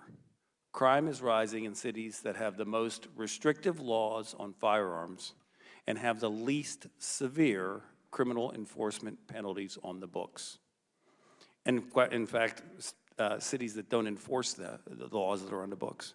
The district attorney in San Francisco has dismissed over 40% of felony convictions since 2020. And in Philadelphia, homicides have increased 58% during District Attorney Larry Krasner's tenure. However, only 21% of crimes when violent criminals shot another person since 2015 have led to criminal charges, and less than 1/10 of those incidents resulted in convictions. Philadelphia police are making record amounts of arrests for crimes committed by violent people with guns. Yet Krasner's office has dismissed or withdrawn more violent cases every year he has been in office. The bottom line is when you fail to enforce the law and hold criminals accountable, you get criminal behavior. So, Ms. Swearer, how does failure to prosecute past or current crime affect crime rates in the future? Well, it certainly emboldens criminals and reasonably allows them to believe that there's a very little chance that they will be punished or in any way held accountable for their crimes. Many of the proposals we're discussing today are widely implemented across the municipalities where crime spikes are happening. Would limiting law-abiding citizens' right to own a firearm curb these disturbing trends? No, it would not, and I would also point out the reality of most gun violence is not that it's being perpetrated by people who lawfully purchase and possess their firearms. It is largely perpetrated by individuals with long histories of violence who obtain their firearms already through illegal and illegitimate channels that are not addressed by universal background checks because they are already circumventing the law regarding those background checks. It's a very low reward endeavor, even if it's like 100% enforceable. Okay. What measures should be taken to ensure victims and their families are not legally ignored in favor of defendants? I would, again, refer to some of my previous testimony, because I know our time is short. Previous testimony that I've given before the Senate Judiciary Committee on gun violence in Chicago. I think a lot of that is still applicable to your question. From a federal perspective, as I said, I continue to enforce federal laws and hold criminals accountable at a federal level when possible, and encourage state and local counterparts, some of whom have done a horrific job of this, to do the same. So I just have a question. There's called the NICS system, and when you purchase a firearm, as I don't know how many people in this room have ever gone through a background check, but it does ask questions. I know it was brought up earlier about criminals being able to purchase guns. Is it not already illegal for rapists and murderers and people who have done domestic violence and convicted of these things? Isn't it already illegal for them to purchase firearms? To purchase and to possess, assuming they are felons and have not had their rights restored to them under existing state or federal processes, though there is no process under federal law, so it would just be under the state. Okay, but the point is, it's already, we're not saying that criminals should have laws. We're saying criminals should be put in jail, and law-abiding citizens should be allowed to lawfully possess firearms. That is certainly what I'm saying, and that is my understanding of what every member who has opposed H.R. 8 is saying as well. Thank you, and I yield back. Gentleman yields back. The gentleman from Maryland, Mr. Mfume, is recognized for 5 minutes. Thank you very much, Madam Chair. There's an old saying that your pain is where your passion is. And so let me just go back to where we started almost 3 hours ago at the beginning of this hearing and talk for a second about the pain that I felt, as I hope many of you did, listening firsthand to the accounts of witnesses and victims from Uvalde and from Buffalo. Listening to them, I am still stunned and heartbroken. The gun carnage that continues in schools, in supermarkets, in movie theaters, in churches, on the streets of my Baltimore and the streets of cities all over this country is a cross, ladies and gentlemen, that we all bear, whether we want to or not. The gun laws that we hope will be passed today, I hope, are seen as a beginning, not the end, only as a beginning. Otherwise, I really believe that we are doomed in our fight against murderers and their guns and the evil and the pain that they spread. I want to acknowledge and thank the gentleman from Louisiana, Mr. Higgins, the commissioner from Buffalo, and the mayor of New York, all of whom served in law enforcement and saw firsthand how difficult it is to deal with the violence perpetrated by guns, and particularly assault weapons. And I want to associate my remarks with those of Mayor Adams when he said, let the ATF do its job in rounding up so many illegal guns that are on our streets and to finally confirm a nominee. Madam Speaker, Madam Chair, you'll remember 1994. We were members of this body. We worked for a whole year to put together and pass an assault weapons ban. And the only reason it wasn't permanent was because we weren't able to get enough people, members, on the other side of the aisle, unfortunately, to go along with that. And so the compromise was a 10-year ban on assault weapons, which expired in 2004. I'm just shocked that 18 years has gone by and this body has not moved to reestablish that. In 1999, as a president of the NAACP, I filed suit against the gun industry. It took us 3 years to get to court because the NRA did everything they could to keep it from not happening. And finally, in 2003, we went to court. I testified in Brooklyn, New York for over a week, but we didn't have the weight we needed, and the NRA was a bigger force than we could deal with. And so we lost that, but the judge, to his credit, said this does not prohibit the fact that there certainly will be other lawsuits like this. The NRA heard those words and took them to heart and spent the next 18 months putting in place an absolute immunity on the gun industry, and unfortunately was able to get this Congress to pass it and sign into law. It is just unbelievable that we will get absolute immunity to any industry in this country, particularly when there's harm and personal injury. So I think more than anything else, I was stunned a little while ago in hearing the gentleman, my colleague on the other side of the aisle, saying that he had sought out advice from a military commander about how to protect schools and that the advice was harden the target. And Ms. Swear, when you were asked to comment on that, you said absolutely harden the target. Well, that's fine. Except, how do you harden a supermarket? How do you harden a church? How do you find a way to go out and harden movie theaters? If the only answer is hardening the target, we've already capitulated. And I'm telling you, I'm so glad that so many people are focused on this hearing around the country so they can see firsthand what is going on here. We have a problem that is not going to go away. Every year it gets worse. And so until we are prepared to do what we were sworn constitutionally to do, to protect this country from enemies, foreign and domestic, we would have failed. Madam Chair, I yield back. The gentleman yields back. The gentleman from Louisiana, Mr. Higgins, is now recognized. Mr. Higgins. Thank you, Madam Chair. Commissioner Gramaglia, looking at your presented statement, sir.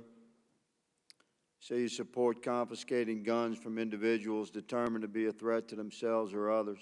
Determined to be. So by this legislation my colleagues are putting forth, my understanding of the letter of that law, which I 1,000% oppose, as would our founding fathers, the letter of that law says an anonymous tip from a citizen. So if this was law, Commissioner, would you confiscate, would you go to your neighbor's home and confiscate his legally owned weapons, a man that was not under criminal investigation nor under arrest? Would you do it? The red flag laws would. That's a yes or no, brother. I got 5 minutes to make an hour-and-a-half statement here. It's more than a yes or no answer. We'll move on then. If you cannot say yes, you would confiscate weapons from an American citizen that was subject to this law that my colleagues intend to push through this Congress, then you said in your statement that you would confiscate those weapons if an American was determined to be, your quote, a threat to themselves or others. According to that law, determined to be is defined by an anonymous tip that an American citizen, a threat to themselves or others. You're a police commissioner, a thin blue line brother, sworn to uphold the Constitution, and you're saying you'd seize those weapons. I see that as a problem. I'm going to bring us back in time to World War II. America's population, 140 million. 15 million American men came home from World War II with deep scars and significant skills. They bore the invisible wounds of war. And there was weapons everywhere. We'll talk about mental challenge. My father was one of those men who was a Navy pilot in World War II. He came back from the war and built his family. I'm the 7th of his 8 children. I was born in 1961. We had guns everywhere. There was virtually no regulation. Any child in the 50s could buy a weapon from any seller if Daddy sent them with the money. We didn't have mass shootings. It wasn't until 1968 in America that serial numbers were even required on weapons sold in this country. You order weapons through the Sears catalog by the mail. In the 70s, I attended a high school, large rural school. Virtually every vehicle in the parking lot was a pickup truck, and almost every one had a rifle or a shotgun on the back glass and a pistol under the seat. And we didn't have school shootings. 1979, I began college. One of the jobs I had to work my way through college was as a carpenter. We restored historical buildings. We had to determine in the process of that work what was the original cuts of these homes, residential homes built 75, 85, 100 years ago. You could tell by the saw cut if it was a mechanical cut, an electric cut, or a hand cut. By such observations, we knew exactly how that house was originally built. And to my amazement as a young man, beginning college in Louisiana, working, to my amazement, you know what I discovered, Madam Chair? You know what these houses did not have that were built 100 years ago in cities in America? You know what they did not have, Commissioner? Locks. Locks. Now I ask you all, what happened to that country, man? A country where homes were built in cities with no locks. A country where guns were everywhere and virtually not regulated at all. Where millions of Americans, 14 million Americans came back. It's 11% of the population at the time after World War II with incredible skills of war and weapons of war, as you called them, everywhere. But we didn't have mass shootings. And here we sit today where an entire once proud Democratic Party is presenting unbelievably unconstitutional laws to press upon our nation, and we have a police commissioner that says he would go home to home and confiscate legally owned weapons. if he got a tip. Madam Chair, I yield my speech, but I will not yield my opposition to these unconstitutional laws. The gentleman's time has expired. The gentlelady from New York, Ms. Ocasio-Cortez, is recognized. Thank you, Madam Chairwoman, and thank you to all of our witnesses here today. I apologize if I go quickly. We've just got 5 minutes and a lot of work to do. Let's talk facts here. There was a lot of discussion about New York City. There is no discussion about gun violence in New York City without discussing the iron pipeline that is Florida, Georgia, South Carolina, North Carolina, Virginia, Pennsylvania, and honorary mention to Ohio, where 70% of likely illegal trafficked guns found in New York City come from.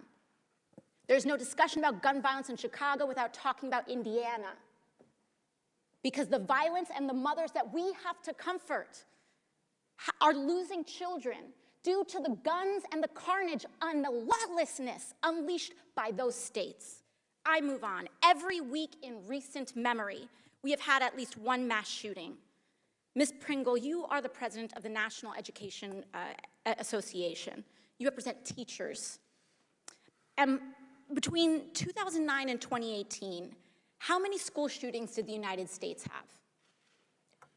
288. 288. Now let's look globally. Our G7 partners, Canada, France, Germany, Italy, Japan, and the United Kingdom, combined, how many school shootings did those countries have? 5. 50 5. times more. In almost 10 years. 288 versus 5. This is not normal. Not only is it not normal, it is internationally embarrassing and delegitimizing to the United States. Because for all the billions and trillions that this body authorizes in the name of national security, we can't even keep our kids safe from their schools being turned into a war zone. Now let's talk about why. Let's talk about one thing more important to lobbyists and the gun industry than children, than houses of faith, than human beings. Let's talk about profit. Mr. Suplina, in 2020, 22.8 million guns were sold, reflecting a 64% increase from 2019, correct? Correct. In 1 year. And across the board, gun manufacturers and ammunition companies began to see record profits. Is that right? That's correct. Now let's put that into context. In 2020, again, more than 45,000 Americans died by gunfire, reflecting an almost threefold increase from 2015. Are those statistics correct? That's accurate. So in your view, are you seeing a correlation between gun profits and gun deaths in the United States? Yes. This is about blood money. Between 2019 and 2021, 2 years, leading gun manufacturers Sturm and Ruger saw gross profits double to almost $280 million. In fact, during an earnings call, their CEO called the sales boom, quote, historic, ferocious, and that the future was bright. A month after that, an AR-556 pistol murdered 10 people at a supermarket in Boulder, Colorado. Those profit margins, $280 million, go to lobbying. Is that correct? Much of that goes to lobbying, correct? Significant amounts go to lobbying, correct. And can you remind us what the gun industry is lobbying against when it deploys these lobbying resources? They are lobbying against every law that would regulate firearms, period. And can you briefly tell us how gun companies have poured extra profits directly into lobbying against gun reform? And as an advocate in this space, what have you seen? Just rattle off some of the measures that they have, just a few that they have lobbied against. They've lobbied against background checks, which, on all gun sales, which would, in fact, as was mentioned earlier, allow for the would-be criminal to obtain a firearm from a law-abiding citizen without a background check. The criminal would be breaking the law, but we could stop that. They've lobbied against red flag laws, which would temporarily deprive, after due process, firearm from somebody who poses a threat to themselves or others. That is a court adjudication. Thank you. Everything. Thank you very much. And for context, the NRA spent about $250 million in 2020 alone. That's more than twice the entire salary of Congress combined.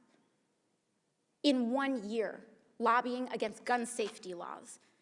There's also this discussion about anything but a gun, but that these are about violent people, but yet we aren't doing anything about addressing the actual root causes of misogyny, where 2/3 of mass shootings are connected to domestic violence, or the emergence of white supremacy radicalization, mass incarceration, and poverty, and the connections between that and mass shootings in our communities. I yield my time. Thank you, Madam Chair. The gentlelady's time has expired. The gentleman from Wisconsin, Mr. Grothman, is recognized for 5 minutes. Thank you very much. Last couple of weeks, I had a chance to go down to Mexico, and they brought up an issue that I wasn't really expecting to hear. But a couple of Border Patrol guys pointed out to me that that firearms were very, very regulated in Mexico. And you do a little Google search, and you find out, the recent article in the Wall Street Journal, the first 9 months in 2019, Mexico, with some wildly difficult laws, had a murder rate of 6 times that in the United States. Not 6% more, not 60% more, but assuming he got it right, maybe he was cherry-picking the year, I don't know. 6 times as many murders as in the United States. I assume the Mexican officials who put these laws into effect thought they were going to save lives at the time that they made it so difficult for law-abiding Mexicans to get a hold of a firearm. But obviously the results of their laws was not to make Mexico safer. There are thousands, probably tens of thousands of people who have died now in Mexico under the current rules connected to ownership of guns. We've also in this country had a dramatic increase in the number of deaths from guns the last 2 years since kind of the beginning, or at least expansion, of the I Hate Police movement, which I blame for all the young people and not so young people who have died in the last 2 years in this massive increase of murders that we've seen, almost unprecedented.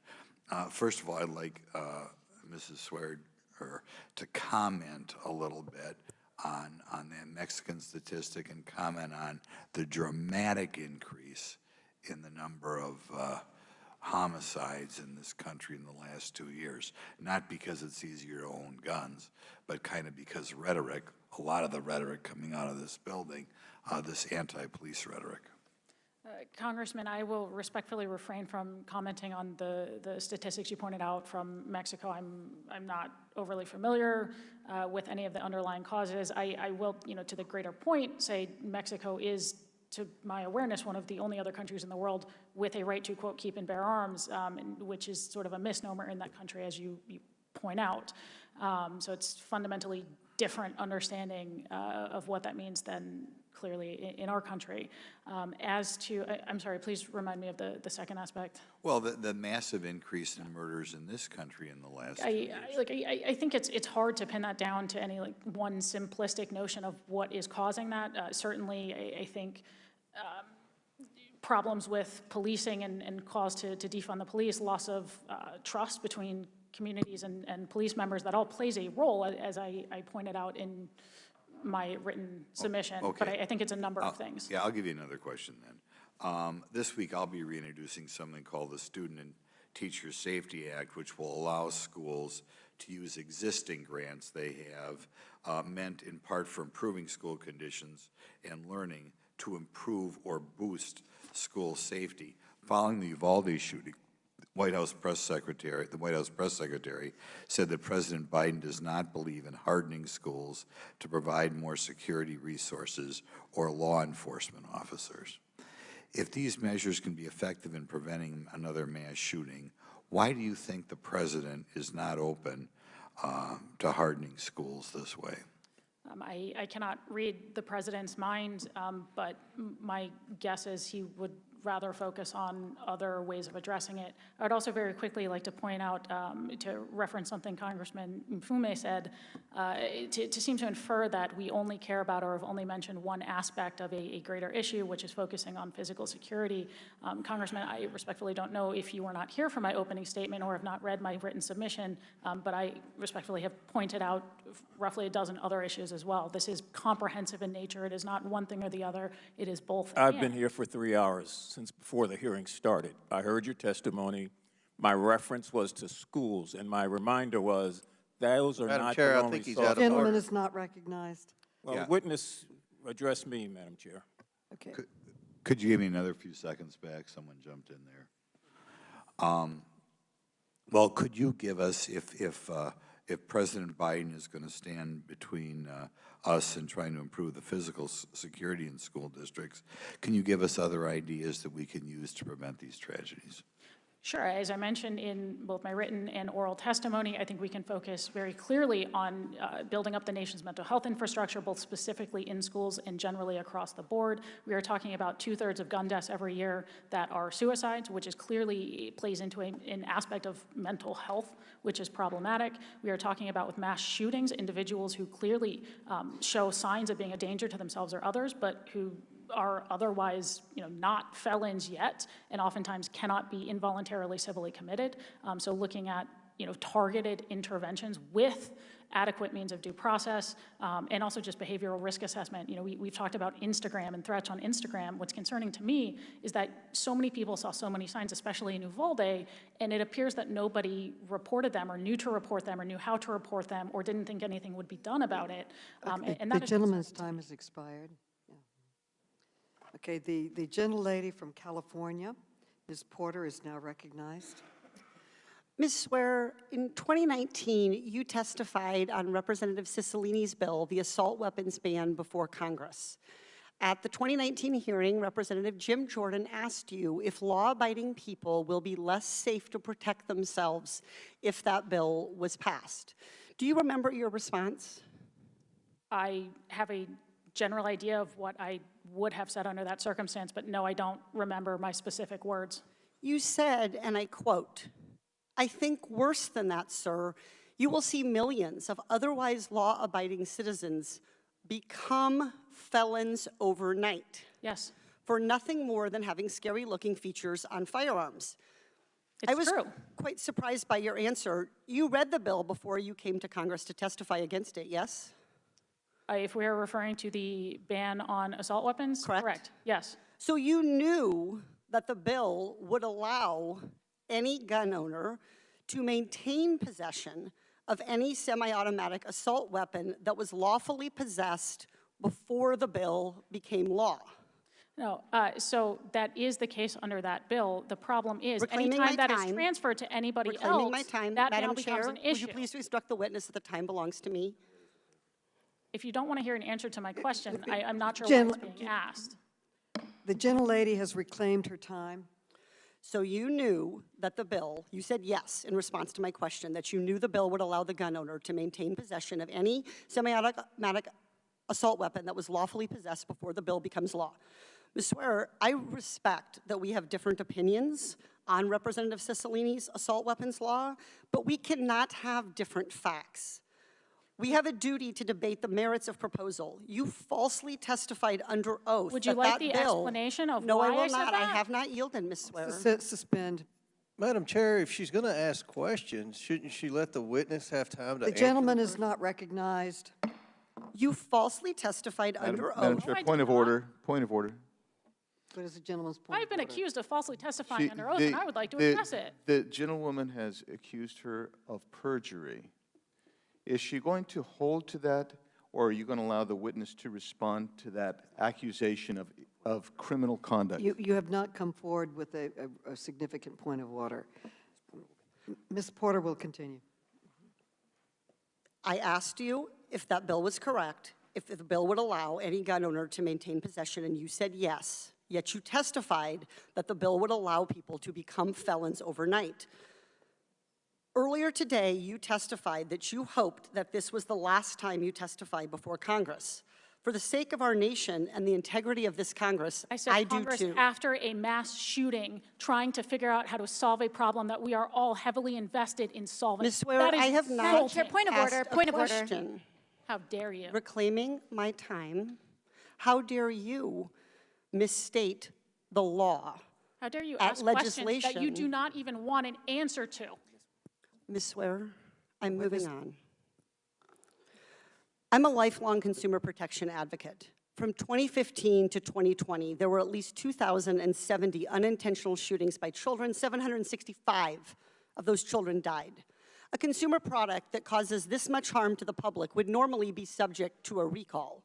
But federal law prohibits the Consumer Product Safety Commission, the agency responsible for protecting the public from dangerous products, from regulating guns. This is absurd. After one child died using a Peloton treadmill last year, the Consumer Product Safety Commission intervened and recalled the product. But when hundreds of children die using guns, there is no federal response. There is no federal safety standard for guns.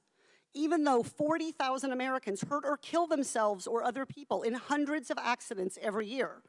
Instead of regulating guns like any other consumer product, federal law protects gun manufacturers. A teenager can watch a video online and learn how to modify a rifle to make it more deadly. And the gun industry avoids any liability if that teenager uses that modified rifle to fire repeatedly and rapidly at innocent people, even though their products could be designed to prevent unsafe modifications. I want to give an example. In 2001, a 13-year-old boy named Billy accidentally shot his father's handgun and killed his friend Josh. Billy mistakenly thought the gun was unloaded because he had removed the gun's magazine. Josh's family sued the gun manufacturer for failing to warn Billy and other consumers that their product could be fired without a magazine. It's a simple case. It should have been decided by a jury, as is provided under the Constitution. Instead, because of the gun industry's immunity, the gun manufacturer was able to dismiss the case without a trial. If a pharmaceutical company failed to warn customers about the known risks of one of their drugs, they could face thousands of lawsuits. But we allow the gun industry to sell weapons without taking any precautions to protect children and families from fatal accidents. Mr. Suplima, do you think the gun industry would do more to protect children if Congress ended their immunity? Absolutely. Would ending the gun industry's immunity put gun manufacturers out of business? No, it would not. In the 1990s, lawsuits forced Big Tobacco to pay for the harm they caused by marketing cigarettes. Just last year, Big Pharma agreed to pay $26 billion for communities devastated by opioids. Madam Chair, Victims time's of gun expired. violence also deserve their day in court. They deserve justice. I yield back. The gentlelady's time is expired. Madam Chair, I have a parliamentary inquiry. The gentlelady's time Madam is Chair, expired. Madam Chair, I have Gentle- point of order. Madam Chair, point of order. Again, Ms. Porter accused our witness of perjury. That's a very serious accusation. Accused her of lying before Madam Chair, Congress. the gentleman has not stated a proper No, point I'm of order. stating That is not a no, proper the point of order. point of order is we just had a member Not of a proper Congress point of order, Madam accuse Chair. a witness of perjury and didn't give Madam that Chair, the witness gentleman time is to not respond. stating a proper And it's, point you of know, order. the usual The suspect. gentlelady Ms. will Porter suspend. accomplished her The goal of gentlelady getting her will soundbite suspend. The on gentleman from MSNBC, Texas, Mr. but we're here Cloud, to debate a is serious issue. recognized. Mr. Cloud, you are now recognized.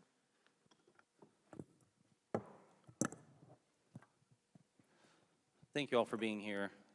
Thank you, Madam Chair. And obviously, this is a tragedy that's heartbreaking for all of us.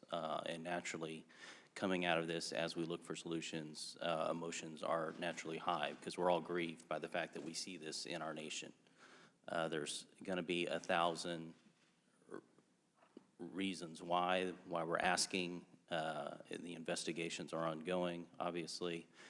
Some answers, of course, will never, even the conclusions we could come up with will, of course, never answer the cry of a parent who's lost a child. And I think any of us who have children can understand that. Our hearts just break for what we've seen. As we move forward, we have to continue to figure out how we propose solutions that actually create solutions.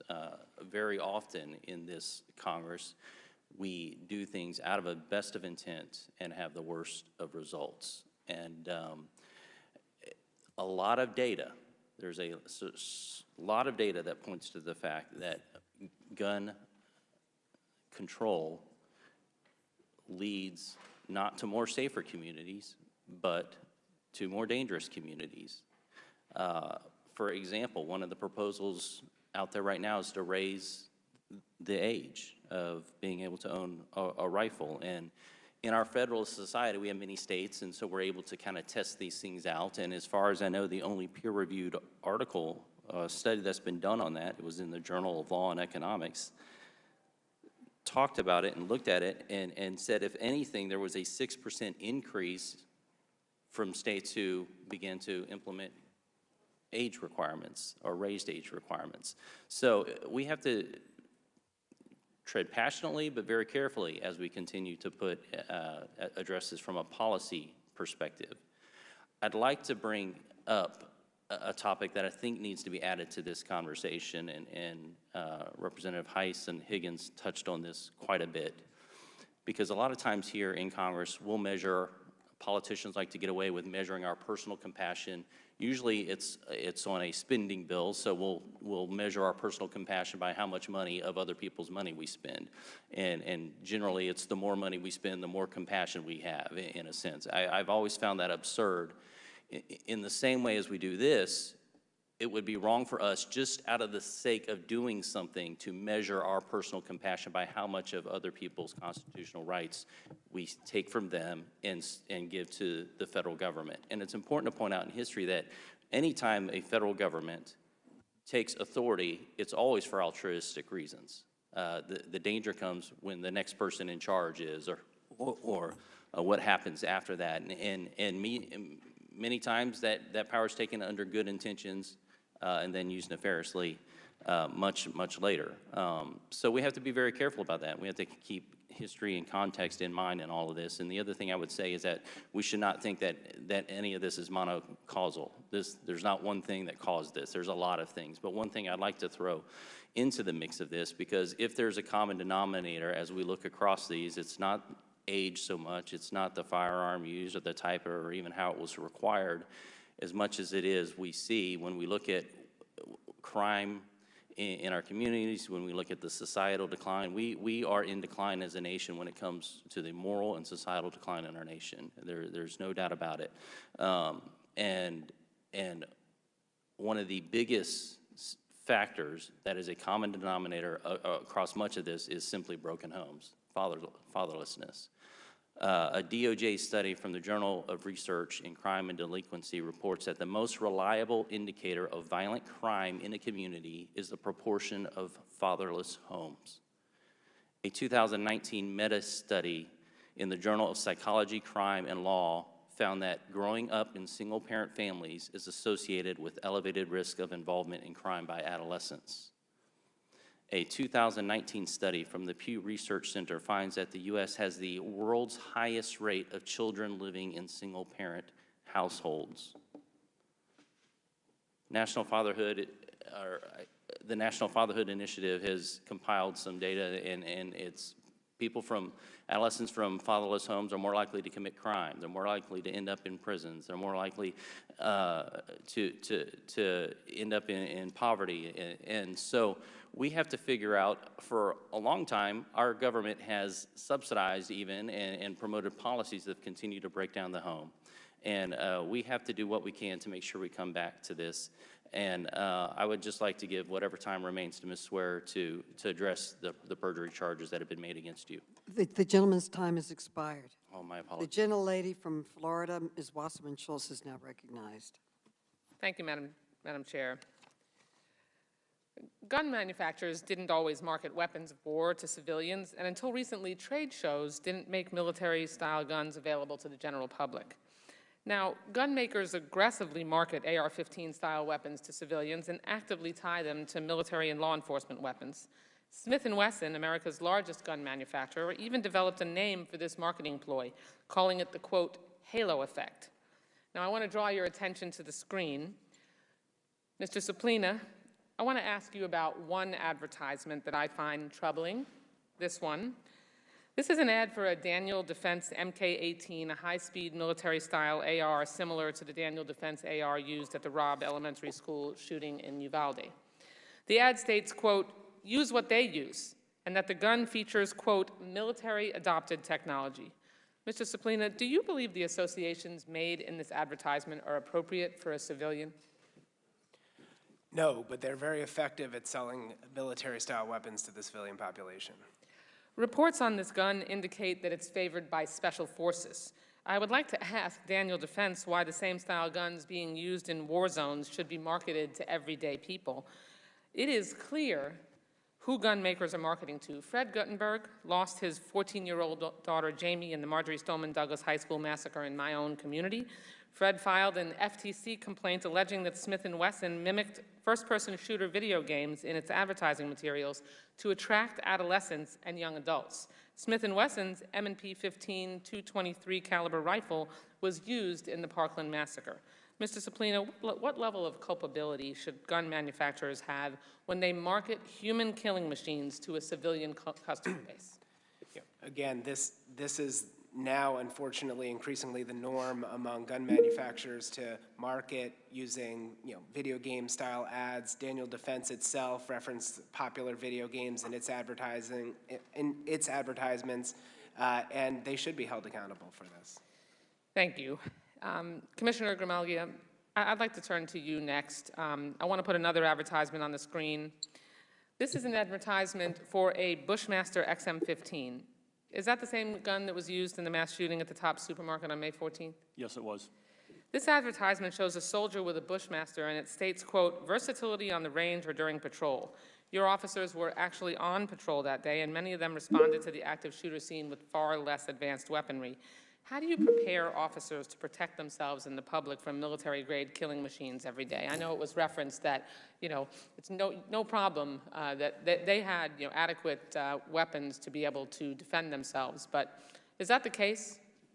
Against this weapon, no. We have active shooter vests that we have in our patrol cars.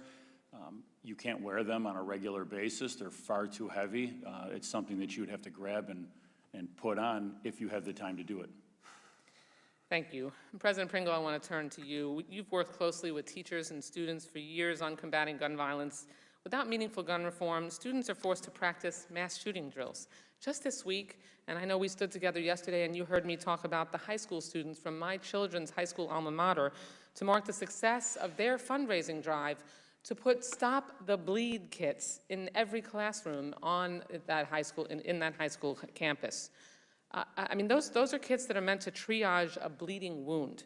Students now prep for the time that they have in school in the event that they are facing an active shooter and that they may bleed to death from gunshot wounds. What kind of traumatic effect does normalizing gun violence through these reactive measures have on students? We have seen over the years an increase in anxiety, an increase in the number of students who are seeking additional assistance from our mental health professionals. We are seeing an increase in the amount of students who are coming to our schools with all kinds of social and emotional learning gaps because they have been subjected to overly aggressive drills and looking at social media and TV and seeing other students suffer and die at the hands of gun violence. Marketing mass killing machines to a civilian customer base by using imagery and words that suggest that that's the purpose of their product is gross and immoral, but it's just what gun companies do now in order to profit from a market beyond their older male customer base. The Second Amendment does not absolve gun manufacturers their responsibility to market their products responsibly, and children should not be doing fundraisers for Stop the Bleed kits instead of making sure that they can have a fun prom, doing car washes, having bake sales to make sure that their life on campus as students is improved, as opposed to their life on campus doesn't end and they have to use a Stop the Bleed kit that they've raised money for. Yeah, the gentlelady's time has Thank you. expired. I yield back. As previously was stated at the beginning of the hearing, Mayor Adams has a hard stop at 1:30. Mayor Adams, thank you so much for joining us here today and for your testimony and for your service. You are excused. Thank you so much. Thank you very much. Mr. Biggs is now recognized. Mr. Biggs. Thank you, Madam Chair. You know, last week I thought I'd heard it all when one of the Democrats threatened to end the filibuster, wanted to pack the Supreme Court, and said that they would confiscate guns. In order to do that, they would basically emasculate the Senate as an institution and also emasculate the Supreme Court as well. I thought that was interesting, was pretty bad, but then we have here someone actually accusing a witness and actually taking out of context a witness who testified previously and accusing her of perjury. Following that, though, but I got to tell you, the most egregious thing that the Democrats did today is they took a person, a young person, little Mia, who was traumatized 2 weeks ago, still suffering under obvious PTSD as she testified in that video, and bringing that poor little girl to relive this. And if we're going to hear about how traumatic, and I don't say they're not traumatic, these raising money for Stop the Bleed kits is, then it's particularly pernicious and outrageous to take an 11-year-old child who graphically described how she spread a classmate's blood upon her and feigned her own death to make her relive that. If we're talking about PTSD, you just prolonged the agony of that little child. For what? For your own political gain, your own political purpose. That is despicable. And over the course of more than 9 hours last week, my colleagues on the Judiciary Committee, my Democrat colleagues, made it clear that they don't believe any American should have access to the means to protect themselves and their families. Democrats opposed a Republican amendment that would allow victims of domestic violence to purchase firearms. They opposed a Republican amendment that would allow the spouses of active duty and deployed military to purchase firearms. And, again, they promoted ending the filibuster, impacting the Supreme Court, and confiscating guns from law-abiding citizens. And they gave their entire game away by making clear that neither Congress nor the Supreme Court will stand in the way of their radical mission. Their proposed solutions to the problem of violent crime in this country is to make felons out of law-abiding citizens under the age of 21, to make felons of law-abiding citizens who own firearms in homes with children, and to make felons of law-abiding citizens who own or purchase magazines that hold more than 10 rounds of ammunition. The most common firearm in this country sells 15-round magazines. Their proposed solutions are to force law enforcement officers to ignore due process and to strip law-abiding citizens of the means to protect themselves and their families from threats. And make no mistakes, my Democrat colleagues intend on total infringement on America's Second Amendment rights. Ms. Swearer, before you answer the most pertinent question I think that we're going to hear from you in just a second, I want you to tell me, can you define defensive use? Defensive use, and I'm assuming you mean lawful defensive use. Yes. Would be a use of a firearm that is to defend oneself lawfully against criminal actions by another. How often is lawful defensive use of firearms in this country? According to a 2013 report by the CDC, almost all, with very few exceptions, but the most rigorous studies, and almost all of them show that it's somewhere between 500,000 and 3 million times a year. I think it's roughly, probably around an average of 1 million myself. Do you believe that firearm use for self-defense, defense of others, or for the protection of property saves lives? Yes, it objectively saves lives. Now, you were accused by someone who took out of context something you testified of in 2019 of effectively committing a crime and committing perjury before Congress. Would you please like to respond to that? Congressman, respectfully, and I appreciate the opportunity, but we've wasted enough time on political games today, and I'd like to get back to the merits of actually talking about solutions. Very good. Now, I'm going to go forward now, and Madam Chair, I'm going to submit, please, the following items for the record. The testimony of Stephen Williford before the Senate Judiciary Committee on May 25, 2021. Mr. Williford is a good guy with a gun who heroically confronted and stopped a mass shooter in Sutherland Springs, Texas. I also submit a 2019 study by John Lott of the Crime Research Prevention Center. His study examines data on the rate of shootings and accidents in schools that allow teachers to carry firearms, which found 0 cases of someone being wounded or killed from a shooting, let alone a public mass shooting at a school that allows teachers to carry firearms. And thirdly, an article by the Washington Examiner that the Buffalo shooter was an eco-socialist racist who hated Fox News and Ben Shapiro. With that, I yield back. Without objection, the gentleman yields back. The gentleman from Georgia, Mr. Johnson, is now recognized, and we have been called for votes, so after him, we will recess. Thank you, Madam Chair, for holding this hearing, and I'd like to thank the witnesses, particularly those on the first panel, for their testimony. I was very moved by what each of them had to say.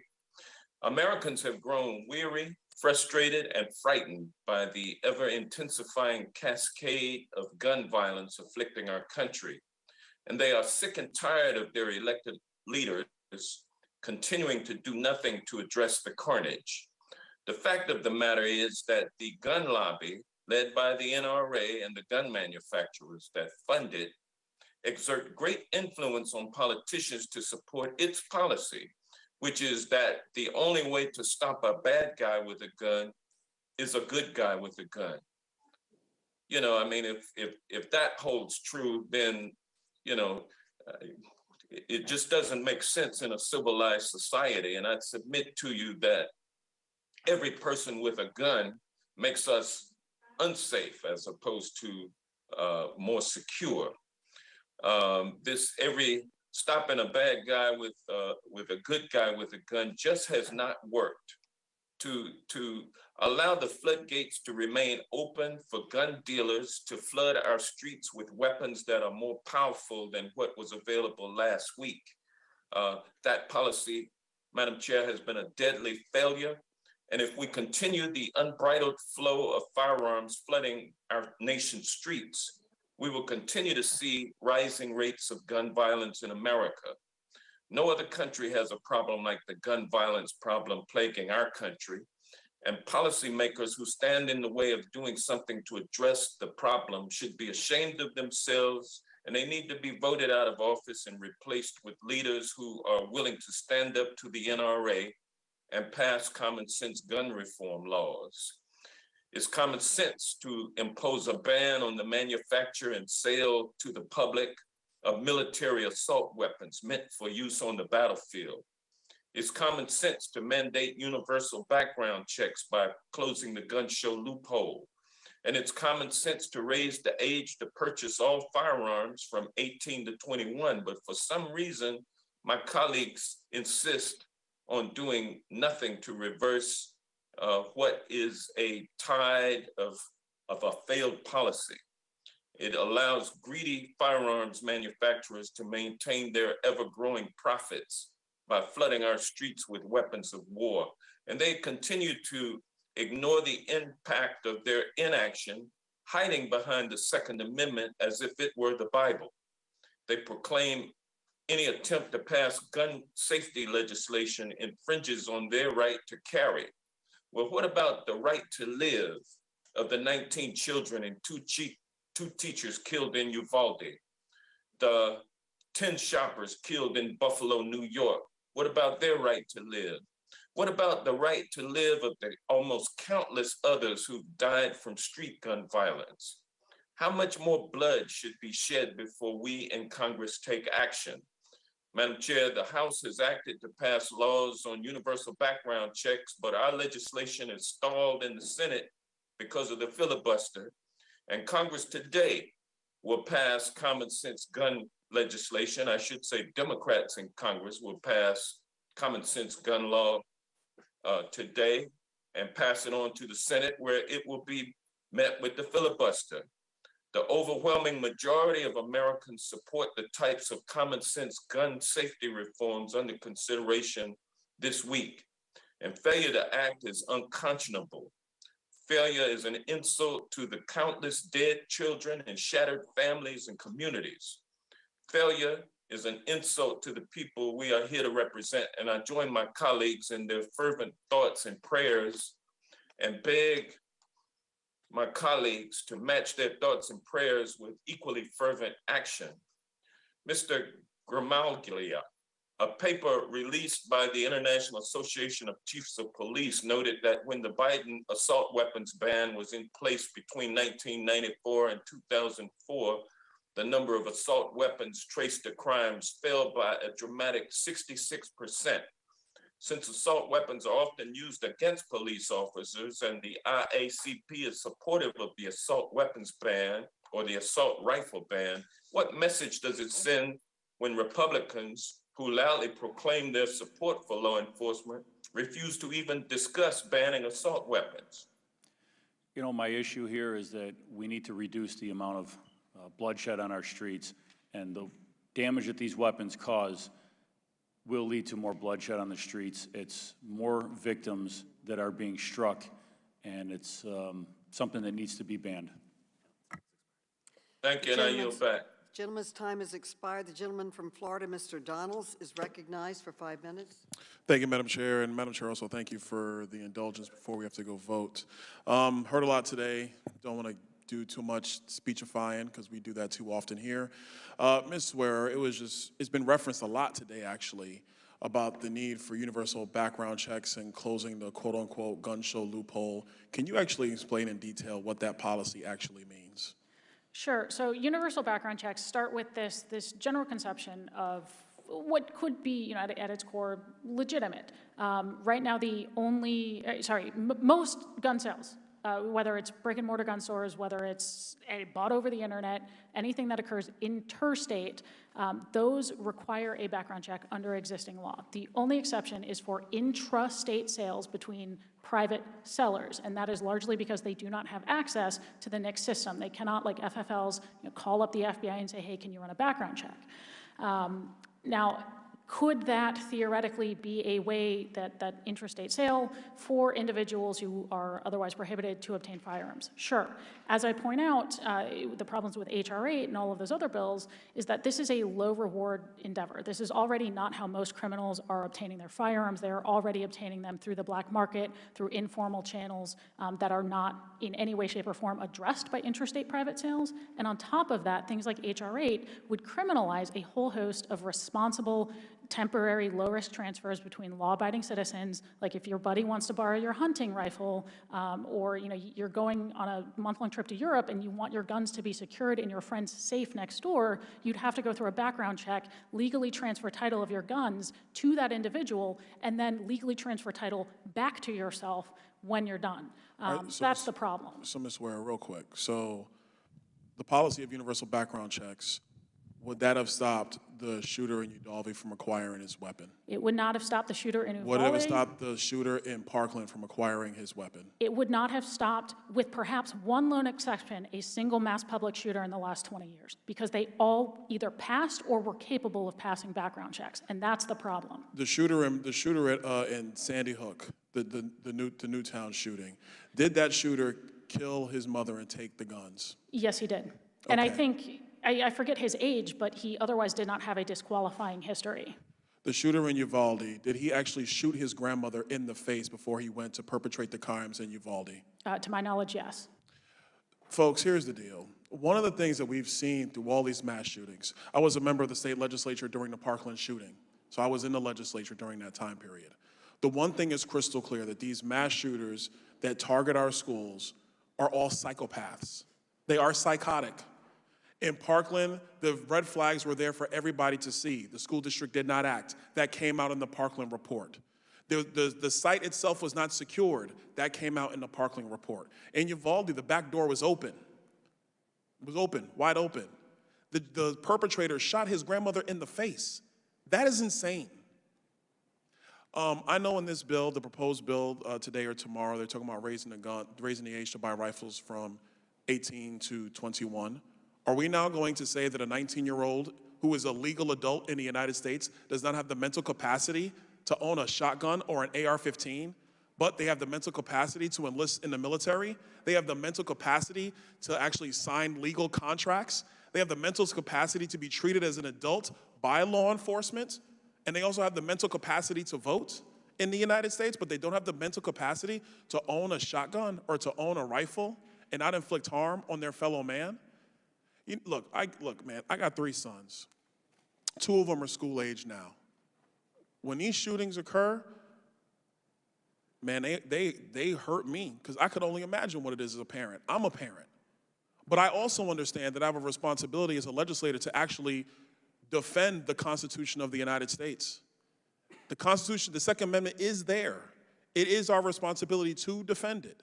And if we look at the data from the mass shootings that have occurred in the United States over the last 20 years, the one constant, especially when it comes to schools, is that these shooters are young, they are mentally disturbed, and the vast majority of people who are in their age group would not even think or go down the pathway of committing these atrocities.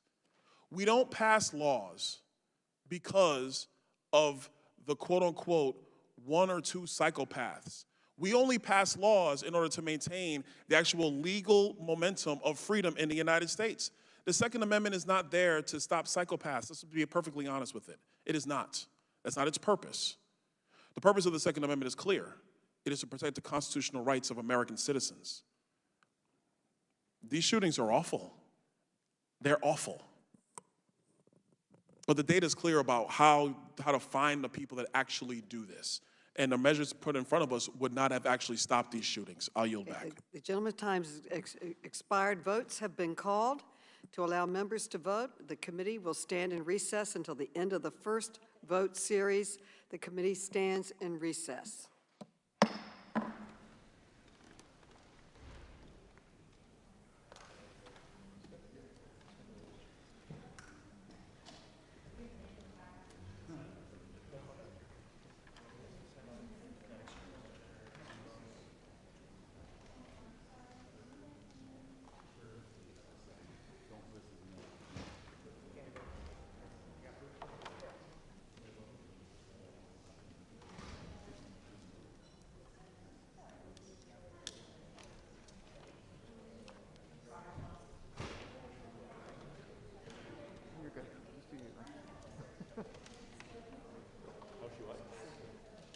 No, just keep working. You're fine. No, you're fine. No, you're good.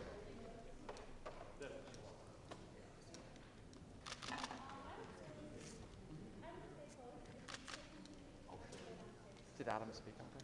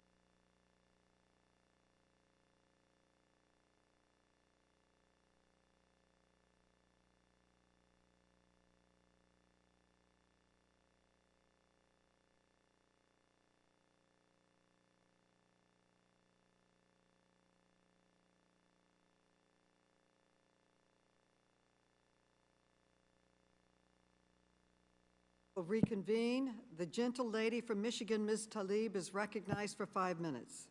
Thank you so much, Chairwoman, and thank you so much for all of you for being here. Sometimes Congress often feels like it's an own little world, separated from the rest of the country.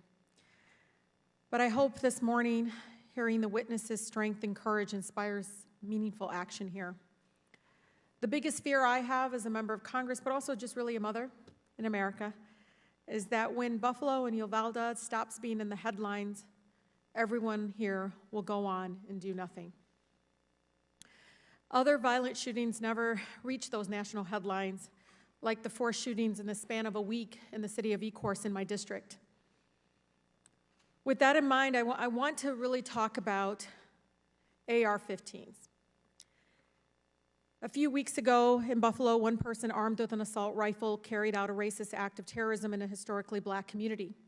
As you may have heard my colleague from California, Congresswoman Porter, talk about how the shooter there, having to reround or reload the gun, actually helped save lives because they have a ban on AR-15s in the state of California. So, Mr. Sepulveda, the gunmen in each of these kind of mass shootings use assault weapons to carry out their attacks, correct? Correct. In a span of 1 minute, how many people could a person kill with an AR-15? I don't know the answer to that question, but the answer is with the right high-capacity magazine, these are designed to inflict the maximum amount of damage in that time. In Buffalo, it was brought 2.5 minutes, something of that sort? Correct. How many people, 10? Correct. Those are the 10 that get killed. How many were injured? 2 more. 3 more. And Ms. Everhart testified about the damage to those even that survive. That's correct.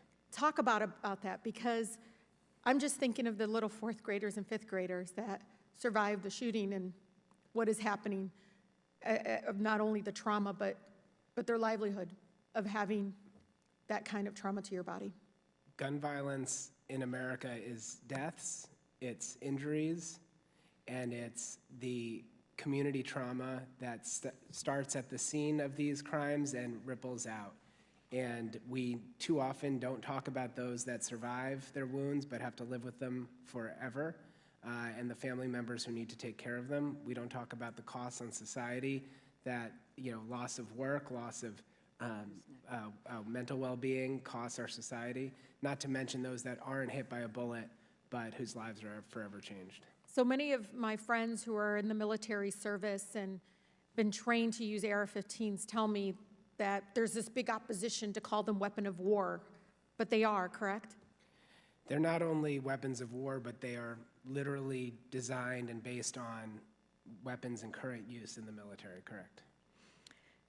One of the things if I may, Chairwoman, to enter from the New York Times article, the mass shootings were where stricter gun laws might have made a difference. Without objection. Even raising the minimum age, I have not thought about that. I was more focused on banning assault weapons, but as they went through, they said 4 gunmen were under the age of 21 that purchased their weapons legally. And they went on to say, the number of people that were killed. And it even goes on to talk about the use of so-called assault weapons or weapon of war, as some of my veterans in my community call them, that the easy access to them is even mind-boggling for those that serve our country, but even in some of these communities had no idea that's how accessible they are. That a lot of the parents don't even realize that this person was able to just go to the corner department store and get it. The American people don't realize how accessible these weapons of wars are. The reason that the country currently requires you to be 21 to own a handgun is because the country came to understand the lethality of handguns and use in crime. The reason the country did not raise the age on long guns is because what comes to mind is the hunting rifle that you use in a rural area that 18-year-olds are more than capable of learning to shoot on. These are AR-15s. These are designed for people with military training. And yes, in most places, you can walk in as an 18-year-old into a department store and buy one. Thank you. Ms. Pringle, really quickly. I told you in tears, breaking down of friends I've known for a long time as teachers, buying literally ladders to bust the window down to be able to climb out of their classroom in situations like what we saw in Texas. What are you hearing from teachers other than that? Because I hear them talking about getting bulletproof vests for not only themselves, but the their... gentlelady's time has expired. Ms. Pringle may answer briefly. I'm hearing from teachers all over this country that what's being asked of them to stand in the gaps to protect students is unacceptable, that they should not be the ones responsible for trying to protect them against assault weapons that are killing students in 2 minutes, 4 minutes. All of the students and the adults were killed in Columbine. We should not bear that burden. That is not our responsibility. Our responsibility is to teach our students. Thank you. The gentleman from South Carolina, Mr. Norman, is recognized. Mr. Norman. Thank you, Madam Chairman. Ms. Pringle, are you familiar with the NEA's section an end to policing in schools? What are you referring to?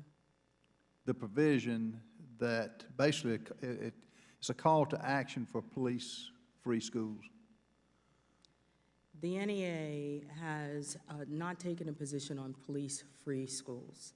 What we have done is we have taken a position on ensuring that every student, everyone, has access to a quality education and that they attend a safe and supportive and nurturing environment in which every one of them can learn. But as far as it relates to having police officers armed, does that make students safer at the schools, in your opinion, as being head of the NEA? Having police officers armed? Uh-huh. I don't understand your question. You mean generally having police officers armed? In schools, are children more safe if the resource officers and/or armed police are armed?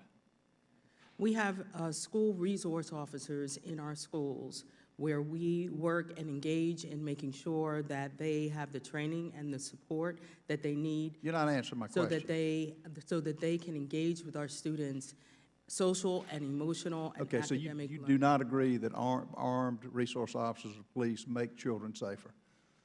We believe that when you are in a school environment. Okay, you're not going to answer the question. I did answer the question. No, you didn't. Yes. Well, let me put it to you again, Ms. Pringle.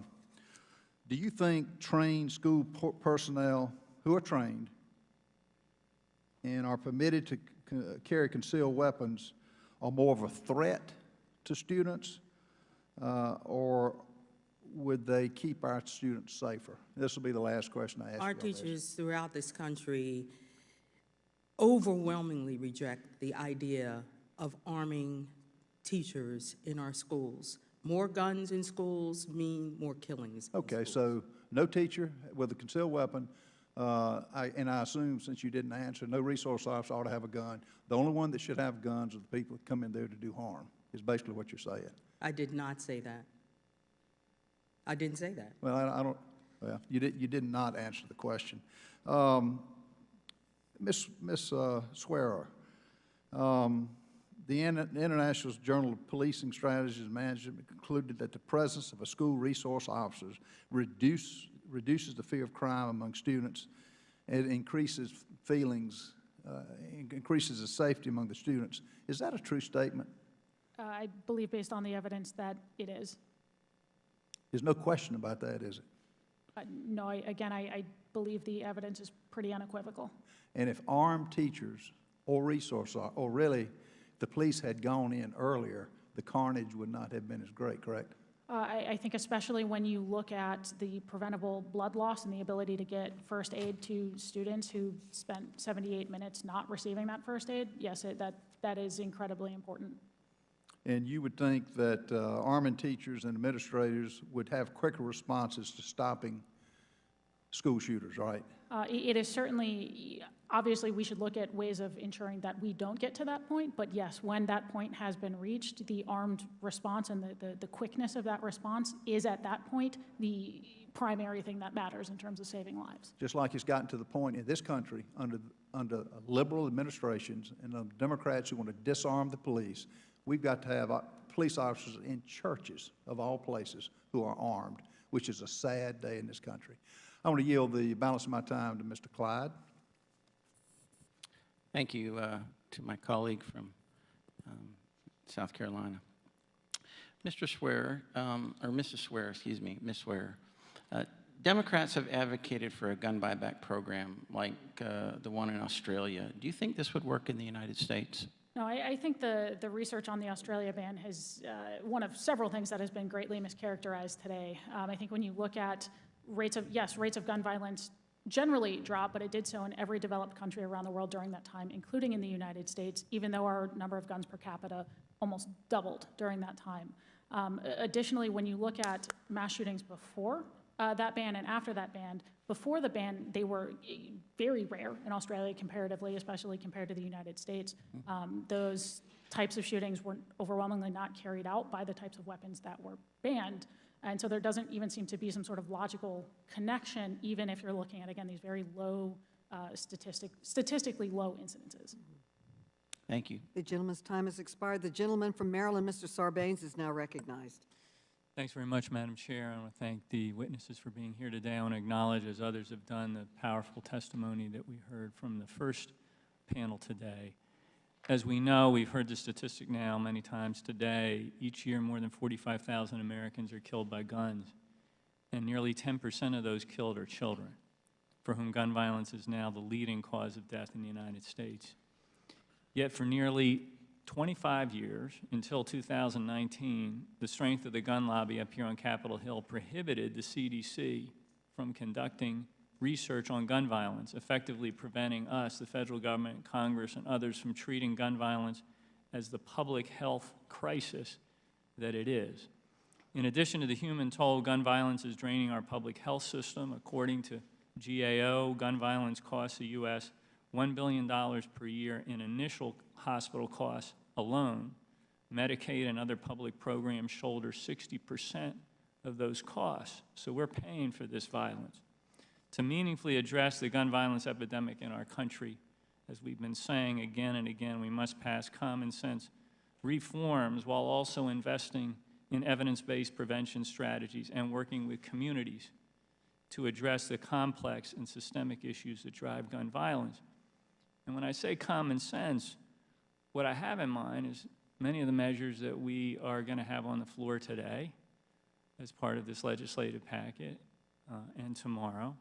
Common sense to me means when you ask the average person out there in the country, including, by the way, the average law-abiding gun owner, does it make sense to do this? They say, absolutely it makes sense. They do not fear these measures because they know that overall it will create a more rational world and country for us to live in.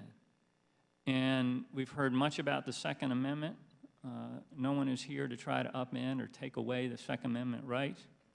The First Amendment is also very important to us, and we know that there are some limitations that are placed there. We don't allow people to yell fire in a crowded theater.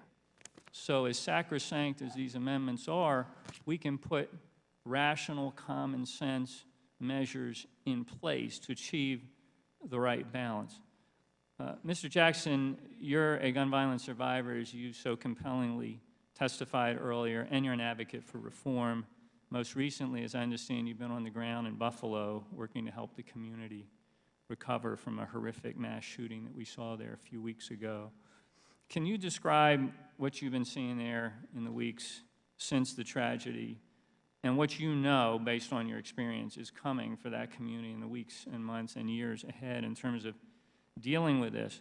And speak, if you could, to this sense of powerlessness that so many people feel when they look at Washington. This idea that please do something real that can make a difference, just something. Everyone knows this problem is too complicated to flip a switch on. You can't solve it overnight. But it's this sense of being powerless in the face of gun violence, which I think is so demoralizing to individuals, certainly to many members of Congress, and I'm sure to communities like Buffalo and others that are experiencing this pain. So if you could speak to that, I'd very much appreciate it. Yes, thank you. You know, when I arrived to Buffalo, for folks who don't know a lot about the community, 80% of the African-American community is concentrated in one part of Buffalo. And when we got there, we saw instantly how far-reaching this trauma had impacted people throughout the community. The first vigil I went to, there was over 600 people there, torn apart.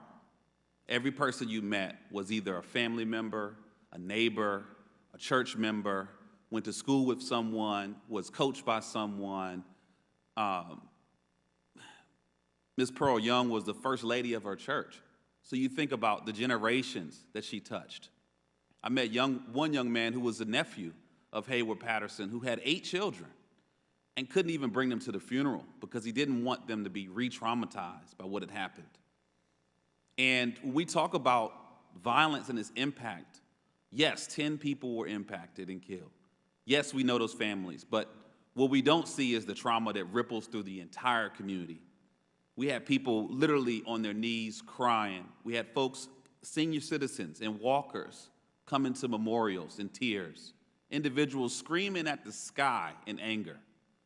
And while there were hundreds of cameras, there were very little people there to help them. There were very little victim services, support services. There were very little people to provide trauma care for those who have been impacted. And what we're most concerned about now is what does that ripple of trauma look like? We know violence is a disease, but now in Buffalo we have an entire community, and I would argue the entire Black community across the country, who have been exposed to this disease. And I think it reinforces the extent of this public health crisis and why it's so urgent that we take a comprehensive public health approach to support those who have been directly impacted, as well as those who are impacted indirectly by this trauma. The gentleman's time has Thank you for your expired. The advocacy. gentleman from Kansas, Mr. LaTurner, is now recognized. Thank you, Madam Chairwoman. We have 4 children, a preschooler, a 2nd grader, a 4th grader, and a 5th grader. I was heartbroken by what happened in Uvalde and in Buffalo, and I join all Americans in praying for these victims' families. But not just praying for the victims' families, but willing to come to the table to try to find meaningful solutions that can prevent this from happening again. After events like this occur, many lawmakers seek simple solutions to complicated issues. However, Congress must focus on the root cause of violence by prioritizing mental health and school safety resources, and by disincentivizing rising crime in cities.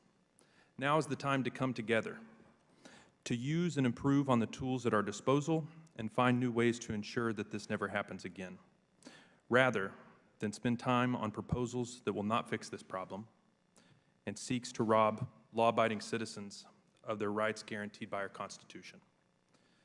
Ms. Swear, federal school safety grants and programs have become more plentiful and accessible over the past several years.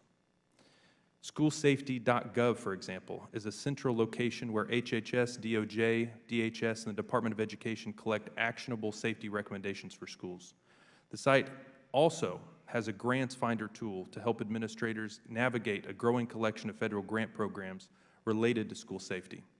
Speaking from your research and experience, are resources like this helpful for state and local educational agencies, and are they being utilized? They are absolutely helpful. You know, again, we've talked about the benefits of all of these things at various times today. In terms of their underutilization, I do not have the data in front of me. I suspect the answer is it's being underutilized. I suspect that based on the continued problems that we do see. But I also know that plenty of schools are availing themselves of that. And I think that is of great benefit to the safety of their students and teachers and staff members. Would you care to comment on ways in which we can encourage more participation, more utilization of these resources? Well, first, I think the publicity of enabling schools to know that they are out there, but also of helping schools and school districts understand the importance of looking in these directions. Like even if you think you can magically snap your fingers and tens of millions of assault weapons will disappear tomorrow, and that will make a meaningful difference, the reality is you're still going to have threats in the meantime, because realistically, it's going to take decades for that to come out of circulation. You're still going to have the underlying problems. You're still going to have other weapons. In the meantime, this is still a viable option for those immediate threats. Even if you disagree with me on everything else related to gun control, this is still a viable option for the here and the now in the immediate context of protecting life.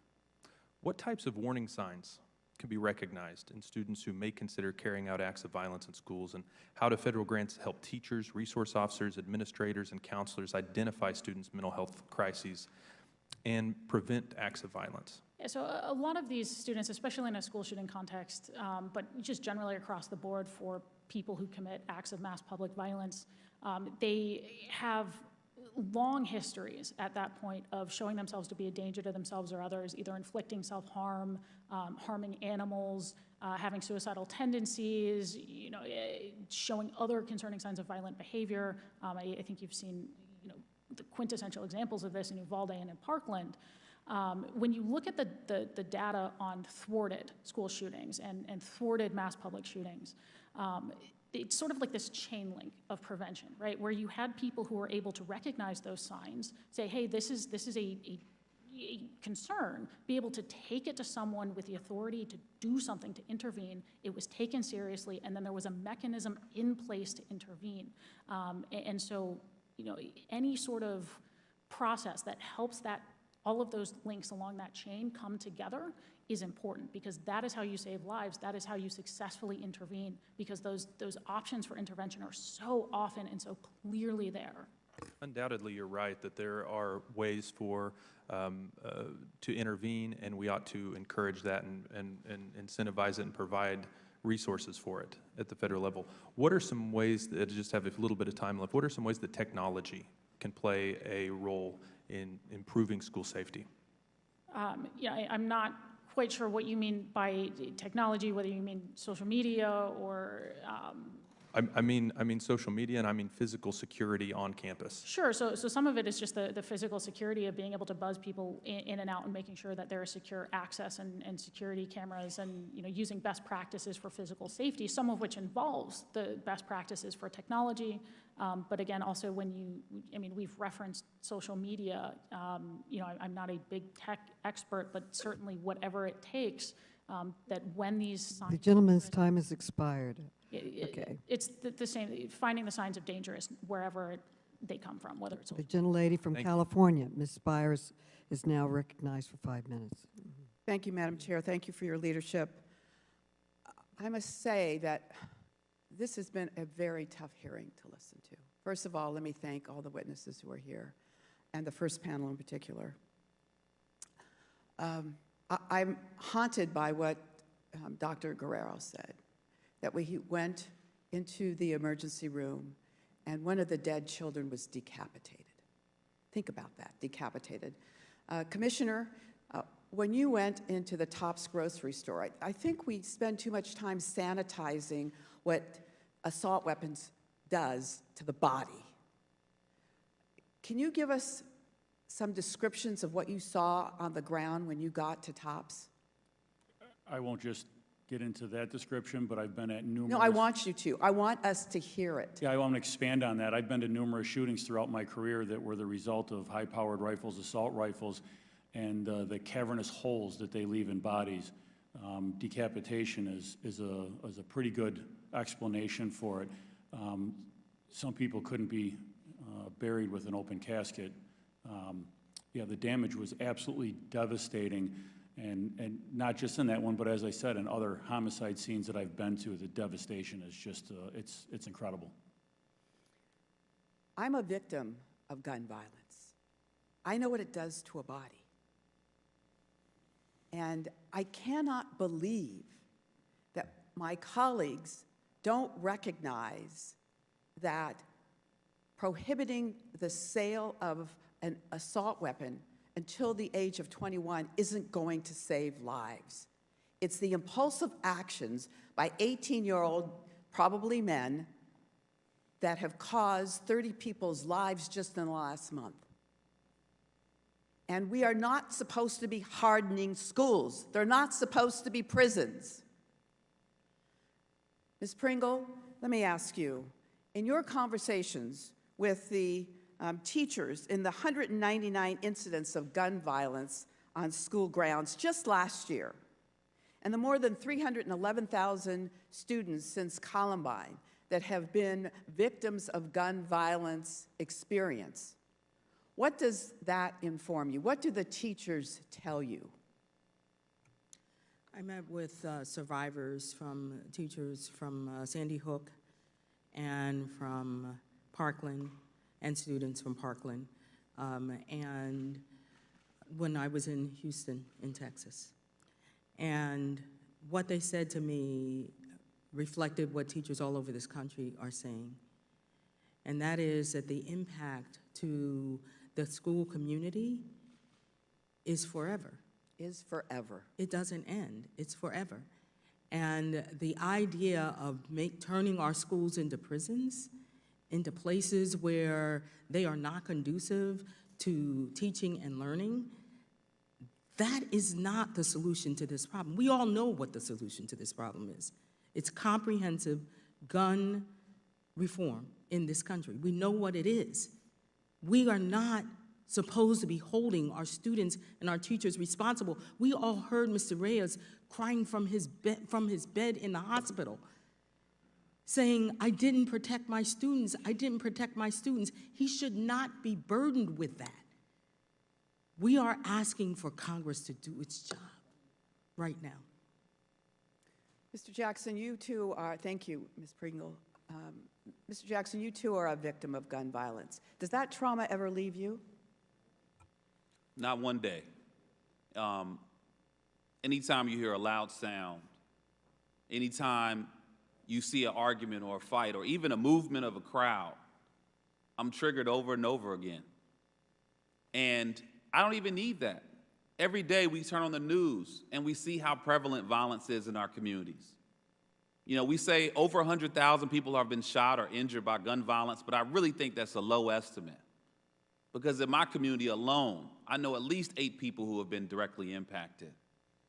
And every morning I wake up, I have to apply ointment to my wound. I have to watch news that's a reminder of this crisis. And then I also have to listen to politicians in chambers like this make excuses about why they can't take action. All of that is triggering. Thank you, Mr. Jackson.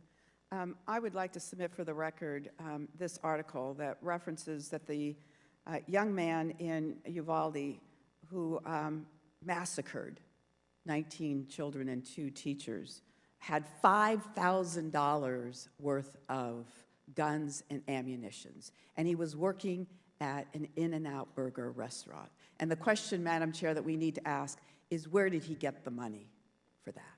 I yield back. The gentlelady yields back. The gentlewoman from Illinois, Ms. Kelly, is now recognized. Thank you, Madam Chair. The first thing I would like to take a moment to respond to my Republican colleagues' comment that Democrats are using children as political props. These are the same tired arguments used by the gun lobby to prevent meaningful change after Sandy Hook, after Parkland. When victims and survivors speak up and demand change, the gun industry and its supporters in Congress question their motives. It's frankly shameful.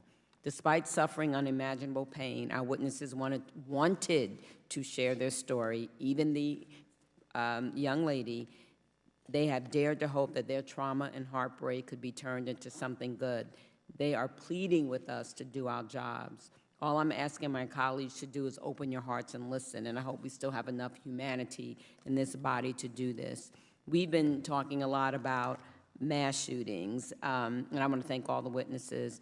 I have long talked about the everyday gun violence that exists in our communities. The city of Chicago faces this every weekend, really every day. Over Memorial Weekend, 42 people were shot and 33 people were shot this past weekend.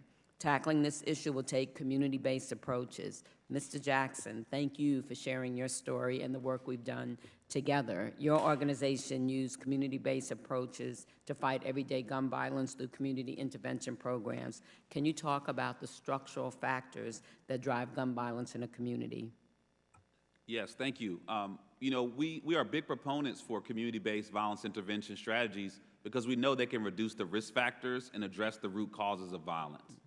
Over the course of the pandemic, we saw a 39% increase in homicides in the Black community. And that's not because there were less policing. That's not because sentencing wasn't harsh.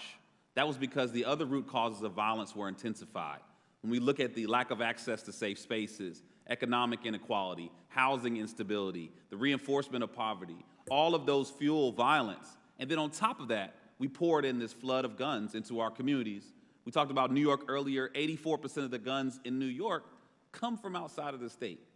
And that's what our communities are going through every single day. We're being flooded with firearms into the communities that are most vulnerable.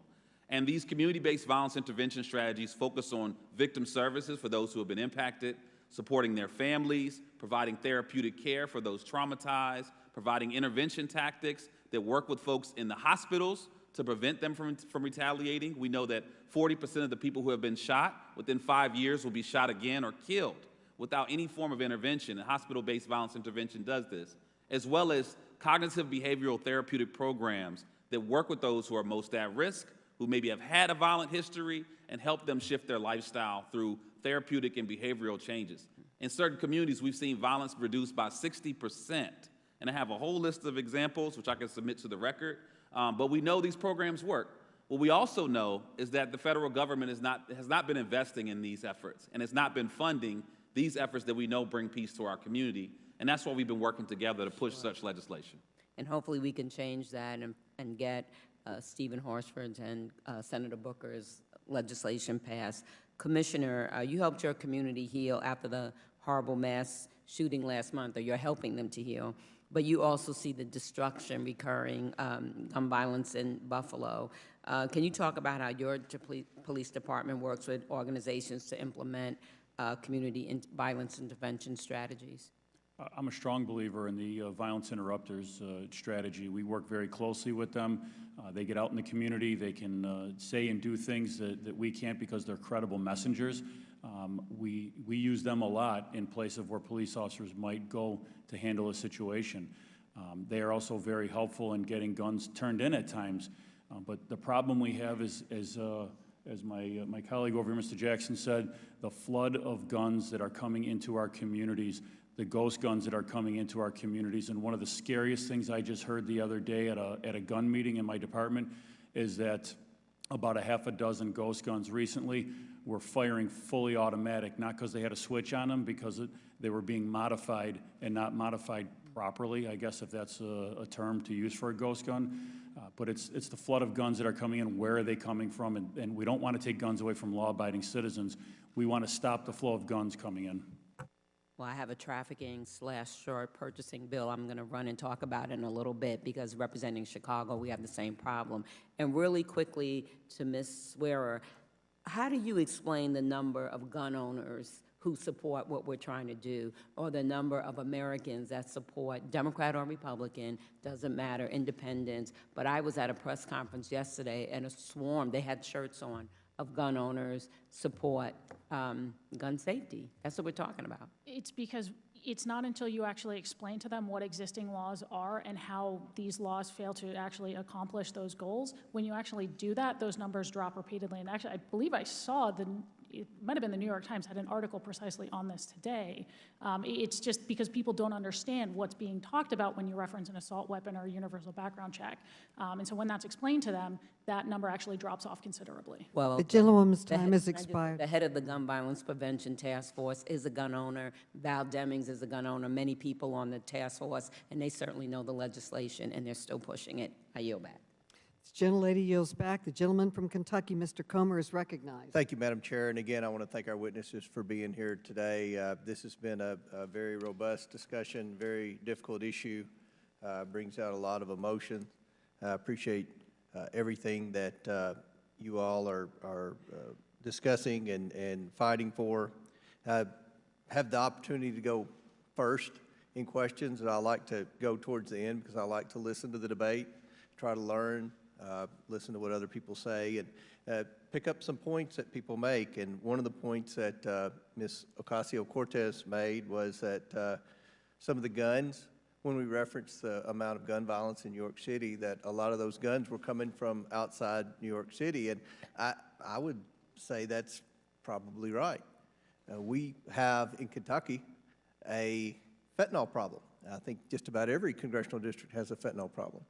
Our law enforcement tells us this fentanyl is coming across the border. And it's frustrating for us because we've had 100,000 deaths with fentanyl, and we believe that could be reduced by securing the border. But as I was thinking about that, I wonder if we ban certain types of weapons, Ms. Swear, I just wonder if the Mexican drug cartel, who is profiting from all the illegals crossing into the United States, they're profiting from all the fentanyl and much of the crystal meth that's in the United States. I wonder if it's possible that they would get into the gun business. Well, I think that might be the least of the worries at that point. I mean, you would still have 400 million plus privately owned firearms in this country. There would need to be some sort of coherent enforcement plan. Americans routinely do not turn in these weapons. I mean, you look at, I think it was New Jersey, when they banned magazines capable of either 10 or 15 rounds. Nobody turned those in. Out of a million of them, nobody turned those in. The people who do turn them in, let's say we're even twice as successful as Australia. You still have 200 million guns in this country, most of them now in the hands of the lesser law-abiding segment of society who didn't bother to turn them in, who didn't turn in their assault weapons. So, I mean, you would just have, and we'd be holding hearings too about, who is this being enforced against? If I may be blunt, these laws are less likely to be enforced against white suburbia. We're now going to be having hearings about how they're being enforced against poor people of color, and that helps no one. So, I mean, I'm not going to get into speculations about drug cartels, but I will say we will have several other problems that would be primary. What do you think, Ms. Swear, that we should do instead of passing gun control laws to make our community safer? I think, again, as I've outlined, one of the first things you can do is focus on the mental health and the well-being of communities. I mean, things that help communities flourish, whether it's focusing on mental health, 2/3 of gun deaths are suicides. As Mr. Jackson noted, look, there are a lot of issues that are interrelated, is very seriously interrelated with violence and violent crime. Focusing on stemming those issues, whether it's access to safe spaces, whether it's mental health, whether it is educational and job opportunities, the things that make families and communities flourish are the things that reduce violent crime. And again, it does more than reduce violent crime because now we're talking about human flourishing on top of that. Right. My friend Rokana also mentioned about violent criminals having guns, and our position is violent criminals should be in jail. I think that's the position of everyone on this side of the aisle. How can we empower our law enforcement professionals and our criminal justice system to bring violent criminals to justice and keep them off our streets? Well, I think, I'm hesitant to actually blame law enforcement for a lot of those issues. I'm not blaming law enforcement. enforcement. Right, no, Right. I mean, at the end of the day, what happens to them afterwards that's out of the hands of law enforcement. That's local prosecution. That's, dealing with laws about the parameters of what those prosecutors can and can't do. Right. So I think it's more complex than that, and it's going to come down to what state or locality we're talking about where that problem might exist, but that is a major focus. Yes. Very, very good. I agree. There's a trend in a lot of the cities where there's the most violence with guns. These cities have strict gun control laws already in the books that the criminals aren't abiding by, but they also have many prosecutors, including the one in San Francisco who was recalled last night, who have been very lax on criminals. I think the criminal justice system was created to try to help people that had been unfairly incarcerated for minor things like marijuana possession. I think there should bipartisan support for people who are in prison for little things like marijuana possession to be let go. I support that. But I think it's gone too far, and we have criminals now that are on the streets, and that's not good. In the name of COVID, a lot of prisoners in this town, Washington, D.C., were let out, and we've seen, you know, a spike in crime. So I think that there are many points we need to consider moving forward. Obviously, and Madam Chair, I'm wrapping up, obviously, we need to invest in school security. We need to invest in resource officers. We need to have better trained school resource officers, and we need to share data on mental health issues and any potential threats with kids from social media and things like that. Thank you. Gentleman's time has expired. The gentlelady from Michigan, Ms. Lawrence, you are now recognized. Thank you so much. History teaches us a lot of things. We've heard our educators and our community organizers, our law enforcement talk about the stagnant action of nothing. So we'll have someone like Ms. Swear come in and say that it's not the guns. The guns are not the problem. Keep them coming. Everybody has that right. And we move forward, then there's another shooting, but it's not the guns. You can't kill someone and shoot multiple rounds without a weapon. We own cars in America. In order to own a car in America, you first have to buy it and get a registration for it. In order for you to operate a car, you have to take a test and you have to follow laws. If you fail to do that, that car is taken from you. It's a car, it's not a gun. And we are still talking about background checks. We're still talking about, yes, we need to talk about mental illness. But what happens after we do all our prayers and best wishes, which I can say my colleagues on the other side are beautiful at prayers and best wishes, but never bring forth a bill that will address this crisis in America. It is unacceptable. We cry and we think about these babies. We heard the descriptions of these bodies where a person who was clearly unfit to own a gun walked in and legally purchased a gun at 18 and used that gun within hours to not only kill his family, shoot it, or injure his family, but others.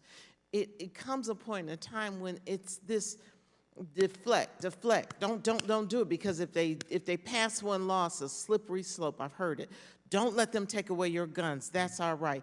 When in America, when we have more guns than people, does the sickness of operating and owning a gun kicks in that we in America have a problem? I know for a fact, if you drive a car, you bought it, you have to put on a seatbelt. We don't care if it's uncomfortable. We don't care if you don't like it. You have to put that seatbelt on. And if you don't put that seatbelt on, we will take away, if you repeatedly do it, we'll take away your license to drive that car. First of all, we studied the deaths, and we found out how many people die in car crashes. And you know what? We said, we want to stop the deaths in car crashes. And look at all the innovation, airbags, seatbelts. We stepped up as America. And we keep talking about our faith in God and how we love people and equality. How can we say we love God when we take a gun and shoot and kill people, and if someone does it, you sit back and drop your head and say prayers and best wishes? It is time for us as America and this body to stand up and confront the fact that it's sick. It's sick to think that if I have a gun, nothing is going to happen to me and I become a gigantic figure. I had a member tell me that his 5-year-old wanted a pink gun for her birthday, 5-year-old. And he said, when you get old enough for your fingers to operate the gun, I'll buy you a gun. And he did. And he thought that was a good thing. And I'm sitting there saying, you know, I would stand up in court and say you needed to go to jail. A 5-year-old with a gun. And the only purpose of a gun is to kill something. So you're giving a 5-year-old who is not mentally capable of making decisions a gun. That is sick. It's no way you can rationalize that. And you have homes throughout America, they have their gun in the back of the car, they're wearing open carry. It's like the Wild Wild West. We evolved as a country. We have all these technology and advancements, but we are literally going back to the Wild Wild West, where we stand up and we have a shoot down in the middle of the street, people die, and we just walk away and blow the smoke off the gun. It is unacceptable. And I know I'm supposed to be asking questions, but if I can just impact one person, and like my colleague said, there's a large number of Americans who say, can you just do something other than prayers and best wishes? If someone shot and killed your child, you would not be sitting here wanting to hear about my constitutional right to own a gun. Well, I'll give my prayers and best wishes for you. Because when you lose a child over gun violence, it's unacceptable. I yield back. My time is up. The gentlelady yields back, and the gentlelady from Massachusetts, Ms. Presley, is now recognized.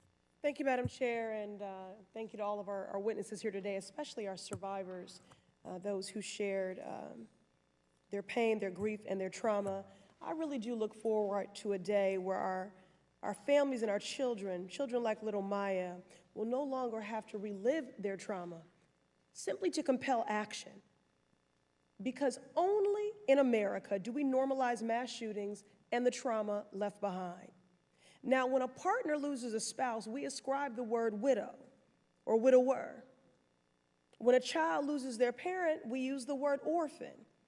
There is no word to describe a parent who has suffered the devastating sorrow of losing a child.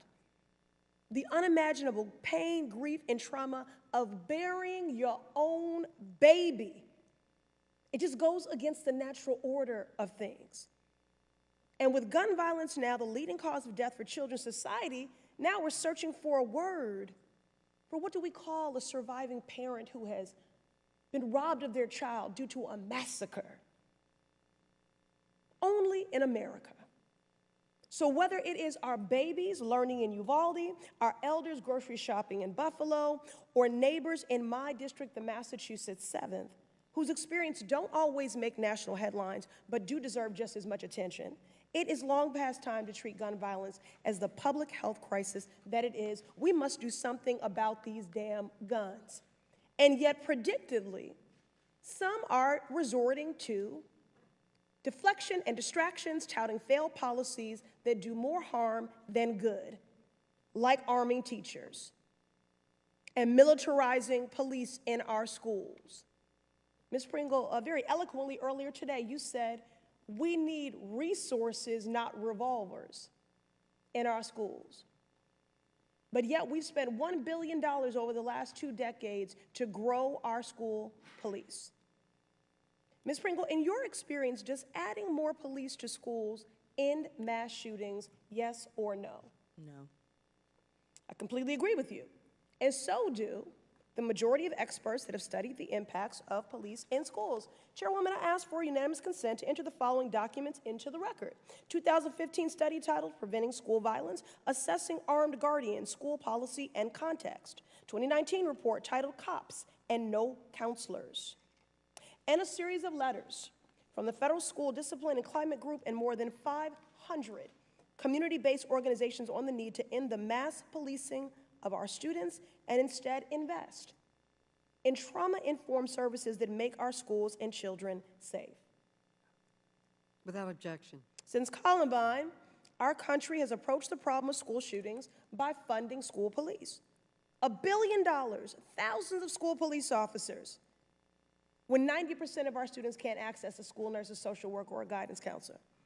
And more than 2 decades later, we find ourselves in the same spot as before, only in America. So instead of contributing to safety, the data shows that police in schools can have the opposite effect and actually result in making many students feel less secure. Ms. Pringle, what have you heard from educators and students about police in schools, especially from students who are Black, brown, LGBTQ, or disabled? Our teachers, and in fact, all of our educators, are focused on making sure that they create a safe, welcoming environment for every single student. We know that our Black and Brown and Indigenous students are disproportionately impacted by the inequities in every single social system in this country. Ms. Pringle, I'm sorry, I'm going to reclaim my time because I'm losing it here. Go I ahead. apologize. Just yes or no, outside of more police, some have recommended arming teachers, hardening our schools, and even constructing schools so that they only have one door. Is this a good idea? It's turning our schools into prisons. That's never a good idea. Thank you. This is not an issue of the architecture of our schools. It's about the foundation of our country and whether we care about our people, our children, more than guns. Every single life robbed by gun violence mattered. The 87-year-old at Bible study, the 27-year-old walking down the street, the 7-year-old learning to read, all had lives to live and dreams to achieve. Only in America do we consider arming teachers while failing to pay them a livable wage. Only in America do survivors have to go and start GoFundMe pages to afford mental health and trauma supports. Only in America do we expect survivors who have barely buried their loved ones to make the case for policymakers to save lives. I yield back. Gentlelady yields back. The gentlelady from Ohio, Ms. Brown, is now recognized via Zoom. Thank you, Chairwoman Maloney, for holding this hearing. I would also like to thank the witnesses for coming, and in particular, the witnesses on the first panel whose stories were simply gut-wrenching. In 2020, guns were the leading cause of death in children. Out of the 45,000 firearm-related deaths in 2020, more than 4,300 of these were children. Many more have been injured or traumatized by gun violence. Sitting here, it is hard not to feel angry that we allow so many children to be killed by guns. Now, let me be abundantly clear. My job is not to take away guns. I myself am a licensed gun owner. My job is to keep our communities safe. Our national obsession with guns is killing thousands of kids each year. Every one of those kids deserve to grow up and live a full life. We cannot sit idly by and do nothing as guns are used to kill our children and fellow Americans. So my first question is for Mr. Romali. How does a red flag law work before you begin? A red flag law is designed that if there is some sort of a threat that is alleged, a threat to harm yourself or others, that is brought forward to law enforcement or another profession can bring that to a court. That is the due process of a judicial process where a judge will examine the evidence that was brought forward, will look to see what the circumstances are, and a judge will make a determination whether or not a weapon or weapons are to be seized, and that's for a determinate amount of time to be reviewed after a set amount of time, where then that individual who had their weapons taken can come back in again and make a claim to get their weapons back. Thank you so much. Mr. Saplina, why are we seeing an increase in child deaths due to guns? Well, the short answer is that we're not doing anything. We are seeing an increase in child deaths because we don't have the laws in place that we've been discussing this morning and this afternoon.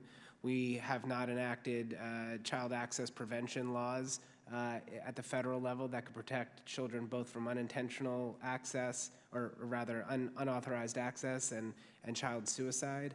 The reasons go on, and children are dying in homicide in this country. They're dying by suicide. They're dying by unintentional deaths, and we have not addressed that. In the states that have, we see better outcomes, and I want to emphasize that because we gloss over it so much.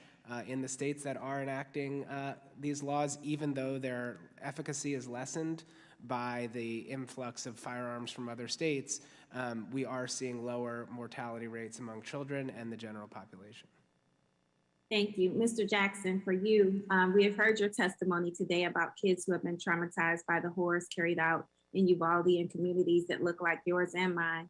Can you share with us the impacts of gun violence on child survivors as well as their friends and family members? Yeah, I mean, what we have to realize is that they have a lifetime of trauma that they have to live with. And we know that one of the biggest indicators of whether someone will become a future victim or even an offender of violence is have they been exposed to that trauma. And what's most terrifying for me is in both of these communities and communities all over the country, we're forgetting about victims and their trauma. We're not providing the services and support for them or their families. And there are people in Buffalo right now that have been abandoned by our government and just asked to deal with that trauma. So a huge thing that we can do now is fight for resources for community-led violence intervention and prevention strategies that includes therapeutic and trauma care for those who have been directly impacted. Thank you so much. I think we've all heard far too many stories of gun violence. Again, I personally have been impacted by losing the lives of three young men who were part of my youth ministry that did not live to see the age of 21. This has to stop. Enough is enough. We have the tools to make a difference for families across this country. And if we can just come together and find the political will, the compassion, and the courage, and the capacity to just do it. With that, I yield back. The gentlelady yields back. The gentlewoman from Missouri, Ms. Bush, is now recognized. St. Louis, and I thank you, Madam Chairwoman, for convening this hearing. In St. Louis, we know the devastation and the trauma of daily gun violence in our community. It's the drumbeat of violence where 6 people were killed and 14 shot within one weekend, and in one part of our community where the population is only a little over 300,000, and it's not considered an anomaly. It's the daily occurrence of trauma and heartbreak in a community reeling from a nation who's unwilling to act but can. So many people in our community have been directly harmed by gun violence, and everybody in our community has been traumatized in some way. Since the massacre of 19 students and 2 teachers at Robb Elementary in Uvalde, Texas, we have heard a lot of stories, a lot of theories about how best to protect students and how best to protect teachers. At best, these suggestions are absurd distractions, and at worst, they will further harm the very communities in need of our help the most. Communities like mine, communities like Buffalo and Uvalde, Black communities, Latino communities, AAPI communities, our schools, our churches, the list goes on. And we need to address the incidence of gun violence in this country, not with carceral interventionist solutions, but with a public health approach that's rooted in prevention. Mr. Jackson, briefly, what specific strategies has your organization employed to address the gun violence crisis in communities of color? Just briefly. Really briefly, victim services and support for families, hospital-based violence intervention and prevention strategies, cognitive behavioral therapy programs like Ready Chicago, Advanced Peace, that work with those who are most at risk, creating safe passage for youth as they're coming home. And that's actually a short list of some of the evidence-based models that we know can save lives. And we're fighting for that. You know, cities all over the country are investing their resources. We know the community leaders all over the country, thousands of these organizations are fighting to save lives, but yet we're stuck with scraps when it comes to federal resources. Evidence-based models that save lives. We need to pass out the pamphlet on what you're doing. I am a survivor of gun violence.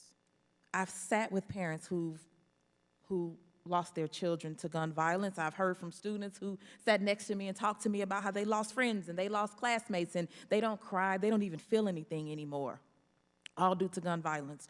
Our children want action, but the strategies that I get to hear too often from my fellow colleagues and some on this committee will call for the hardening of schools and for placing armed staff and police officers in academic environments. And it tears me down, because I think about as a child when we had fire drills and tornado drills, and they taught us, you know, crouch down and cover your head. And I remember we would have these routine drills, and I really believed that a tornado was going to come, because they made us do this. I believed that a fire drill was coming. It can happen because our school is making us do this, and now they have these active shooter drills. What are we doing? I think about my nephew. I think about my son's safety at school. It's always on my mind as this unrelenting concern about not only their physical safety, but also the emotional toll that they endure through this run, hide, fight reality every single day.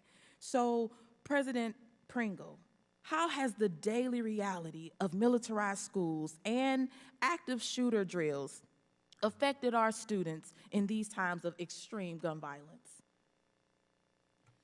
We have seen evidence of increased trauma-related illnesses, physical illnesses, as well as our students reporting to us that they are afraid to come to school, that they don't want to go to a grocery store because the violence is in their communities too. We have heard from our teachers that they are leaving our profession because they don't believe that they can protect our students. But they're not stopping. We see our students rising up, don't we? They're demanding that this country protect them and pass gun laws that are common sense, where most Americans agree we should be passing. That's what our students are demanding, that's what our teachers are demanding, and that's what we'll continue to fight for. Thank you. You know, 81% of those convicted on gun possession charges in my community in the Eastern District of Missouri are Black. And it tears me up when we talk about saving lives. How do we talk about saving lives, but we arm people to be able to take lives, and we arm them easily, and we arm them from the standpoint of it's my right? What about life? Mr. Jackson, in our efforts to save lives and prevent further harm, why is it important for lawmakers to consider the impact of gun control laws and how they affect Black and brown communities? The gentlelady's time has expired. You may answer the question briefly, Mr. Jackson. Because this is life or death for us. You know, this is now the #1 cause of death for Black men and the #2 cause of death for Black women and Latino men. And while this may be a political topic for Congress, this is life or death for our communities. You know, I've been nearly shot 5 times, despite going to church, like the member said before, despite saying the Pledge of Allegiance every day in school. Gun violence surrounds us every single day, and we're dropping like flies. And we don't need more carceral strategies. What we need are real investments in our communities, real investments in prevention strategies that we know work, and we need someone to stand up against the flood of firearms that are pouring into our communities. Guns don't grow on trees. We are not creating these guns. They are being flooded into our communities, and the gun industry is profiting off of our death every single day. The gentlelady's time has expired. The gentleman from Illinois, Mr. Davis, is now recognized. Thank you very much, Madam Chairman. And I also want to thank all of our witnesses who have been here with us for much of the day. I think it's clear, there's no doubt that we have a gun violence crisis in our country. As a matter of fact, there have been more mass shootings this year than there have been days in the year, because there's one almost every day, and every time you pick up the paper or watch television. In addition, there's a steady drumbeat of gun violence daily, with an average of 124 people losing their lives to gun violence every day. In 2020, more than 45,000 people were killed by gun violence, the highest number in our history. The lives lost by homicide, suicide, and other gun-related injuries occur hourly, and the crushing impact of these losses expands exponentially to their loved ones and their communities. Given that gun violence is a public health problem, I am preparing to reintroduce my bill to create a dedicated funding stream for gun violence prevention. You know, an ounce of prevention, I was told, is worth much more than a pound of cure. No comparable developed nation has nearly the number of gun deaths as we do. To reduce gun violence, we need stable revenue to research it and combat it. When we talk of all the aspects of gun violence. I live in inner city America with one of the largest populations of low-income people that you find in a city in America. That is the city of Chicago. We call it the Windy City. And of course, it's a city where local elected officials have been making every effort that they could to reduce gun violence. You cannot purchase legally a handgun in the city of Chicago. Yet, handguns are flowing into our city like water flows into a river. And that's because we know that no matter how hard we try, we can't do the job that we need to do unless there is federal action. Federal. You can walk across the street into another area and purchase all the weapons that you want and manage to sneak them back into Chicago. When we talk about the trauma of gun violence, mine does not come from reading the papers or watching it. My grandson, when he was 15 years old, was killed in a little scrap with a group of kids. And they didn't even really dislike each other. They had a little group who would swap clothes. Let me wear your gym shoes tomorrow, and you wear my jacket. Let me wear your hairpiece. But they got into a little scrap, and one of the young people had a gun. And of course, another one hollered, "Shoot!" And he shot. It was the most chilling telephone call I've ever gotten from a police commander who called and said, I think I got some bad news. The trauma of that experience has wrecked his family. As a matter of fact, shortly after that, my son, his father, just kind of gave up, passed away.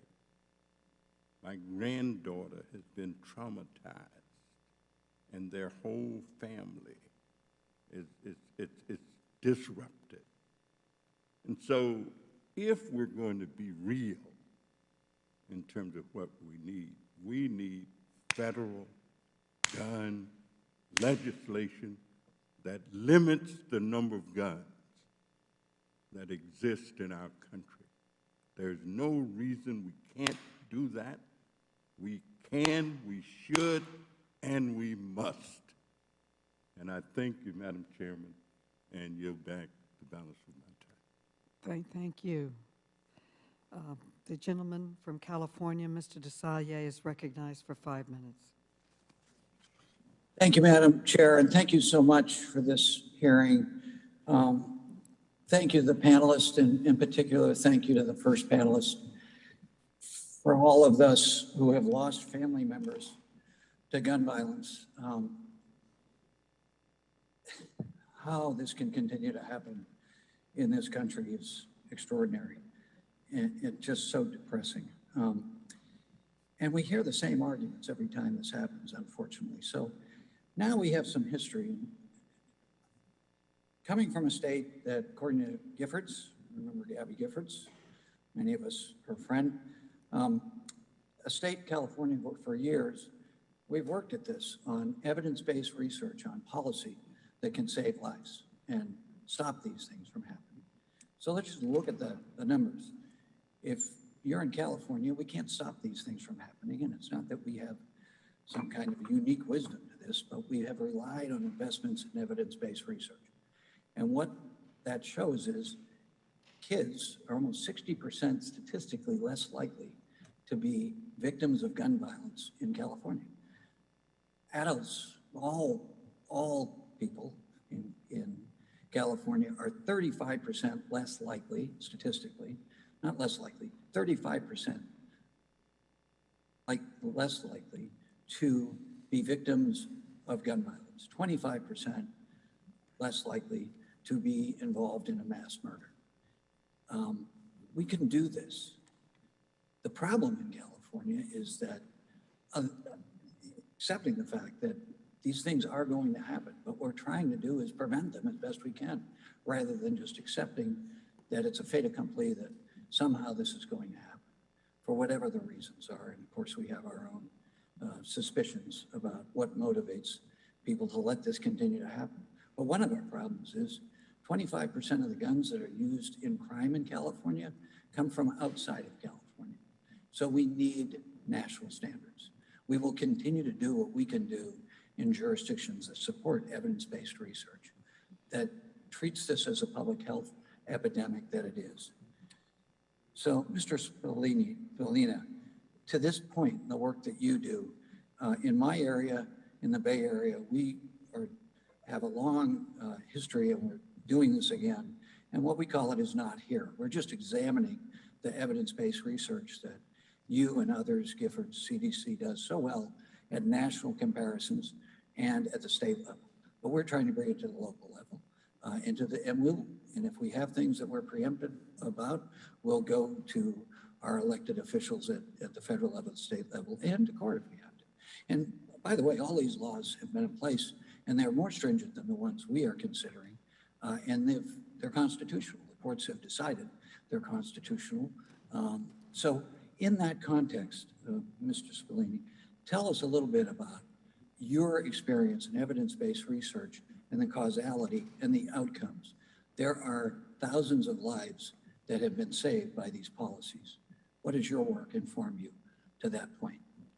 Well, Congressman, precisely that when you look at all 50 states based on their strength of gun laws and look at their rate of gun deaths, there's a direct correlation between strength of gun laws and lower rates of gun deaths. It's just statistically correlated, and it is a fact. And California, which does have some of the best gun laws in the country, also has some of the lowest rates of gun violence. Not enough, there's always more to do, but I actually really appreciate the way you have framed it, because we are talking about, in a nation that does have hundreds of millions of firearms in it, we are going to continue to have incidents of firearm violence in a nation that has that many guns. But we can also do sensible things, as California has been a leader on, to reduce firearms deaths. And it just bears out in the data. You can look at it.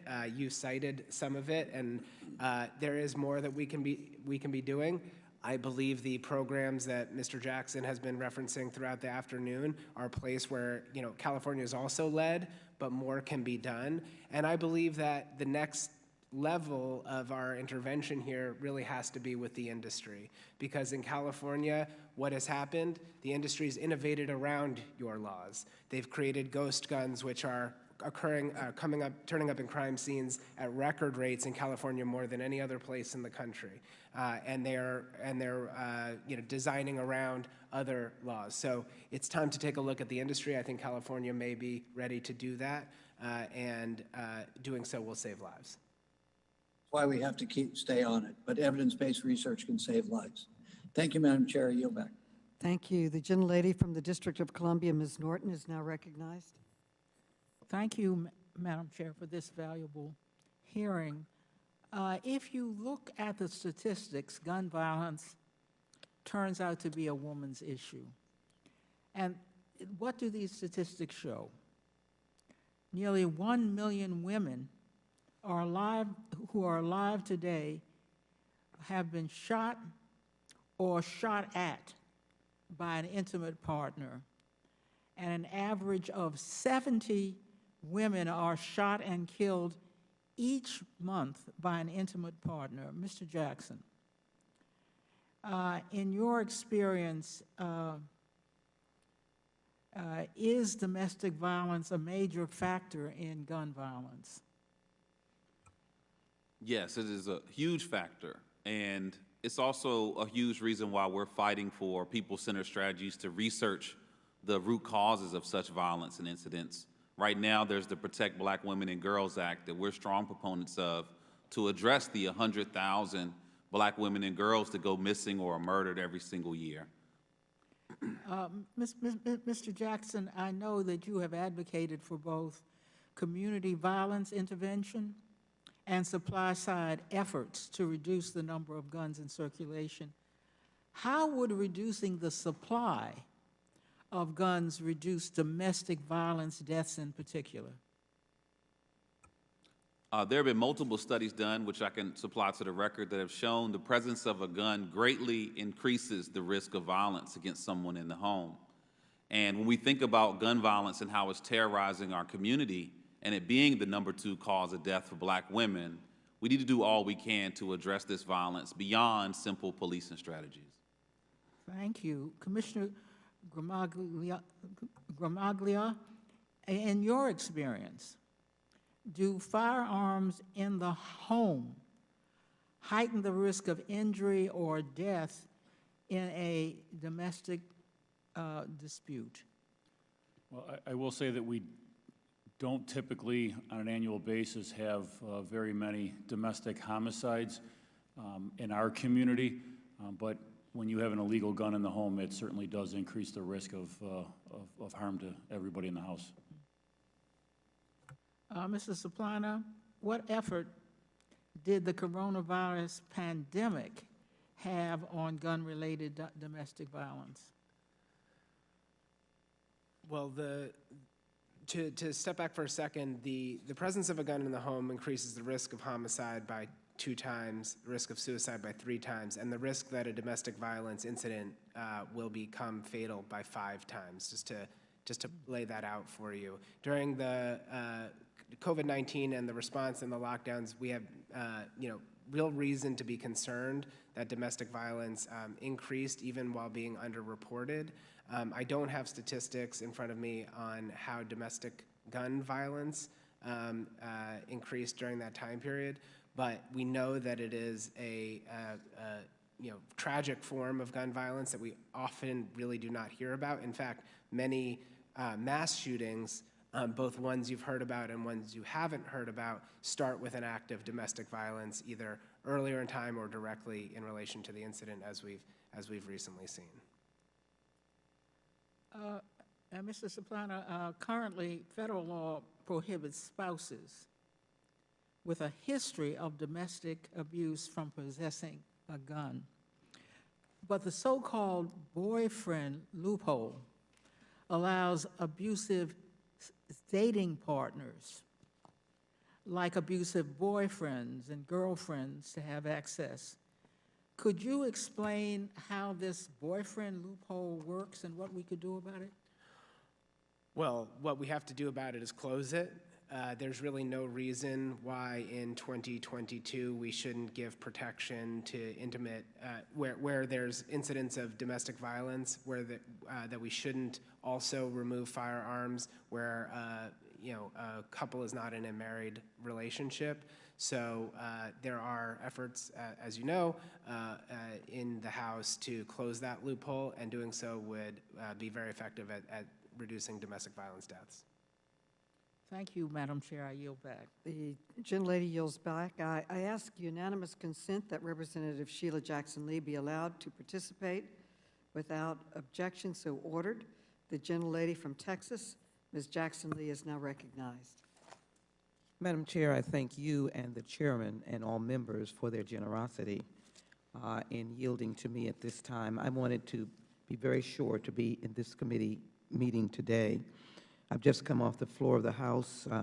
To all of you as witnesses, we are now debating the Protect Our Kids Act. I want to acknowledge Zanetta, Everhart, Dr. Guerrero, Maya, Felix, and Kimberly Rubio, and the previous witness, Ms. Hughes. To the witnesses that are here, I want to acknowledge you, and as well to acknowledge Mayor Adams for his presence here. My time is short, and so I'll be asking very pointed questions. To Mr. Soplina, I hope I pronounced it correctly. You said 2021 was the deadliest year. We are now close to that in 2022, yes or no? We are on pace, correct. The bill that I've introduced, the Kimberly Vaughn Safe Storage Act, among others that are in the Protect Our Kids Act, which I'll comment on, specifically deals with the requirement of point of sale for storage devices. In the instance of Kimberly Vaughn, the son stole guns from an unlocked, unsafe area, which I think goes to suicides and other uses of homicide. Is a safe storage issue an important issue as it relates to bringing down gun violence? It is such an important issue, Congresswoman. It's important for safety in the home. It's important to keep young kids away from firearms. It's important to reduce youth suicide.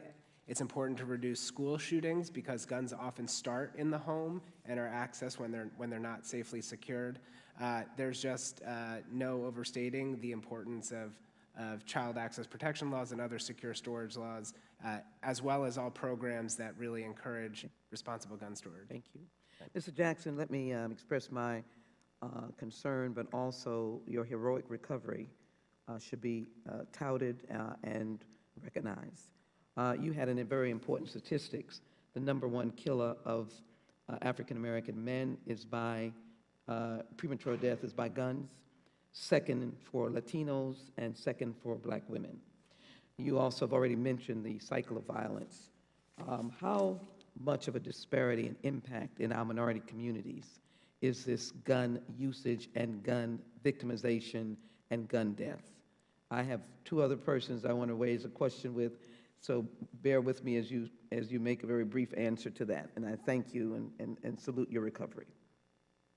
No, thank you, and I'll be very brief, but we've seen the largest increase of homicides since the start of the pandemic in the Black community, a 39% increase, as well as it already being 80% of homicides coming from Black or brown communities. And we're in a world now where a Black man is at a greater risk of being shot and killed than a police officer. And that shouldn't be a reality for anyone. So protecting our kids, dealing with the prohibitive magazines, raising the age limit, getting rid of ghost guns, because I've seen some of the folk on the street with the ghost guns, stopping trafficking, which when you have a city, they want to tout a city like Chicago, gun violence, but all the states around them have no laws. Would all that be part of helping to bring down the carnage? That would be a huge help. And we need that comprehensive strategy to be applied everywhere. We saw with every other health crisis that we didn't just say, oh, let's work on this one community. How do we make our entire country safer? And that's what we expect to see here. Thank you. Commissioner, I believe in the Constitution, and in the Constitution is the Bill of Rights, and the Second Amendment is there. I, as a member of the Judiciary Committee, have no reason, no intent to take away the Second Amendment rights. You have guns, you hunt, you're a responsible gun owner. Speak to me, and I've got one other person, so I guess I'm going to be in trouble, about the fact on the assault weapons ban, there are more weapons in that potential bill that are allowed, automatic weapons, than those who are not. So can you speak to the fairness of an assault weapons ban and a potential 7-day waiting period? An assault weapon ban to me is a no-brainer. Those weapons are made for one thing, and that's to kill people, and it's to kill a lot of people at one time. It's seen the damage caused by them, and I just can't see any other purpose for them. Would a 7-day waiting period help as well on automatic weapons? It's a start. It's a start if that weapon is not banned. It prevents someone from getting something right away.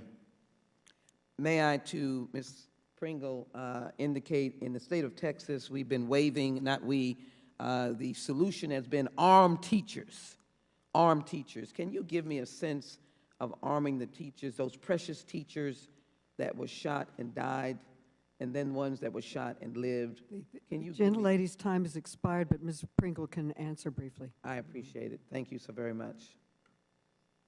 Putting the responsibility on teachers to carry guns to protect our students is not only irrational, it is unfair, and we know what we need in this country, and you just described it.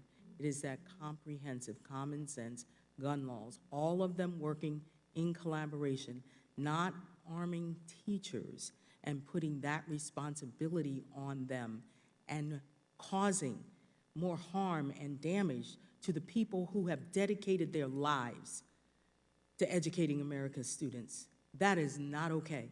We know what we need to do. We need to do it now. I thank the chairman and the ranking member. I yield back. Thank you. I thank the witnesses. Before we close, I want to thank all of our panelists for incredible and meaningful testimony. It is tremendously important for Congress's work. I want to thank each and every one of you for your time, your knowledge, your commitment. Before we close, I want to offer the ranking member an opportunity to offer any closing remarks he may have. Ranking Member Comer, you are now recognized. Thank you, Madam Chair, and again, thank the witnesses for being here. This was a meaningful conversation, discussion. That's what this committee is supposed to do, and I appreciate the opportunity, Madam Chair, and again, thank you for your time. And when you look at this issue, like any issue in Congress, we need to focus on where we can have compromise, because obviously the two parties have very differing ideologies, not just on the Second Amendment, but just about every major issue in America. But there is consensus to protect our school children. We all want that. I have 3 kids in the public schools. My mom was a school teacher, public school teacher.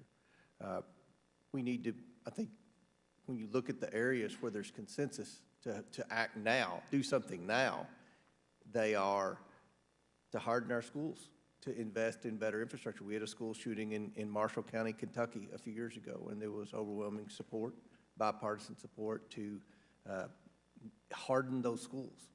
You have to go through 2 doors now in just about every school in the state, elementary, middle, and high school, to be buzzed in through those doors to go in. We need to invest in more school resource officers, and we need to better train those school resource officers. I think we saw that in Uvalde. The officer there obviously wasn't trained very well in that situation. Another idea that I think is common sense where there's compromise is something my friend Robb mentioned with respect to social media companies. We need to have some type of alert with these social media companies. Anytime a user posts anything about school violence, somehow that needs to get to the hands of the authorities. Somehow we need to have some type of communication between the school resource officers, the law enforcement, whomever, and the social media companies. That's a responsibility of the social media companies, in my opinion, that they could do better on. We need to stop the defund the police movement, and that's been an effort by some of our friends on the left. That's been an utter failure. Crime is on the increase in all types of crime. We need to stop that. And lastly, we need to ensure that we have prosecutors who are tough on crime, because that's been a problem in the name of COVID and everything else, with so many criminals that have been let out early release. It's just not working. And we're seeing that in the data, especially in the inner city. So I think there are areas where we can come together and compromise, and I hope that we can work together in a bipartisan way to better protect our public school children. Madam Chair, thank you, and I yield back. Thank you. Today, we heard firsthand accounts of the devastation that gun violence epidemic inflicts on American communities and families. To our witnesses who shared their personal stories of pain and loss, thank you for your bravery. We also heard from a local government leader, from a gun safety advocate, a community activist, from an educator, and from a law enforcement officer. They spoke with one voice, calling on Congress to end this epidemic of gun violence. Let me emphasize that our nation's police, the men and women sworn to protect our communities, are pleading with Congress to pass meaningful gun safety laws. And I am proud to say that today the House of Representatives heard their call and is approving common sense gun safety legislation supported by a strong majority of Americans. This is an important first step towards protecting our children, and I hope that the Senate will pass this legislation without delay. But the fight does not end here. The gun lobby still has a powerful hold over many of my Republican colleagues, and they are opposing simple steps to save lives, like banning assault weapons, simply because it might hurt the industry's bottom line. It is time to hold this industry accountable for the suffering and death it has caused, including the death of Lexi Rubio, her teachers and classmates. 2 weeks ago, I wrote to the nation's largest gun makers, including those who sold the assault rifles used in the massacres in Buffalo and Texas. We wanted to get to the bottom of how much these companies are profiting from selling weapons of war and how they are marketing these weapons to civilians. Over the last few days, the committee has received information from these companies that is troubling. It is clear they are reaping enormous profits from assault weapons that are used in mass shootings of innocent people. This hearing is not the end of our investigation. In the coming days, we will continue to gather information and issue findings. I also intend to hold a second hearing to hear directly from the gun industry so they can explain to the American people why they continue to sell the weapons of choice for mass murderers. The fight to protect our children from gun violence is far from over, but based on the bravery and determination our witnesses displayed today, I am confident it is a fight we can and will win. Again, I thank you all for your commitment, for your time, for your testimony today. I yield back. Whoops. Before I close, I want to thank again everyone and I commend all my colleagues.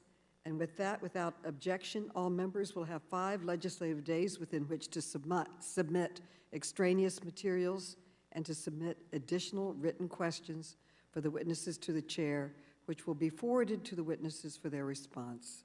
I ask our witnesses to please respond as promptly as you are able. And with that, this meeting is adjourned.